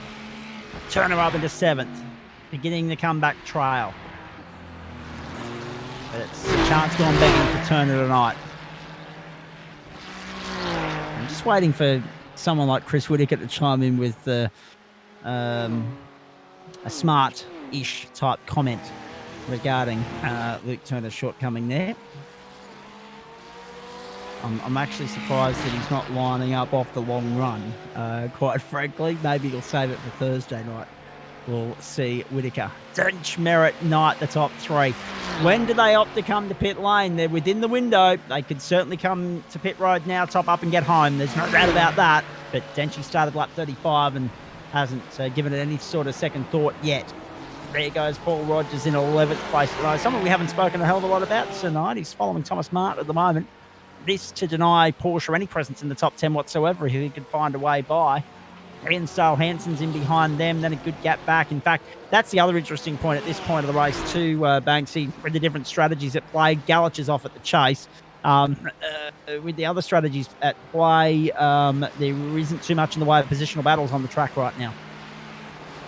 No, there really isn't. Only 3 live battles right now. Turner, Hewitt, Martin and Rogers, and then Johnson and Chapman, although that's been true for the entirety of the race, Johnson and Chapman.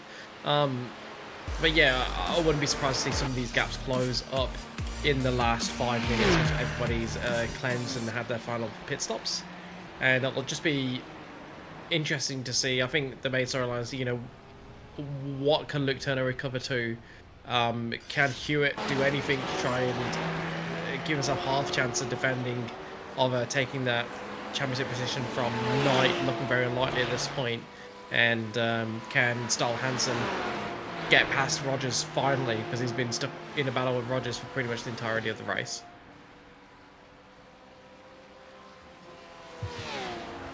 The other thing I'd like to know is if there's any of the dentures are watching, whether any of their what I assume are perfectly manicured nails, because there's been very little nail biting this season. Whether they got a little bit of a nibble about halfway through this race before that punishment for Luke Turner. So 5.8 now the margin. It's just bordering on standard procedure right now for Matt Dench. And he's done it without really winding the wick up any more than he had to. He's punching out a 2:01.1 last time around. Merritt 2:02.0. So the pace is still on the racetrack. That's one thing that's evident. But Dench is able to pull out numbers that Merritt and the likes can't. Whoa, that was close. Thomas Martin under all sorts of pressure there from Ian Stahl Hansen, trying to get by Paul Rogers as well. We've got a 3-car fight here for 10th.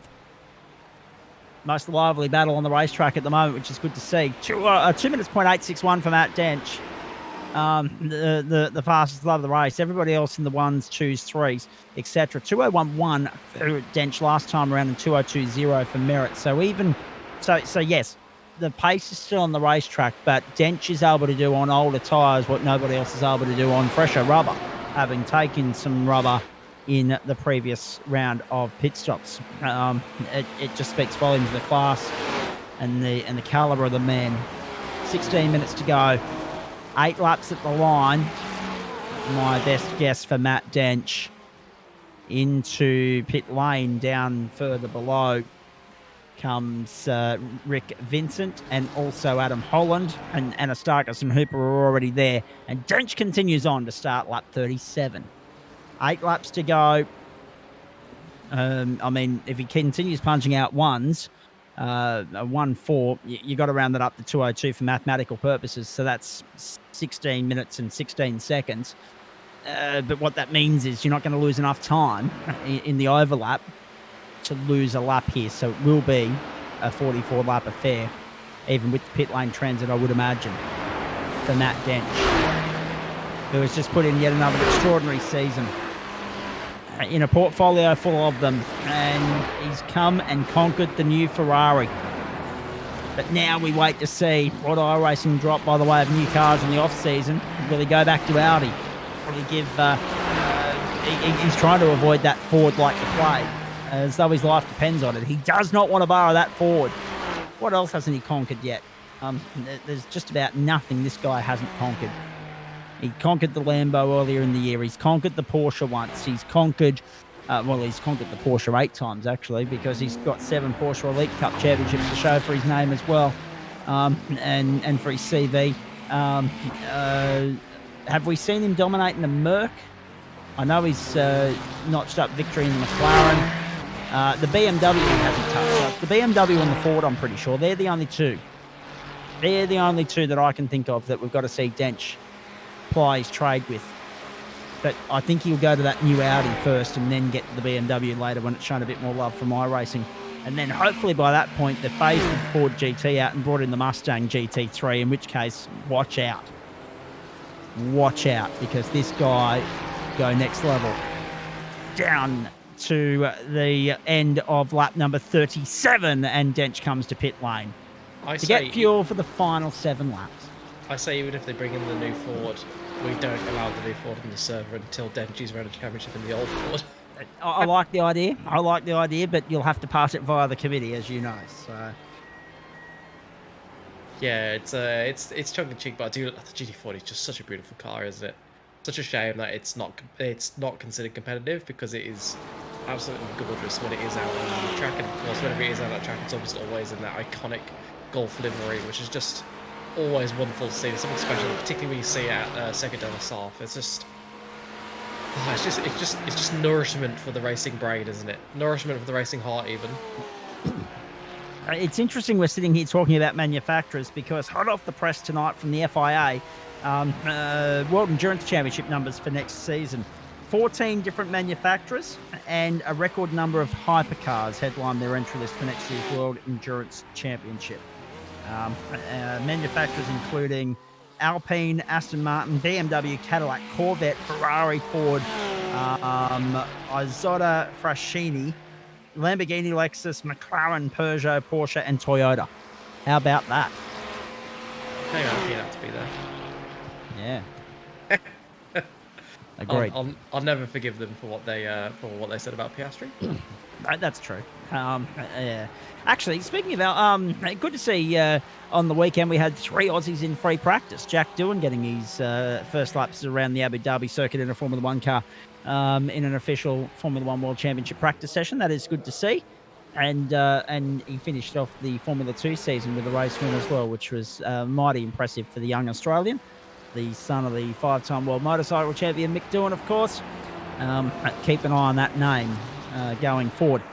But it brings me back to one of my pet peeves, Liam Banks, and that is Motorsport Australia singing the praises of everybody having open wheel success on the international stage, yet doing very little to support open wheel championship racing here on Australian soil. So, yeah, I've got mixed views on that, but can't wait to see what Doohan and Piastri and Ricciardo do in 2024.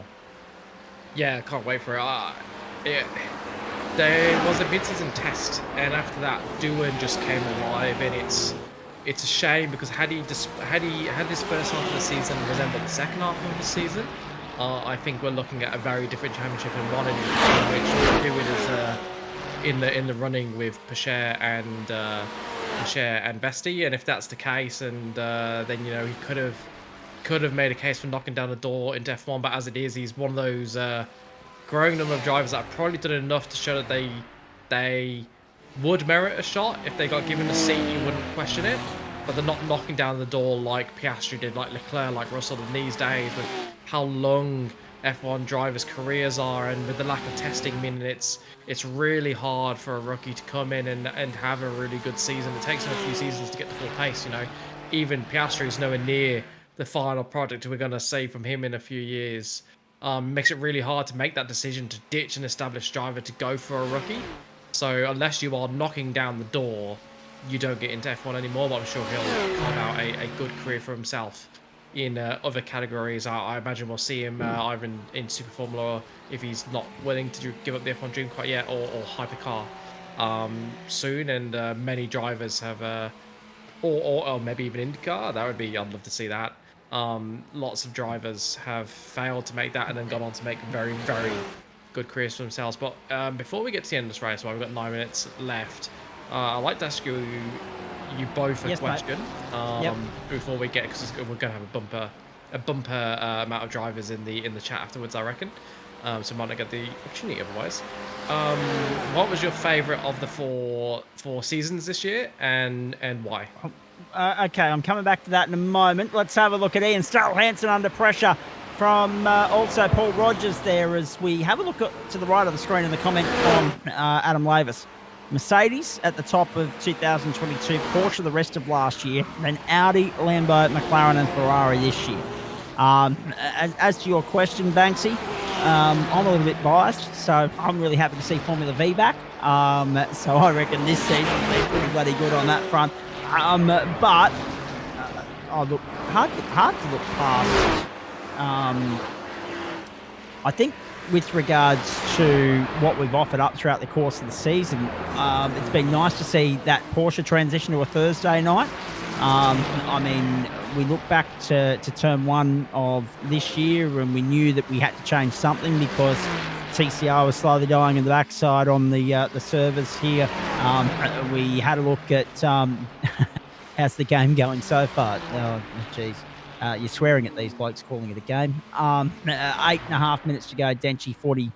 This is like 40 or 44 for him. Yeah, I think the way in which we've reinvented the wheel. I've only been doing 2 nights a week much of the year, as you know, so I can only really comment for what we've seen GT4, GT3, and also Porsche and whatever we've had in that entree slot on a Thursday night. It has been great to see the reinvigoration of the supercars in the entree slot this season, but we cannot look past the great success of GT4, mate. As we have a look at Jonathan Cooper being passed there on the inside, if you don't mind, by Parry and Astakis. Up the outside, the Greek. Have a look at the great man. Oh, what Jared Knight can do at the top of the night, Anastakis can do at the end of the night. Have a look at that. Very nicely done. So I think GT4 turn 2 was really, really good. And turn 3 threw up some good stuff as well. But by turn 2, we knew we had a hit on our hands in GT4. I don't know what it's been like in the main slot on a Wednesday night this season. I haven't been staying across it as much as I should. But I think the success of GT4 is one of the great storylines of this season for me.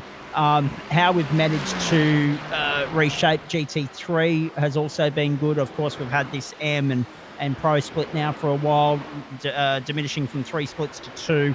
But in doing that, we've increased the quality of the product because we've acknowledged that we don't have as many turning up on a Monday night as we used to because people are leading busy lives compared to when we first started this caper back in 2020. So from my standpoint, yeah, term 2 stands out. But really, we haven't had too many dull nights this season, have we? Or this year?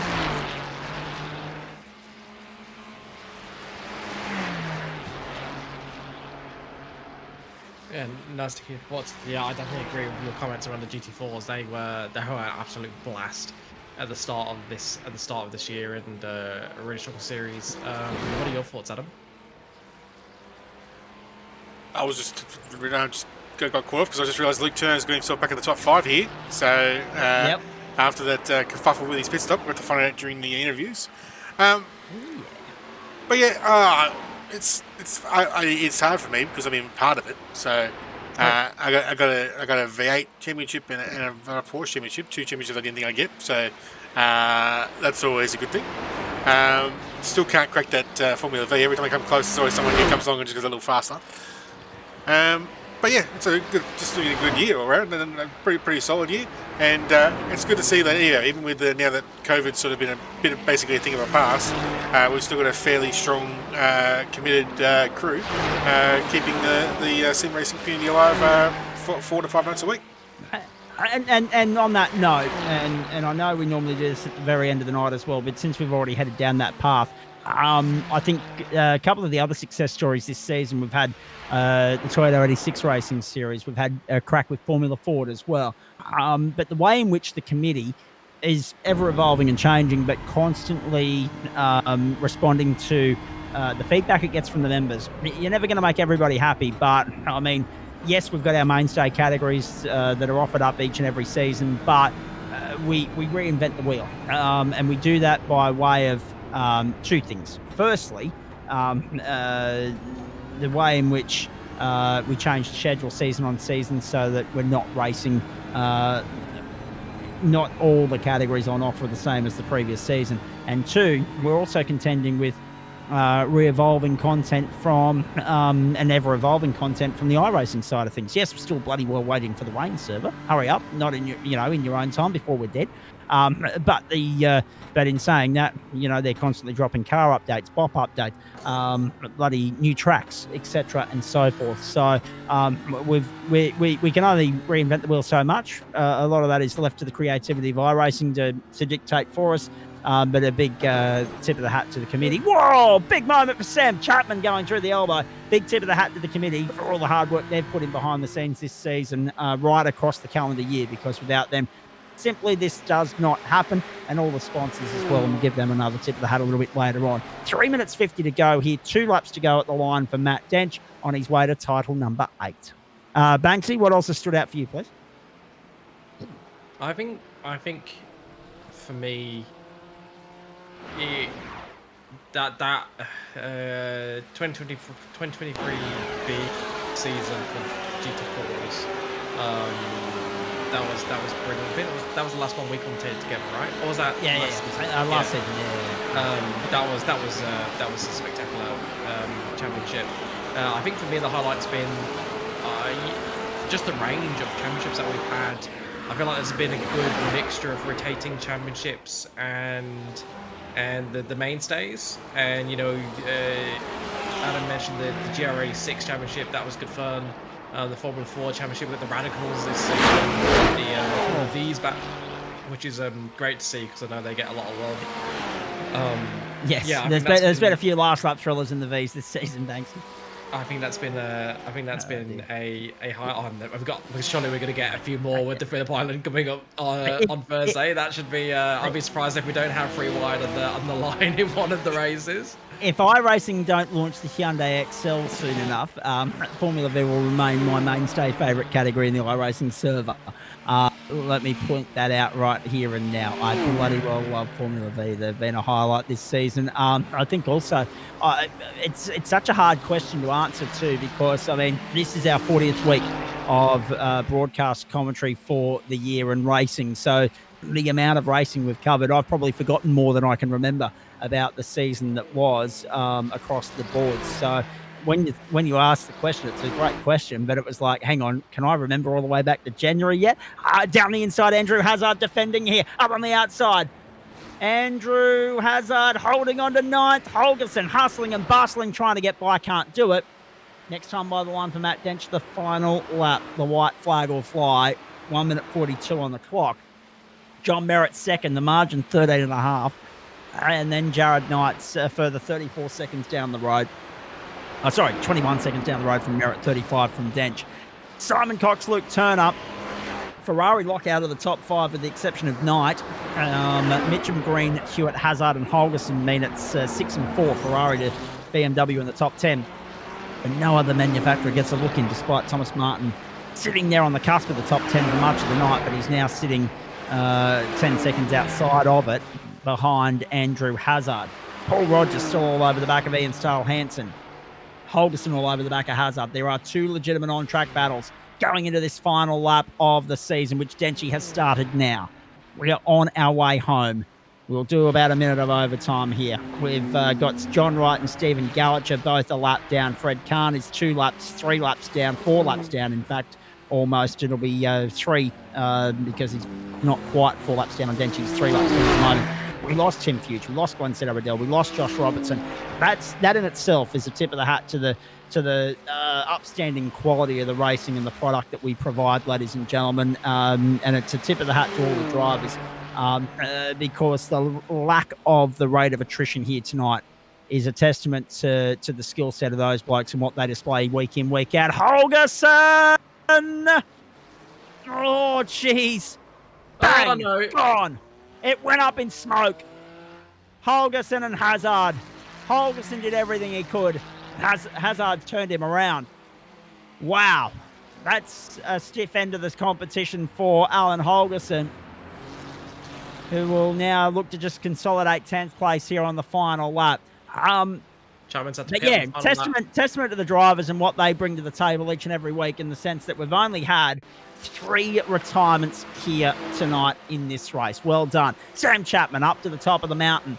One more time around, and he's either heading for the grass, or the gravel. He got the grass. Matt Dench down onto Conrod Straight for the final time.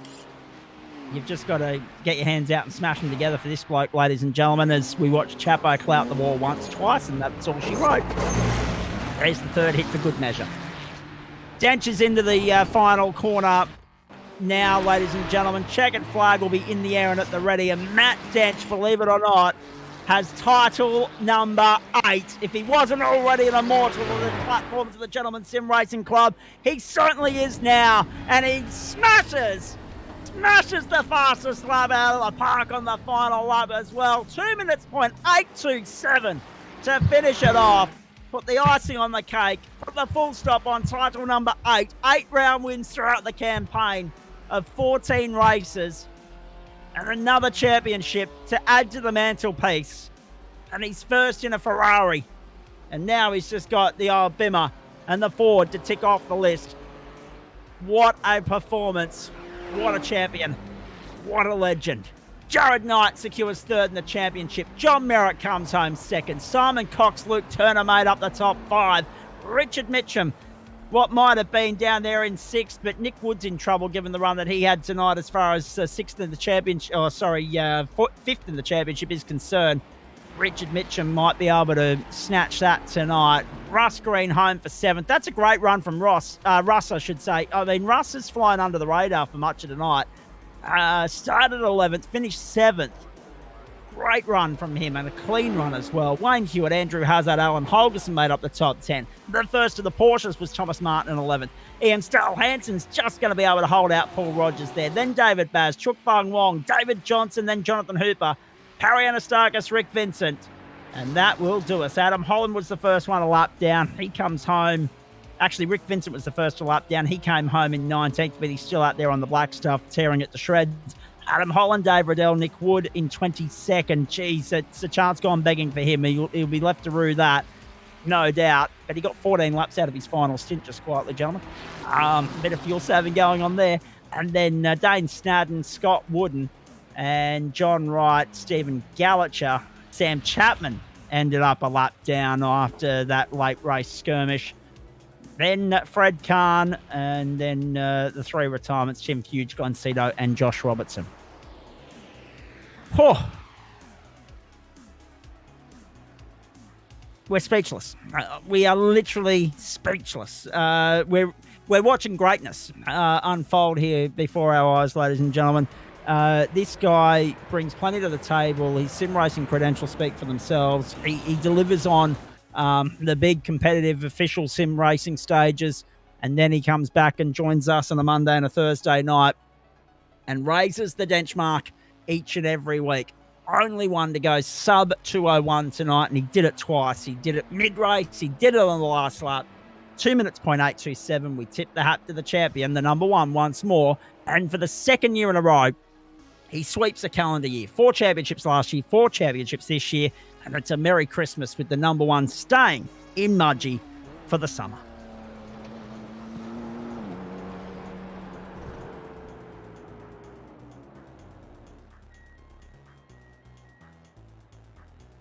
Yeah, absolutely brilliant from Dench. You do wonder how this race would have looked had Luke Turner not picked up that penalty. True. Would he have got ahead of Dench? Would Merritt's pace in that final stint have been a little bit better had he had Luke Turner there as a benchmark ahead of him or guarding him behind him? It feels like this was an opportunity to beat Dench that went begging in the end. But it's such fine margins, and we mentioned about how pinpoint accurate Denchi was on his pit entry and how he gained time, and it's those really fine margins, those little details that take someone that is very, very good and turn them into the sort of all-conquering, dominating champion that Denchi has become. And it was just a perfect microcosm of why Denchi has gone unbeaten in eight seasons now, because there was an opportunity here to take a win from him. I fully believe that, and they just weren't quite able to do it because at the details they were eventually found to be lacking. Although they should absolutely pat themselves on the back, particularly Merritt, who finished in second. They really turned the screws on Denchi, and I love to hear what Denchi's thoughts were midway through that race, and whether he thought the win was there or whether he was thinking, oh, this is gonna be tough. I might have to settle for a podium here. That's really the story of the race here. And then in that battle between Ian Stahl Hansen and Paul Rogers that we came back to a few times throughout the broadcast, just to cover that off, it was Hansen eventually got past Paul Rogers, but we did not end with a Porsche in the top 10. Thomas Martin, the top Porsche, in 11th spot in the end. We got underway at pre-sunrise at Mount Panorama, Bathurst. It was a 5:15 a.m. start server time, and we raced into the daylight. Novel concept, I like it. Should be more of it. Matt Dench, the winner from John Merritt and Jared Knight, Simon Cox and Luke Turner made up the top 5. And we've got Sam Chapman standing by. I want to get to him in a moment. We've got John Merritt, we've got Jared Knight here. I want to get to them in a moment as well. But I want to start with Luke Turner because, as Banksy just highlighted, that was the key defining race-changing moment of the 90-minute affair over 44 laps that we've just witnessed here. Luke, second round of pit stops. You're controlling the race nicely. You're towing John Merritt along. What happened? Up. No. Yeah, no, I just made a mistake. I sped in pit lane. So all the good guys, I've noticed, they don't use the pit lane speed limiter. So I thought, oh yeah, I'm onto this. But I pushed it just a little bit too far, and I was too busy trying to play with my tyres, and I sped. And then after I sped, I only changed 3 tyres, so the car was a dog. So it was just a comedy of errors. But in all fairness, Matt was just toying with us. I could tell by his pace in that last 2 stints that he would have just he would have creamed us anyway. So he was playing us like a fiddle. But look, it was good fun up till then. John and I were having a bit of fun. And yeah, kudos to Matt. And speaking of fun, we spoke to Johnny Merritt about this last week. The transition for you blokes, you've ditched the McLaren, you've transitioned, you've gone to the Ferrari. What did you make of the prancing horse? When the car was set up right and not lopsided with 3 fresh bits of rubber. Oh, it's a weapon at Bathurst. It's really interesting actually, because I definitely think of all the cars over the space of season, it's the OP car. It tends to have great turn in, unlike the old Ferrari, but it puts the power down like a Porsche as well. And coming down the hill, so sort of as you go across the top, grade is flat. You're almost flat. And I was running less wing. You're almost flat through McPhillamy, and then as you come down the S's into the differ, you can just attack the curbs. Whereas I'm pretty experienced in the McLaren there. It's a mess there. The BMW is good through there, but the Ferrari just does everything so well. It sometimes feels like you're cheating. The race itself, mate. I mean, obviously, John. What the thing that stood out for me was the way you two controlled the race at the front in the early stages for as long as you're allowed to, until Denchy did Denchy things. But I mean, and he's about to join us now, the great man. So we'll hear from him in just a moment. Greg Heaney's also here to give us an update from the AM split. Stand on by, mate. Simon Cox has joined us for a chat too. Looking forward to catching up with all these guys throughout the course of the next short while. Actually, just before I go any further, Adam Lavis didn't even think to check with you at the top of the broadcast. Where are we at? We good? Okay, good. We can go as long as we need to wrap this thing up tonight, ladies and gentlemen. Normally, if Adam's tight for time because he's got an early alarm, we need to speed through it. But tonight we can take our time and just process this because it is the last time we get to do it in 2023. Luke, we were talking about you and also John, the way in which you controlled the race earlier in the piece. It seemed interesting to me that John led the opening stint and you led the second stint. Was that planned? Was that tactical? No, I was just able to save a little bit of fuel in that first stint, that's all, with benefit of following John. So I was able to go an extra lap. And in that first stint, I was really concentrating on keeping the tyres, staying out of the ABS and looking after the tyres. So no, that just worked out that I had an extra lap of fuel. And then I was able to pull him along in the draft. And that worked to his favour as well, because John was able to go an extra lap in that second stint. So instead of worrying about where you were numbers wise, he was able to go 13 in that second stint as well. And then by that point, the damage was done. You were able to easily do it on one more stop from there. So it was important that you got 12, 13 laps to those opening stints. We knew that the crunch number was 11. Anyone going 10 or 11 was flirting with the possibility of a fourth stop. But you guys well and truly had that covered. Yeah, based on the calcs, it was an easy 3-stopper. If you had just gone flat out and filled it up full every time. I calculated 17 to 19 litres for the last stop, which is just under half a tank. So I think it was easy 3-stopper. You would have had to be riding the brake and having a fuel leak, I think, to 4-stop that one. True. It must be frustrating though, mate, for the chance to go begging to be on the podium here, even though you weren't factoring in contention in the championship, and we know that. But you must have been happy with the way you were able to fight back in that second half of the race. Once the damage had been done, you'd served your 40-second invoice. You got back out there. You were 10th upon rejoining the circuit, and you worked your way back to, I think it was position number 5 in the end. So a good fight back. Yeah, a bit of red mist, Zach. I don't blame you. I would have been the same. Bit of red mist, but that's racing. That's how it goes. Yep. And now, what do we do with 2 months off, mate? How much sim racing will you do between now and the resumption of play at the end of the Australia Day long weekend next year? And how much time does the sim racing equipment get shut down for, so you can turn your attention and focus to other more important things at this time of the year, as we take stock, we take a break, we observe the festive season, we put the feet up? Oh, mate, I definitely get on the sim a little bit. It's my zone out from the real life's real world work and dramas. So I hope to be on the sim a little bit more. And I'm dirty because daylight savings are on now, which means I can still get to bed early. I'm getting old, so I like my nana nap and going to bed reasonably early. So it works well. And then we have this big long break where I can't race. So anyway. Yeah. Don't feed me straight lines about going to bed early. Fair income. That was a loaded gun. That was well and truly loaded, and well directed too. In saying that, though, mate, a lot of talk about where we go for next season. Obviously, new content will drop over the summer, and we'll come back to a new look sim racing server. There's a lot of talk about the new Audi. So how soon between knowing the resumption date and now will you... here we go. John Merritt, Daylight Saving Northern Hemisphere. I'll get to John Merritt in just a moment. Thank you. So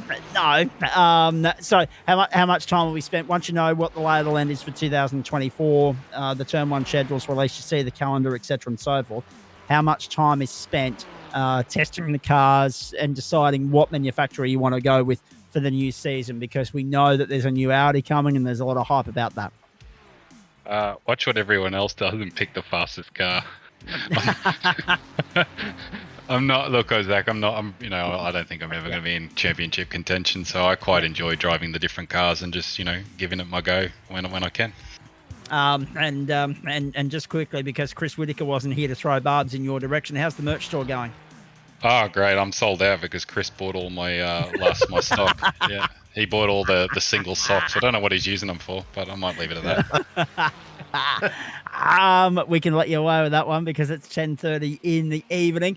Banksy, anything for Luke Turner here, the great man? Just thank you for making the first half of the race very interesting with working in tandem with John Merritt. We were getting very excited in the commentary box, so thanks for that. That was it made the first 45 minutes absolutely fly by. No problems. Have a Merry Christmas, everyone, and well done to Matt. You creamed us again.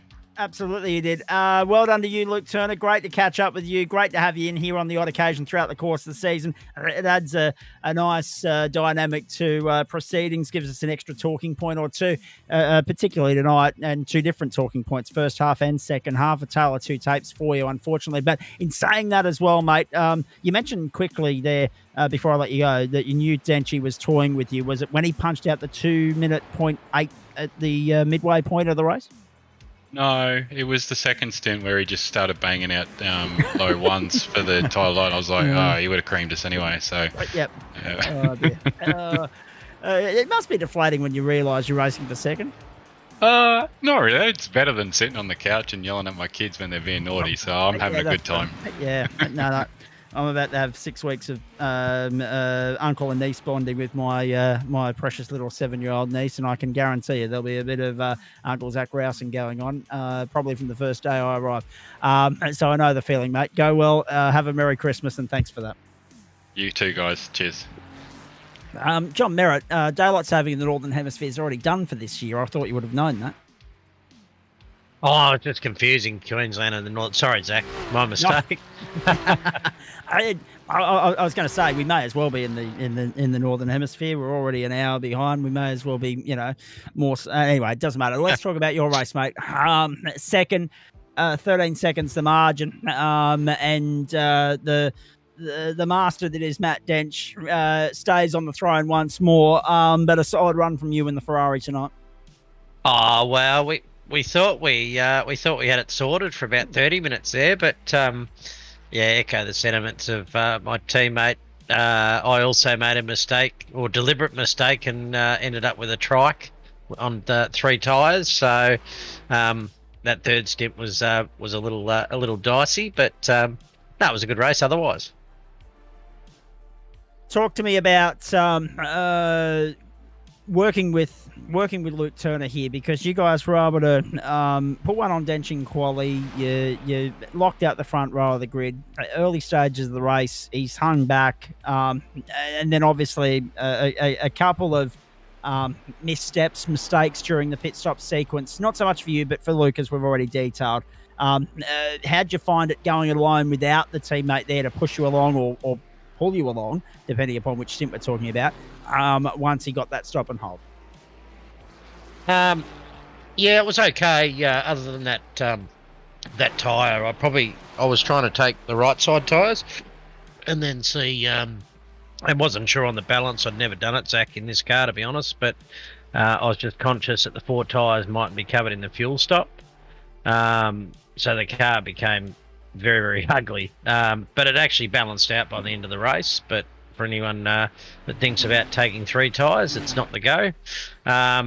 But look, it is easier to work with a teammate or work with a partner in crime, no doubt, for the fuel save. You can sort of get an extra lap.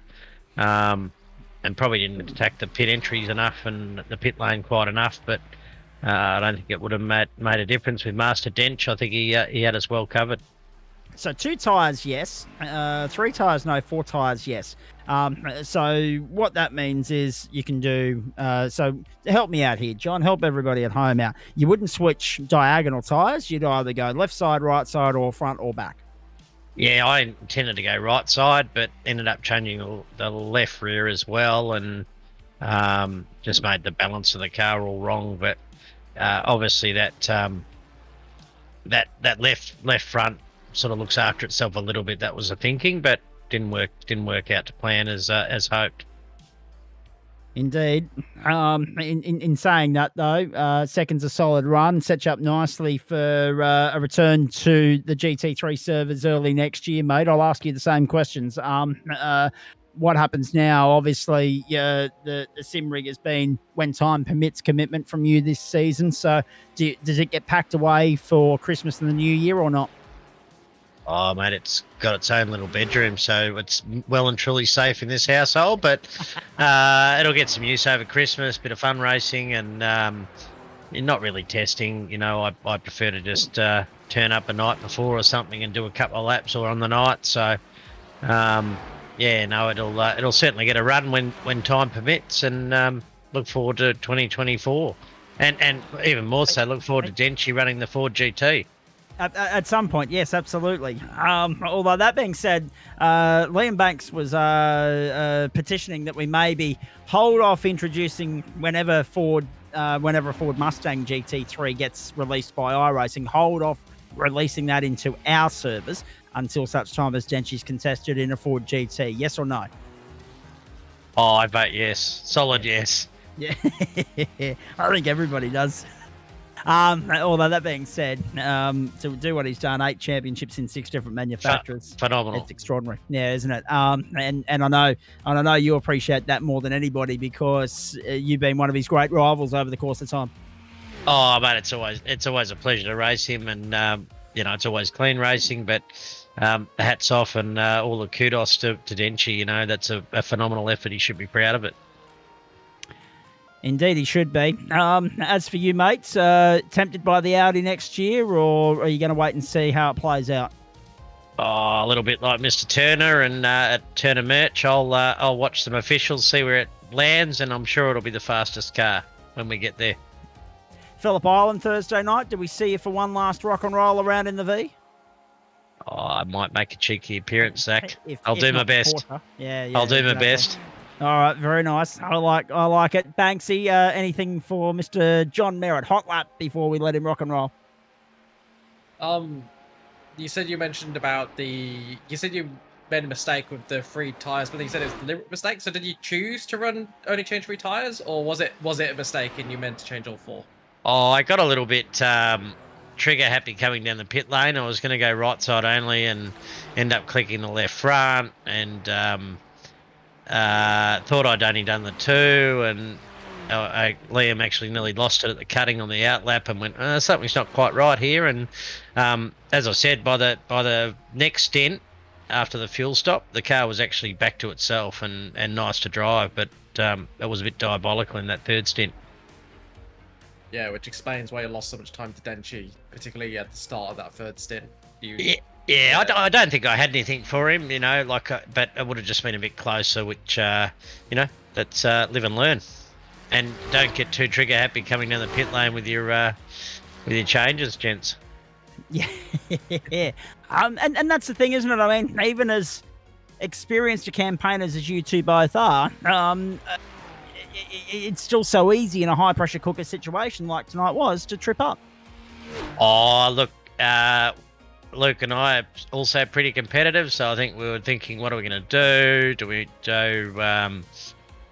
we change one side only? Do we change all the tyres? Do we lose a second and a half or 2 in doing 4 tyres? So, I think that was probably the thinking on both sides, which undid us. And knowing Dench was fairly close. Yes, true. Did you get the same feeling that Luke did, that he was up to his old tricks? No, I probably didn't realise it, and based on my own imbalance in that 3rd stint, and then I saw the laps he pulled in that first 2 laps to try and break me, and I thought, yep, got a problem, Houston. We have a serious problem. A detrimental one. In saying that, before I go back to Banksy, if there's anything else from him, I mean, the work you two, Luke and you, and then also Denchi did in the first 2 stints really set it up the rest of the race. I mean, it was a race for the minor placings beyond that. I mean, you had 90 and everybody else covered, and Luke, had it not been for that 40-second stop and hold, would have probably locked out the podium for Ferrari here. So I guess the first stint, even though you didn't have an ideal 3rd stint, the pressure was off by that point. Yeah, it was. Sadly, teammate Cito Riddell, he ran the Macca tonight and was having a good run, but had a little incident, I think. But you're right. I think that first stint and a half in a 90-minute race here it doesn't sort of concertina or compact up again. Once those brakes are made, it's pretty hard to make them up, no matter the fuel saving. True. Actually, Liam highlighted this during the call. Did Cito not get the memo that Pulse have switched manufacturers, or was that tactical from him to run the McLaren? Oh, I think it's an old love affair, and he just enjoyed the car. He preferred the way it drove, and I think he was actually going pretty good. He hasn't run too much GT3, so he's going really well. But had a little incident, and that was all she wrote, as so easy done around here. Absolutely. Banksy, anything else for Mr. Merritt? No, nothing else for me. Hopefully we see you Thursday night, mate. Look forward to that. Go well. And there you go. Good news from Tony Baker as well, with him being 3rd across the line in the AM split too, and he had an okay run in the supercar until he scraped the wall once or twice. Enjoy the rest of the week, mate. Hopefully we'll see you Thursday. If not, all the best for Christmas. Yeah, if I don't catch you, all the best to everyone, and well done again, Denchi. Cheers. I reckon we'll see Mr. Merritt on Thursday night. It's hard to say no to the V's around Phillip Island based on the last time we were there. In fact, I think we need to find the footage and share that across socials to entice people to get in on it. There were 30 odd around Phillip Island last time there, and 6 of them fighting for the lead at any given point. It was phenomenal. Let's share the love around the room here. We've got a couple of the AM-split boys standing by, and Greg Heaney and also Paul Wood. Want to go to Simon Cox and Jared Knight before I get to Matt Dench, though. Coxie fourth in the end. It was a long shot to deny Denchi tonight based on drop round points that he would have inherited had he even scored 0 here. So it was always a case of racing for second and just putting the full stop on your own campaign, and it will be second in the championship for you by a good whack in the end, mate. So well done on securing that. Just talk us through your night, because it looked like in the early stages it was going to be a tough old slog for you, dropping down to 5th, 6th, 7th, but you worked your way back to 4th. Yeah, it's Denchi actually locked it up last round first, and I think I had actually locked up second from last round. So it's not a really strong track of mine. I don't really like it that much. I know a lot of people love it, but I don't really like it that much, and it's not a really strong track. So I was just doing enough just to keep it off the walls, and didn't really push it too hard, and sort of looked after the tyres and things like that. I did take 4 tyres in the second stop. I wasn't too worried about losing a little bit of time in the pit stop. I'd rather do that and have a nicely balanced car than take rights and lefts and things like that.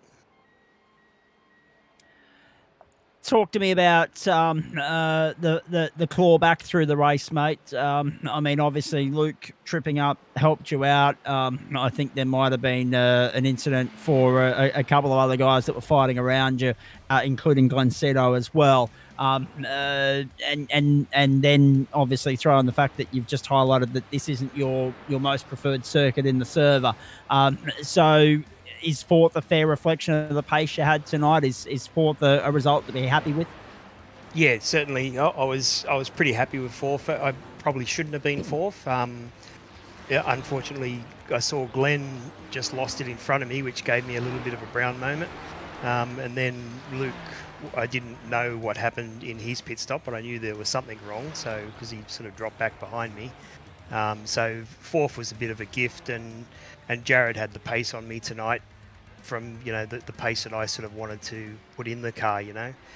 So he did a great job, and that was sort of more my race around Jared and myself. The season has gone. I shouldn't be too hard on myself. I've actually had some health concerns or health problems over the last 3 months, which actually started from last season, Phillip Island, where I missed it. So I've had 3 operations in the last 3 months. So I've been driving a fairly disabled car, and the people that know me closely understand how uncomfortable I've been in the sim, and especially the long races. So that's why you haven't heard from me all season, because I've just been physically exhausted after the races, and just been so uncomfortable in behind the wheel.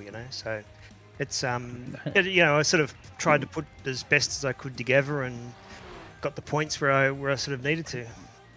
We've had a few combatants with their fair share of walking wounded stories this season, so you've clearly added to that list, Coxie. But answer me this: are you in the rig purely because it's an addictive drug and it's hard to say no to, or have you got the all clear to be easing back into things here?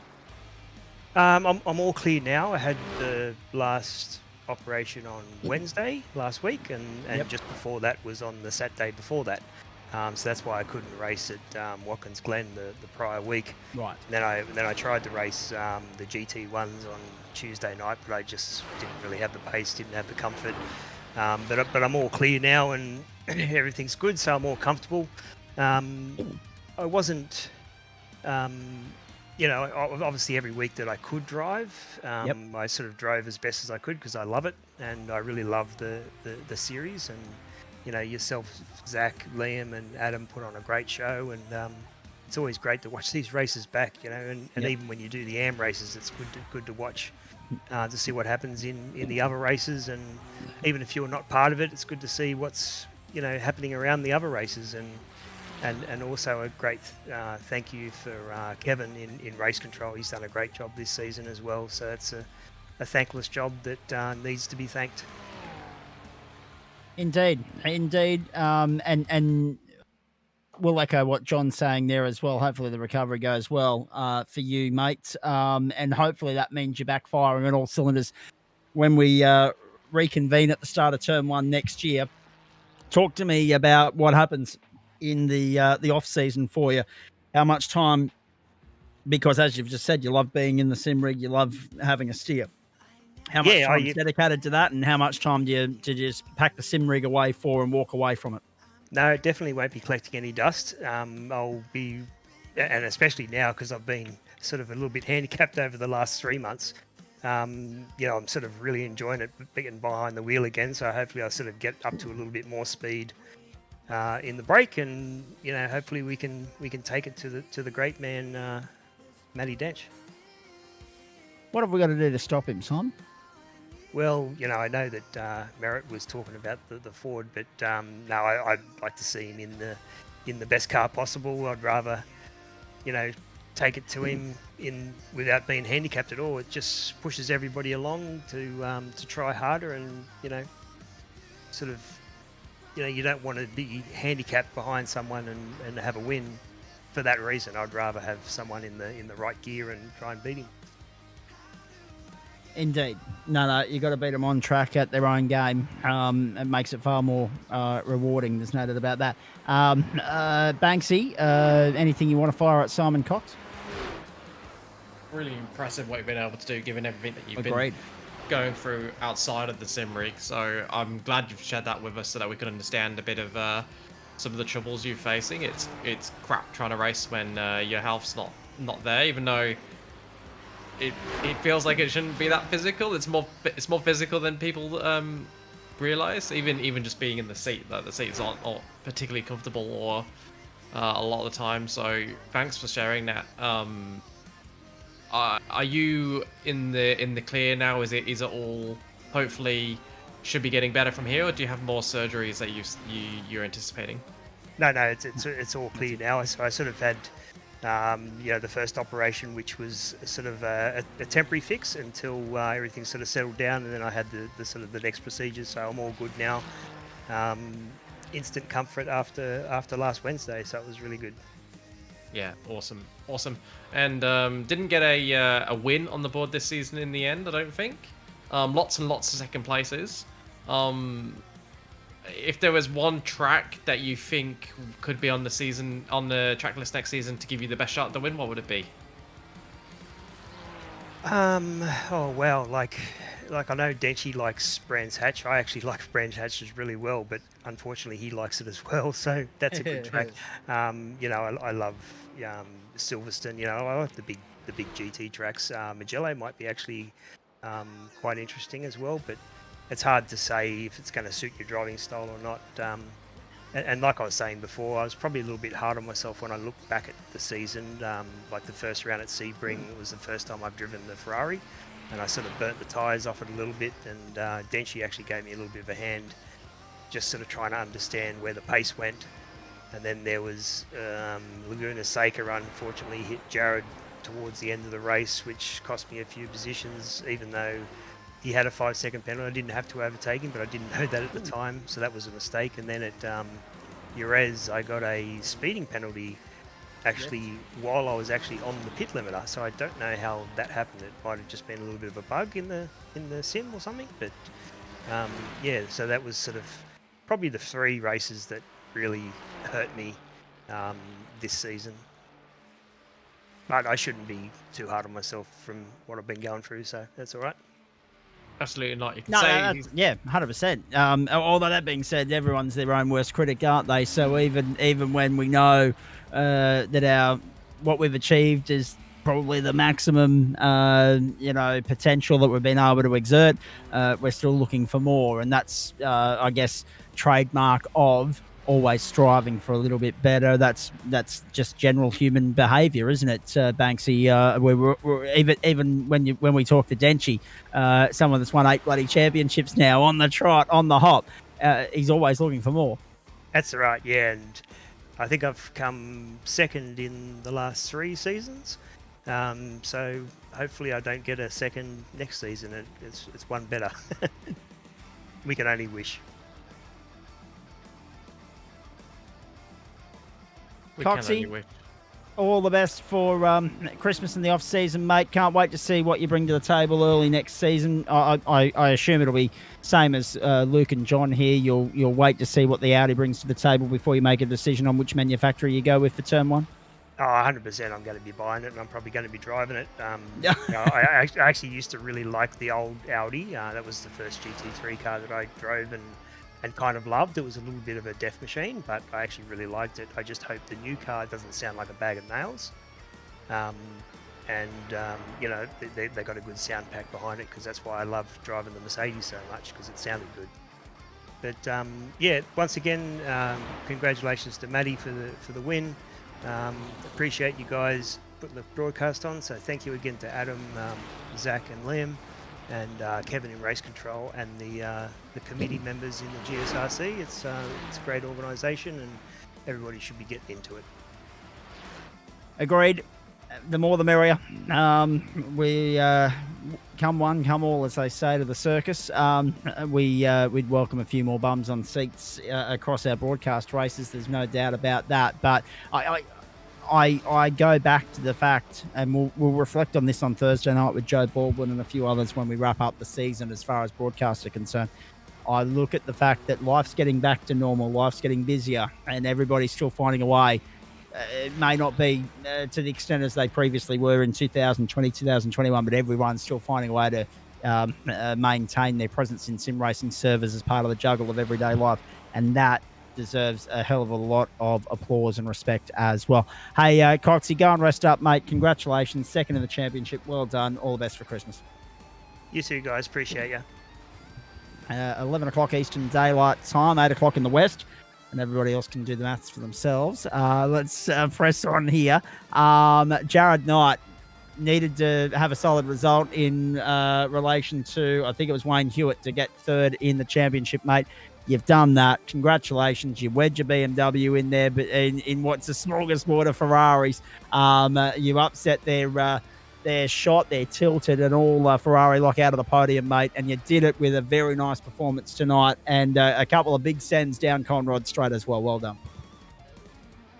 Yeah, cheers, Zach. It was the old Beamer didn't have the outright pace of the Fez tonight, but she was nice and consistent, and just probably qualified out of position a little bit. Just I put a banker in early, and just couldn't seem to put a lap together after that. But made a couple of nice moves early, and then just settled into a rhythm, and it was a benefit of Glenn sort of falling off behind me, and then obviously Luke's mistake in the pit lane.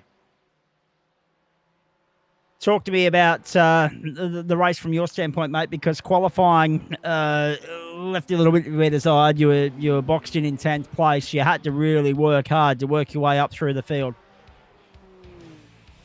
Yeah, I sort of trusted my race pace a little bit. In practice, it actually seemed like the times between everyone top 10 were actually really close, and then a couple of the boys just decided to turn the wick up and just gap us a little bit. But just sort of bide my time. Didn't sort of try and make the move too dicey, but just made it stick when I needed to, and just like I said, just settled into a rhythm. Just tried to save a little bit of fuel once I caught up to Glenn here, and then after his little mistake, it was just about not making a mistake of my own and staying in front of Simon.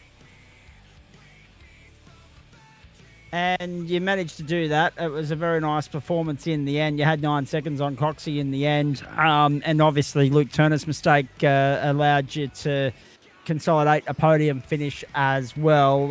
Otherwise, it was looking like a race for fourth very early in the piece with the way in which those three had taken off. Yeah, they were lightning quick. It was actually scary how far up the road they were very early. So, I knew it wasn't... That wasn't the goal. It was looking for a fourth or a fifth or something, and obviously just lucky that a couple of the boys made a couple of mistakes, and it wasn't obviously the end goal was just to get in front of in front of Wayne, and yeah, unfortunately, I think he shot me a message after the race and congratulated. Just said he he just didn't have the pace tonight, but yeah, it was a good battle all season with him. Indeed. And I mean, there's something special about this Bimmer yet, mate. I can't wait to see what Denchi achieves with it when he has a crack. You must be happy to be the top of the BMW representation here, though. Yeah, I'll enjoy it while it lasts, because once he jumps into it, it's a fight for second again. How easy do they consolidate or concede defeat around here, ladies and gentlemen? No, 90, to put a full stop on the season, will we see you in the Porsche on Thursday night? Yeah, more than likely you will. Obviously had an absolute shocker last week. But yeah, we'll might as well. It's one last race for the season, so yeah, we'll try and get the thing off the line and get 3 stabs at it on Thursday. So yeah, we'll turn up and we'll see how we go.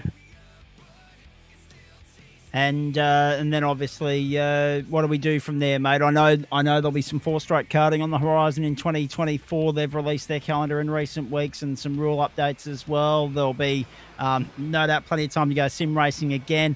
How much time do you spend away from the sim rig over the Christmas New Year period? And do you entertain the thought of a switch to Audi for the new season in GT3? Yeah, I think you definitely have to entertain the thought. If we sort of test it and it doesn't really feel to my liking, I'll probably stay with the trusty Beamer, but or might even give the Fez a go. But yeah, if the 4-stroke karting will, I think we'll actually miss the first round. I think a couple of us are just a little bit busy, and it's falling around Bathurst 12-hour as well. So yeah, I think it's just too many weekends off, and we're sort of got to pick and choose what we're going to do. So yeah, so a little bit disappointed that they released that the drop rounds are no more, because we were banking on using the first one as our drop round. But yeah, we'll just have to push on and try and win the rest of the races for the season, and try and win the club championship from there. And what about sim racing for next season, mate? Beyond the GT3, any other categories that you're lining up to have a crack at? I haven't really given it much of a thought yet. We'll see what the club puts up as far as series goes. It might throw up a couple of curveballs and some cars that we haven't seen and whatnot, but yeah, not too sure. We'll obviously still stick with the GT3s, and might try and put in some work over the off season and try and work out this Porsche and have a good crack at that. But yeah, we'll just have to wait and see. Banksy, anything for 90? No, nothing from me except congratulations on another strong season. Wrapping up third in championships, no mean feat by any stretch of the imagination. And looking forward to seeing you racing again next season. You're always one of those drivers that, on your day, can give Dench a little bit of a scare when the stars align. So the more drivers we can get in that sort of range, the better. Yeah, thanks, Liam. I'm actually pretty happy with this season. I actually didn't really pay much attention to the standings up until maybe a couple of weeks ago, and then realised I was actually a little bit higher than I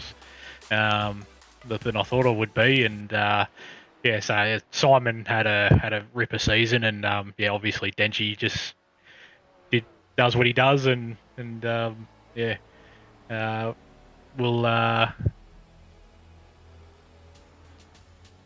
just have to try and bridge the gap next season, and we'll try and at least get Coxie. And I'm not too sure what the guys are talking about the Ford GT and Denchi jumping in it, because I think they're very quickly forgetting that he jumped in at the end of the last season and still spanked us. So I don't think it really matters if he gets it in that car for a whole season. That's very true. We'll get his thoughts on that in just a few moments. But before I let you go, I didn't ask John Merritt or Luke Turner, and I am going to ask Denchi. What was the tyre wear like tonight, mate? Did we take new rubber at some point? Yeah, we took right front. We just took one tyre. A bit like John, sort of didn't really know what doing one side over the other would do. So yeah, just sort of stuck with that right front that cops a bit of a beating. But the tyre wear actually wasn't terrible over the race distance. I think we got down to about 50%. In the rears, which was really surprising. But yeah, no, it was a nice and steady all race. Very good, and certainly the pace at the front reflected that as well. Good on you, mate. Thank you. I greatly appreciate you hanging back this late on a Monday night. Well done on your efforts throughout the course of the season, and we look forward to seeing you next year. Yeah, cheers, Zach. Thanks for your efforts all year, and Adam and Liam for doing this on a Monday night, and Kevin for jumping in race control. He's dealing with us Palookas every Monday night, so thanks to him. And of course, if we don't see you Thursday night as well, Nighty, go and rest up, mate. Thank you. Yeah, cheers, mate. Thank you. Paul Woods here. We had Greg Heaney as well. Our apologies to Greg. I was looking forward to catching up with him, but he's obviously had to go. The pitfalls of how long a night at the office this always is, grand final night. A, because of the extra on air time, the length of the races, and then the post race show as well, as we put a full stop on the year. But there are the results. Cam Culverwell getting the job done in GT3 AM ahead of Paul Wood, Tony Baker, Bradley Curtin, and also Riley Jones. And Woodsy, you came in here with a little bit of a deficit to overcome with Gary Cousins, I do believe, after a shocker at Watkins Glen last week. Gary had the advantage, but I think I'm right in saying that you might have overcome that tonight with a solid hit out over 44 laps at Mount Panorama. Well done.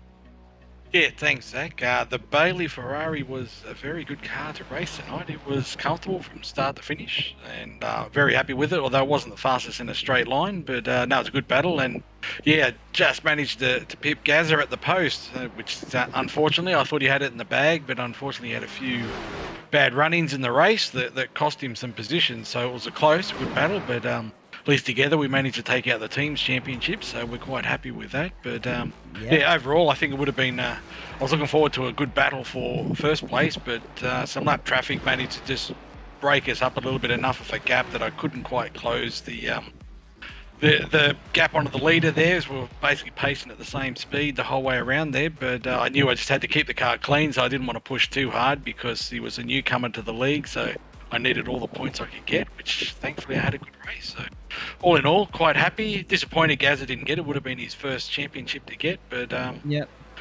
managed to hold on to it. So a good night for me in the end. A bit to pick apart here, because obviously, have a look at that. It was a 22-point difference in the end between you and Gary tonight. You win the championship by 5. There are the results on your screen, ladies and gentlemen. Paul Wood, 417. Gary Cousins, 412. 365 to Dale Sharp. A great run from him. Consistency the key there to finishing third in the campaign despite being ninth tonight. Bradley Curtin, Greg Heaney made up the top 5. So well done to Greg. 13th tonight, but 5th in the championship. Great result. Jermaine Takaloo, James Francone, Sean Benici, Joe Baldwin, and Braden O'Loughlin. And Joe manages to stay in the top 10 despite not finishing tonight. What's that? 166 points between 1st and 10th in this championship. 7 points between 4th and 6th. Let that sink in for a moment. And Bradley only missed the podium by 10 points himself. 4:17 played 4:12, an easy win for the team's championship for the Aussie races there across the board comfortably. 8:29 played 6:75. Simon Cox, Matt Distill, who we saw bugger all of in the second half of the campaign, it's fair to say. Jared Knight and David Johnson finished third in the team's championship. Denchi on his own, 584 points in fourth. He's done that a few times, hasn't he? And Angry Pepper Racing made up the top 5. Wayne Hewitt, Alan Holgerson.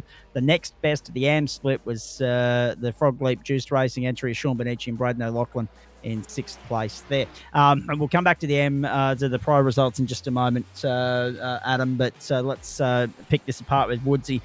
Mate, well done. Not your first championship. We know you've had success before, but it's been a long and frustrating at times season for you. There's been some times where, because of living arrangements, you've been out of the rig. I think there was also some health that you had to overcome as well. But to end the season in the AM split, back in contention, back on top of the summit, that must bring you a lot of satisfaction. Yeah, it was good to finish the year off that way. It's been a bit of a turmoil of a year, but I'm getting over it. Going to be glad to see the end of it. But yeah, happy to get another championship. It's been a long, actually I don't know how long it's been between them, but yeah, finally starting to feel far more comfortable back in the rig and starting to get a bit of the pace back, not making as many silly mistakes as I was earlier in the year. So all in all, I'm quite happy with it. Good season, and overall our team, the Aussie Racers boys, are looking quite competitive across the board in all our series. So we're quite happy for our year in total.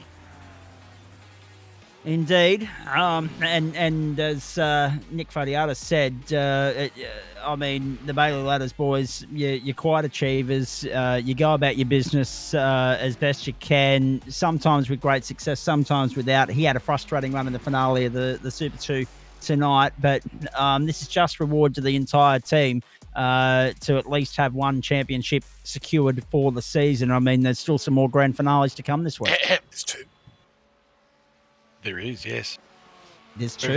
I think we're looking good for the GT4s as well at the moment, aren't we, Adam, I think? Oh, yeah, no, yeah, Trent's got 3. So Trent's got GT4s looking pretty covered. He's going to get a handful of points. Pretty sure I've got Pearl Sharp and Cup done, so that's good. So we got a few in the stable. There we go. Actually, that reminds me, Adam, I might come back to you on that in just a moment, because I think you might have secured that last Thursday night and then crept out before we had a chance to have a chat to you. Is that right?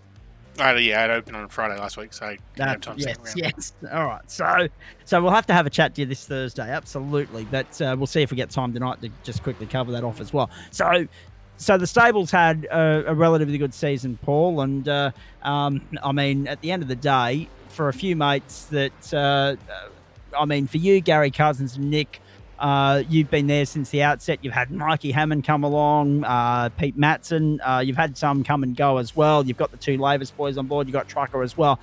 It's one of the great GSRC outfits, isn't it? The Bailey Ladders team. So to see it thriving so well, despite the presence of people like Dench and a few of the other hot shots around, I mean, can you believe that we've been doing this for 15 seasons, and can you believe that you've been as competitive as you have been throughout most of that time?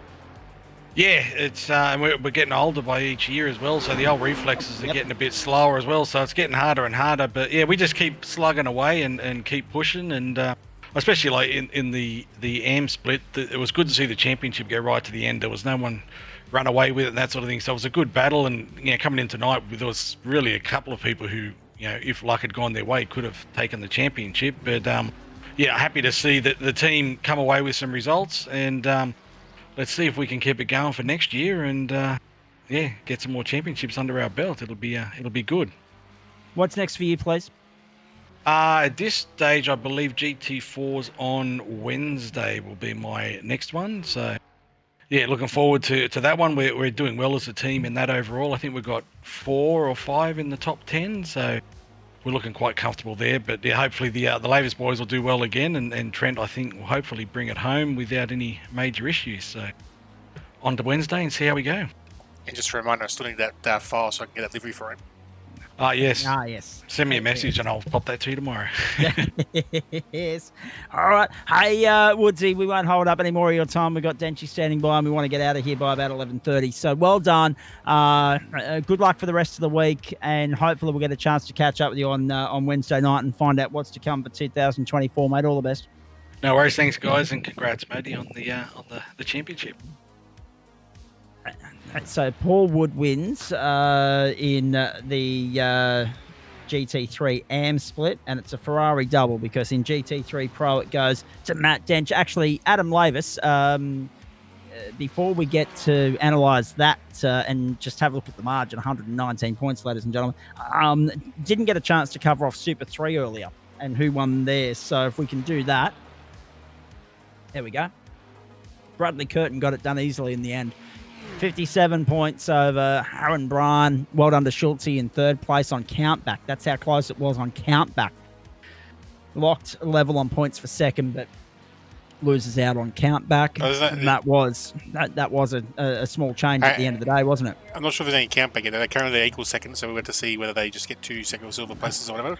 Haven't looked that far into that yet. Okay, copy that. And if there is a countback, let us know. Michael Fraser was fourth home, then Greg Spencer, Brendan Griffiths, Nigel Patton, Bevan Moyes, Dimitri Kolbach, and Joe Baldwin made up the top 10. Oh, trucker. DNF last week, and obviously DNR tonight, misses out on 9th by 1 solitary point. Fair income, you wouldn't read about it. 3 points separated 7th and 8th. 9 points covered 5th and 6th, so small margins. And a dead heat for second at this stage. Well done there. Let's have a look at the points for GT3 Pro. Matty Dench, 584. Simon Cox, 465. Jared Knight, 413. Daylight. Wayne Hewitt, 380. 349 for Nick Wood. Held off Richard Mitchum despite a shocker tonight by 6 points. 3 Ferraris, 3 Bimmers in the top 6. Then the first of the Porsches. Well done, Thomas Martin. In a field dominated by Ferraris and BMWs. Punched above his weight, 281. Edged out Sam Chapman, 279. Chapo's another one that's been gone, come and went tonight. We'll have a chat to him tomorrow.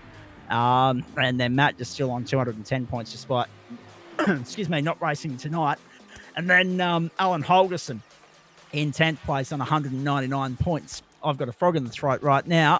Let's bring in Matt Dench on that note. Denchy, we'll get the arms out and we'll smash them together for you because that was some of your best, my friend.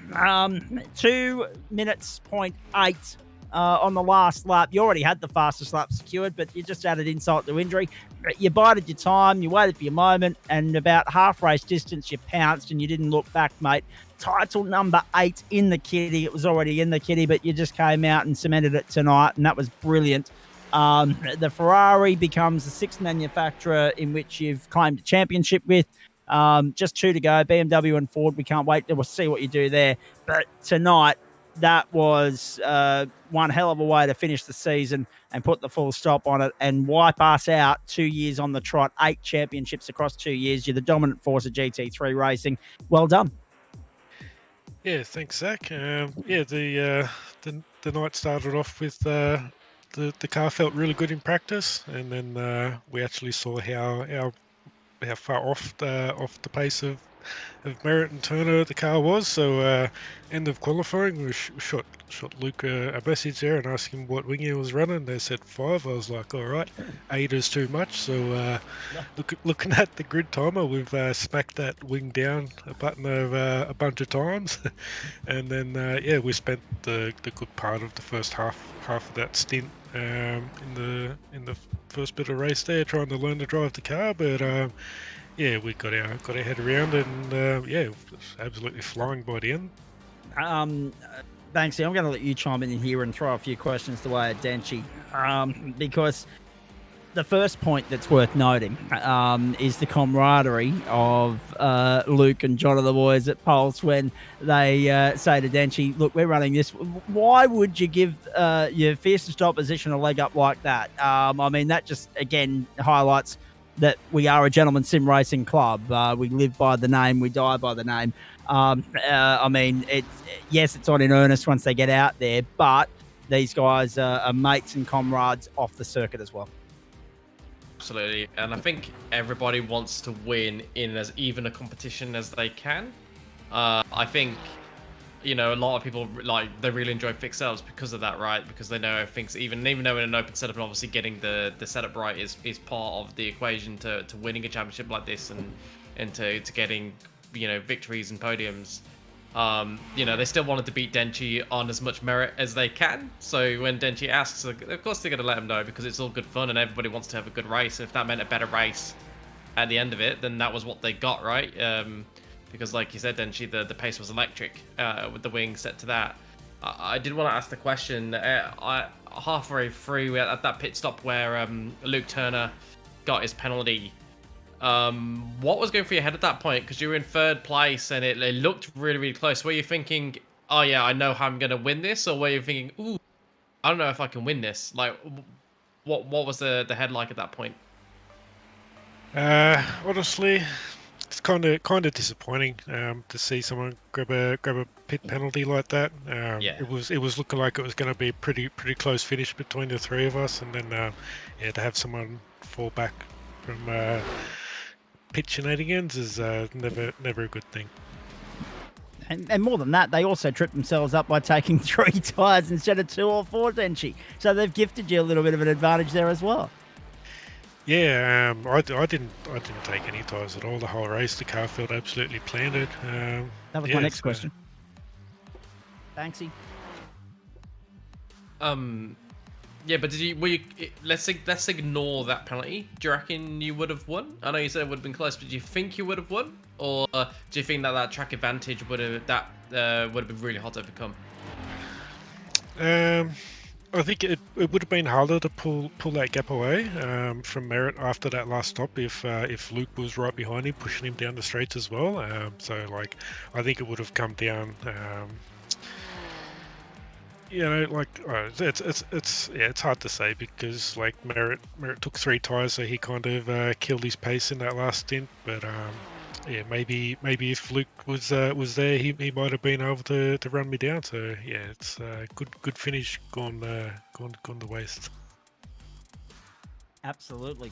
In saying that, the race somewhat fell into your grasp, but it really, I mean, all you had to worry about was where you were in relation to Simon Cox, really. It's nice that you can put the full stop on it by winning the race, but you didn't have to tonight. The pressure was very much off. Yeah, the whole idea of running in the race tonight was to just try and go flat out, and it looks like with a little bit of insider intel on the setup from Luke, we managed to do it. I mean, a sub 2:01, Denchi, was that the optimal time, or did you have more in it? That was very much the optimal. I don't know where it came from, but we only got it twice. So. And it was the first time in which the hearts of the Pulse Tuning boys just sank because they realised right there that they were in an uphill battle to contain you later on in the piece. 8 championships, mate. Which, let me ask you this. Which of the 8 do you consider your best? Well, that's probably a tough one. Probably, I don't know, the most fun one's probably it's either going to be the Porsche or the Audi. They're the 2 favourite cars. So. And on the subject, let's talk about the fact that we've got a new Audi on the way.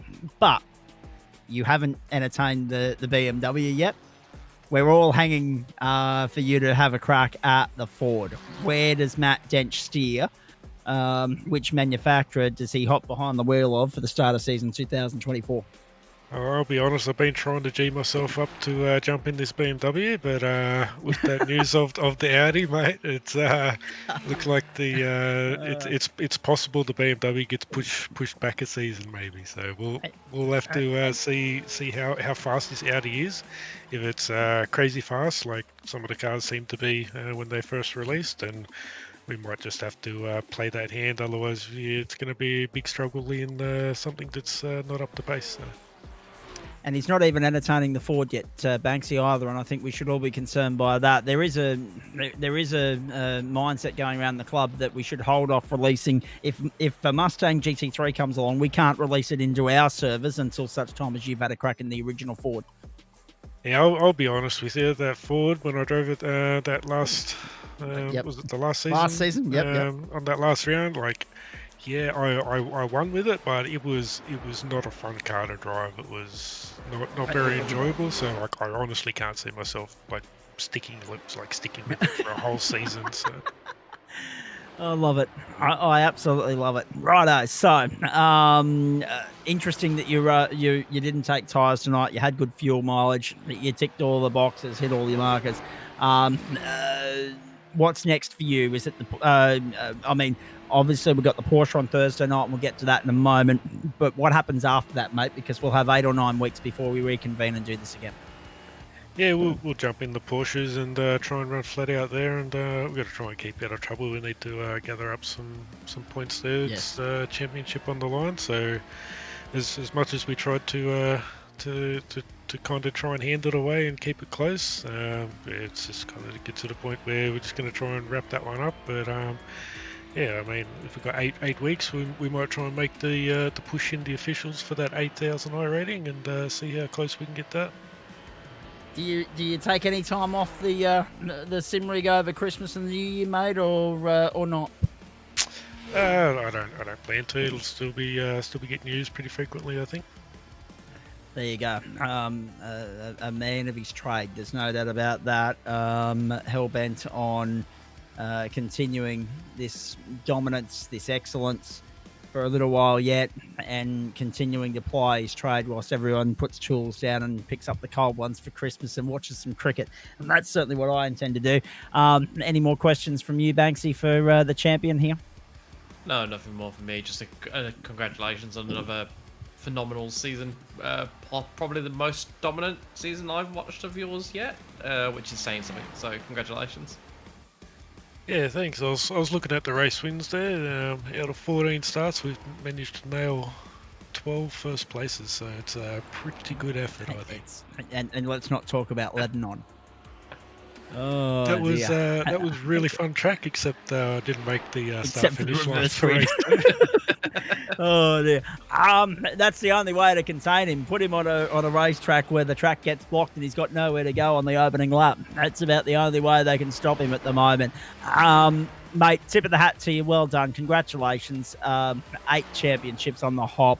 Dominant force in GT3 competition and can hold your own outside of this club in other official platforms and capacities as well. So well done. Rest up. We'll see you Thursday and we'll chat more then. Right, I will catch everyone later. And on the subject of Thursday, Adam Lavis, well done to you. The Porsche Open split, I guess you had that one in the bag a couple of weeks ago. You just had to keep hitting your markers, didn't you? And then it fell into your lap on Thursday night that the pressure's off this Thursday night. Yeah, it's one of those weird ones. As I said, like it's not definitely not a car I'm comfortable driving. You sort of get comfortable over the course of the race as you sort of get into the groove. But every time you jump in it, you're like, oh, hello, this is new again. But yeah, a lot of the season was I just happened to be in the right place at the right time for a big chunk of the middle season there, because I had I won that round 2 race. I think it was actually I think it was like Phillip Island or one of those tracks I'm actually good at. So that one I was like I won on sort of merit, and then we had my break to go to Bathurst. Then we came back and I won another 5 races on the trot, and at least 4 of those were not on pace. They were just of me being in the right place at the right time to not be caught up in incidents, and then just maintaining the gap I've got because I wasn't caught up in incidents. So a lot of luck involved this season, and just keeping my nose clean and being consistent has got the chocolates. So very, very surprising, but very satisfying way to get a season in. Indeed it is, mate. And again, testament to the hard work that you put in, chipping away and plying your trade in that Porsche. And unfortunately, you don't get a chance to play in GT3 because you're here producing the broadcast for us. Now, Thursday night, Phillip Island V's first and Porsche's second. So at least it's the same racetrack this week. About time you bought some luck in the V's, and you had a good run in Detroit as well. So let's see. Well, except for coming together with Sam Chapman in race 1, but less said about that, the better. That was just odd. I think like Chapman was taking that wide line, but he also slowed up a lot more than usual. So I wasn't even going for a move. I was just taking the line to get the run myself, and all of a sudden the door just went bang. So that was just like just 2 cars going for the same spot at the same time and not really working together. But the more annoying was the second race where I got latched onto Pete and I couldn't get off. Sitting there and I'm like wheel spinning reverse to try and get off him, and he's just sitting there going, "Oh, I'm stuck." I was going to say, you weren't the only one to grab a toe the other night. Well, I thought it's how you want though. Yeah, it was frustrating because I got the wheel spin, and then I get he tows, so I'm finally free. And then I come around the corner, and there's poor Grant turtle shelling, facing belly up. Oh, there he is again on his roof. Another lid job for Granny.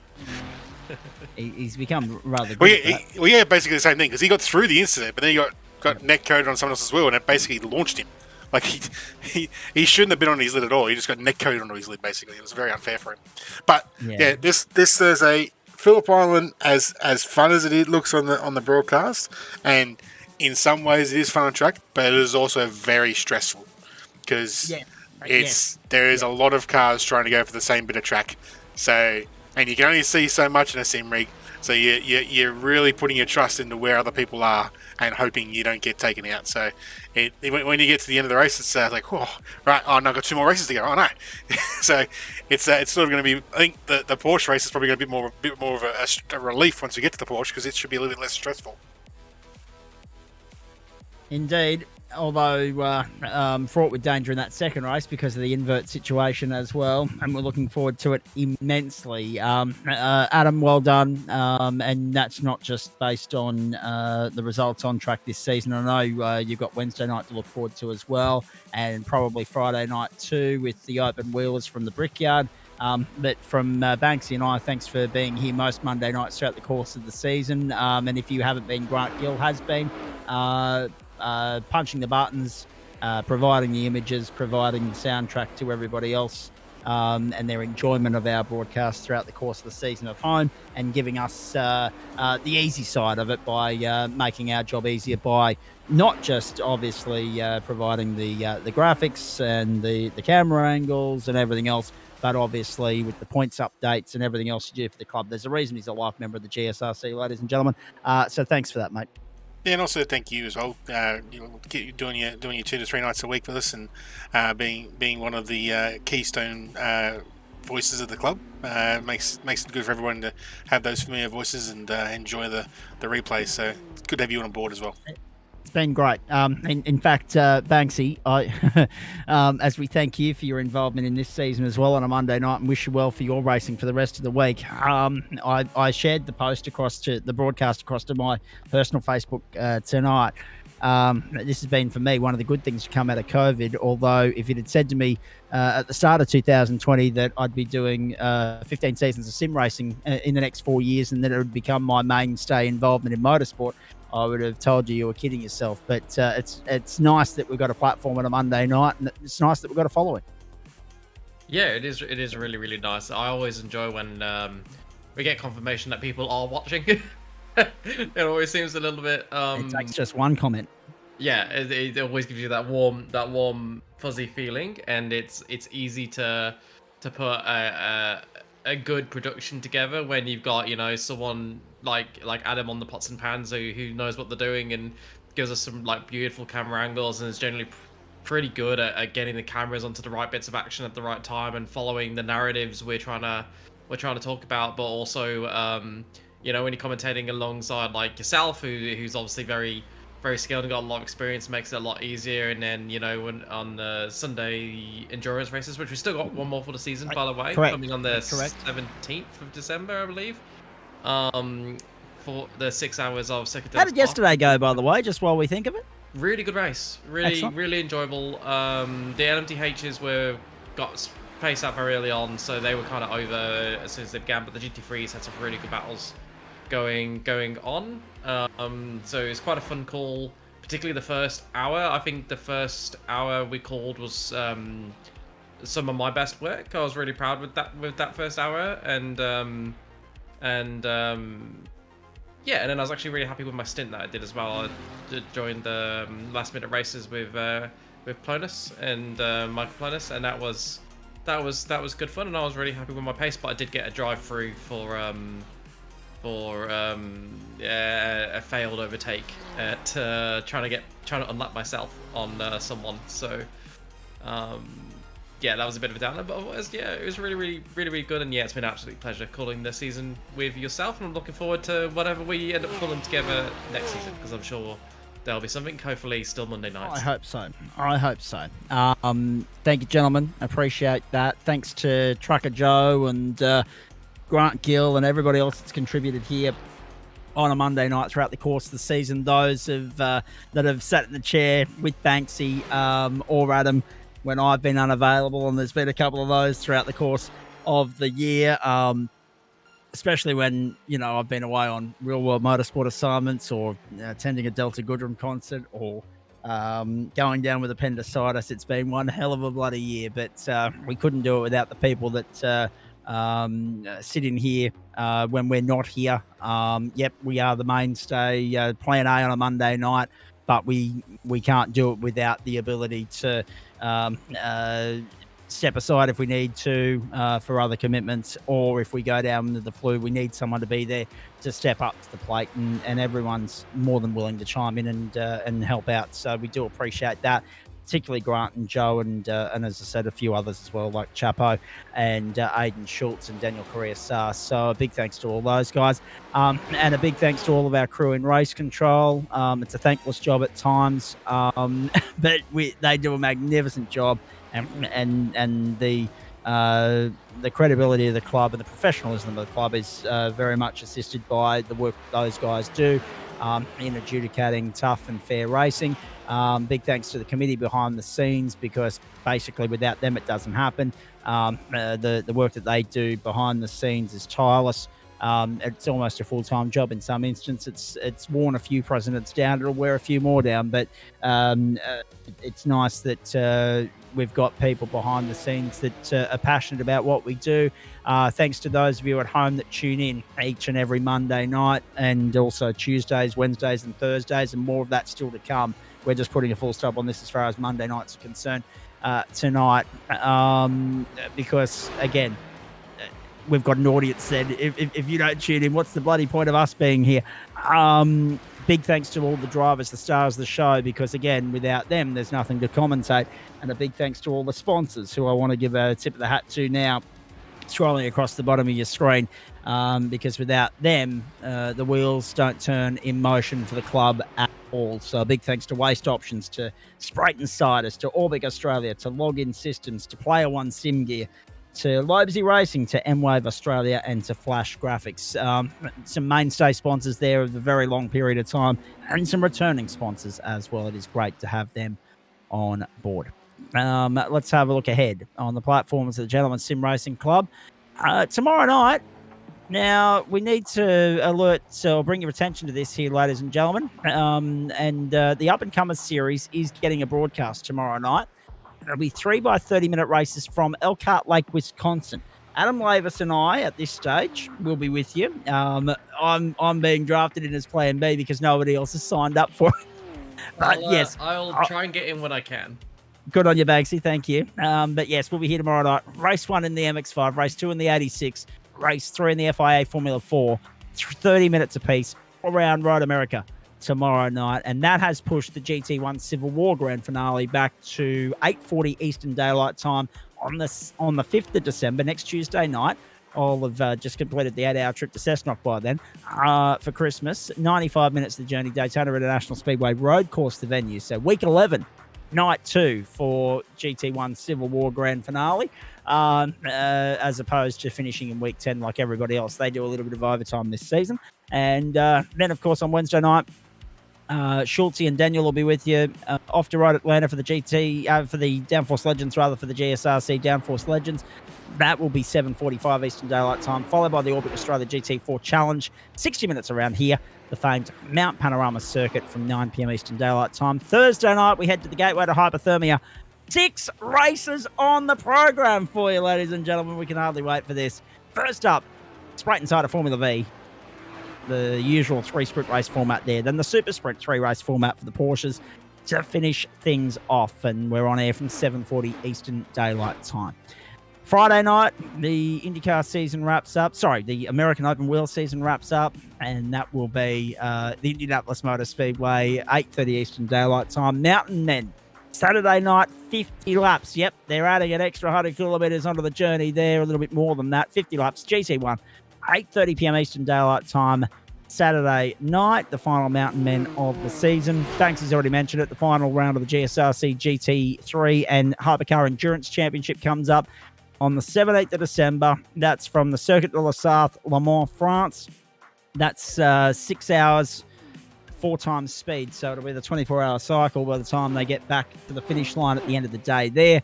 There will be some broadcast coverage of that one. Details to be advised on the platforms of the Gentleman Sim Racing Club. GSRC.inc. Not too late to get your Christmas shopping done. Yeah, sure, Black Friday's been gone, come and went, but make sure you grab some GSRC merch for your loved ones for Christmas. Good stocking stuffer if ever there was one. And of course, as you saw at the bottom of the broadcast schedule there, late January. I'm assuming it'll be on the back of the Australia Day long weekend, the day after the Australian Open final, Melbourne Park, which would make it the 29th of January. We'll get underway. Season 2024A, season 16 for the club, term 1 of 2024, right here on a Monday night. And we're looking forward to that immensely. Race.tgsrci.com to join the club. That's where you head to for all your information with regards to the on-track component of what we do here. And merch.tgsrci.com or gsrcmerch.myshopify, where you need to go for the merch side of things. That's it from us. I can't believe I'm saying this nearly 4.5 hours later. We are done on a Monday night for the 40th and final time in season 2023. And as I said, even though there's many hands that make light work around here, with Daniel Correa, Sam Chapman, Grant Gill, all contributing to what we do with the broadcast component of things. The broadcast coordinator is Adam Lavis. That's what he does when he's not racing. He's an integral part of what we do. So a big thanks to him for that again. Everything you see, cameras, graphics, points matrix, attention to detail is his area of expertise, and we are the beneficiaries of that, and you are the beneficiaries of that. So, ladies and gentlemen, you get to sit there and enjoy it. We get the best seat in the house. We get the easy part. We just get to point and talk at the timing screen and at the broadcast vision that's coming into the commentary position here. Banksy, big thanks to you as always. Appreciate that. All the best for the racing later in the week, and we'll catch up with you either tomorrow night or Thursday night or Wednesday night. I know the boys will look forward to having a chat to you there as well. Adam, thank you. Thank you to you at home. Well done to Matty Dench. 8 championships on the hop. Uncharted territory, and he's so far ahead of the pack, it's not even funny now. He's an immortal in this caper, a legend if ever there was one.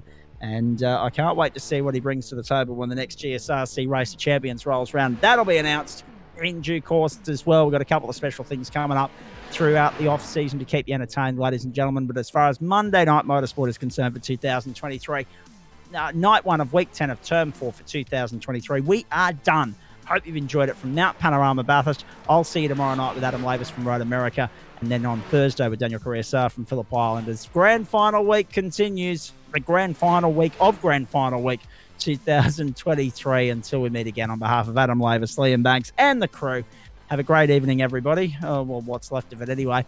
We'll see you tomorrow. Bye for now.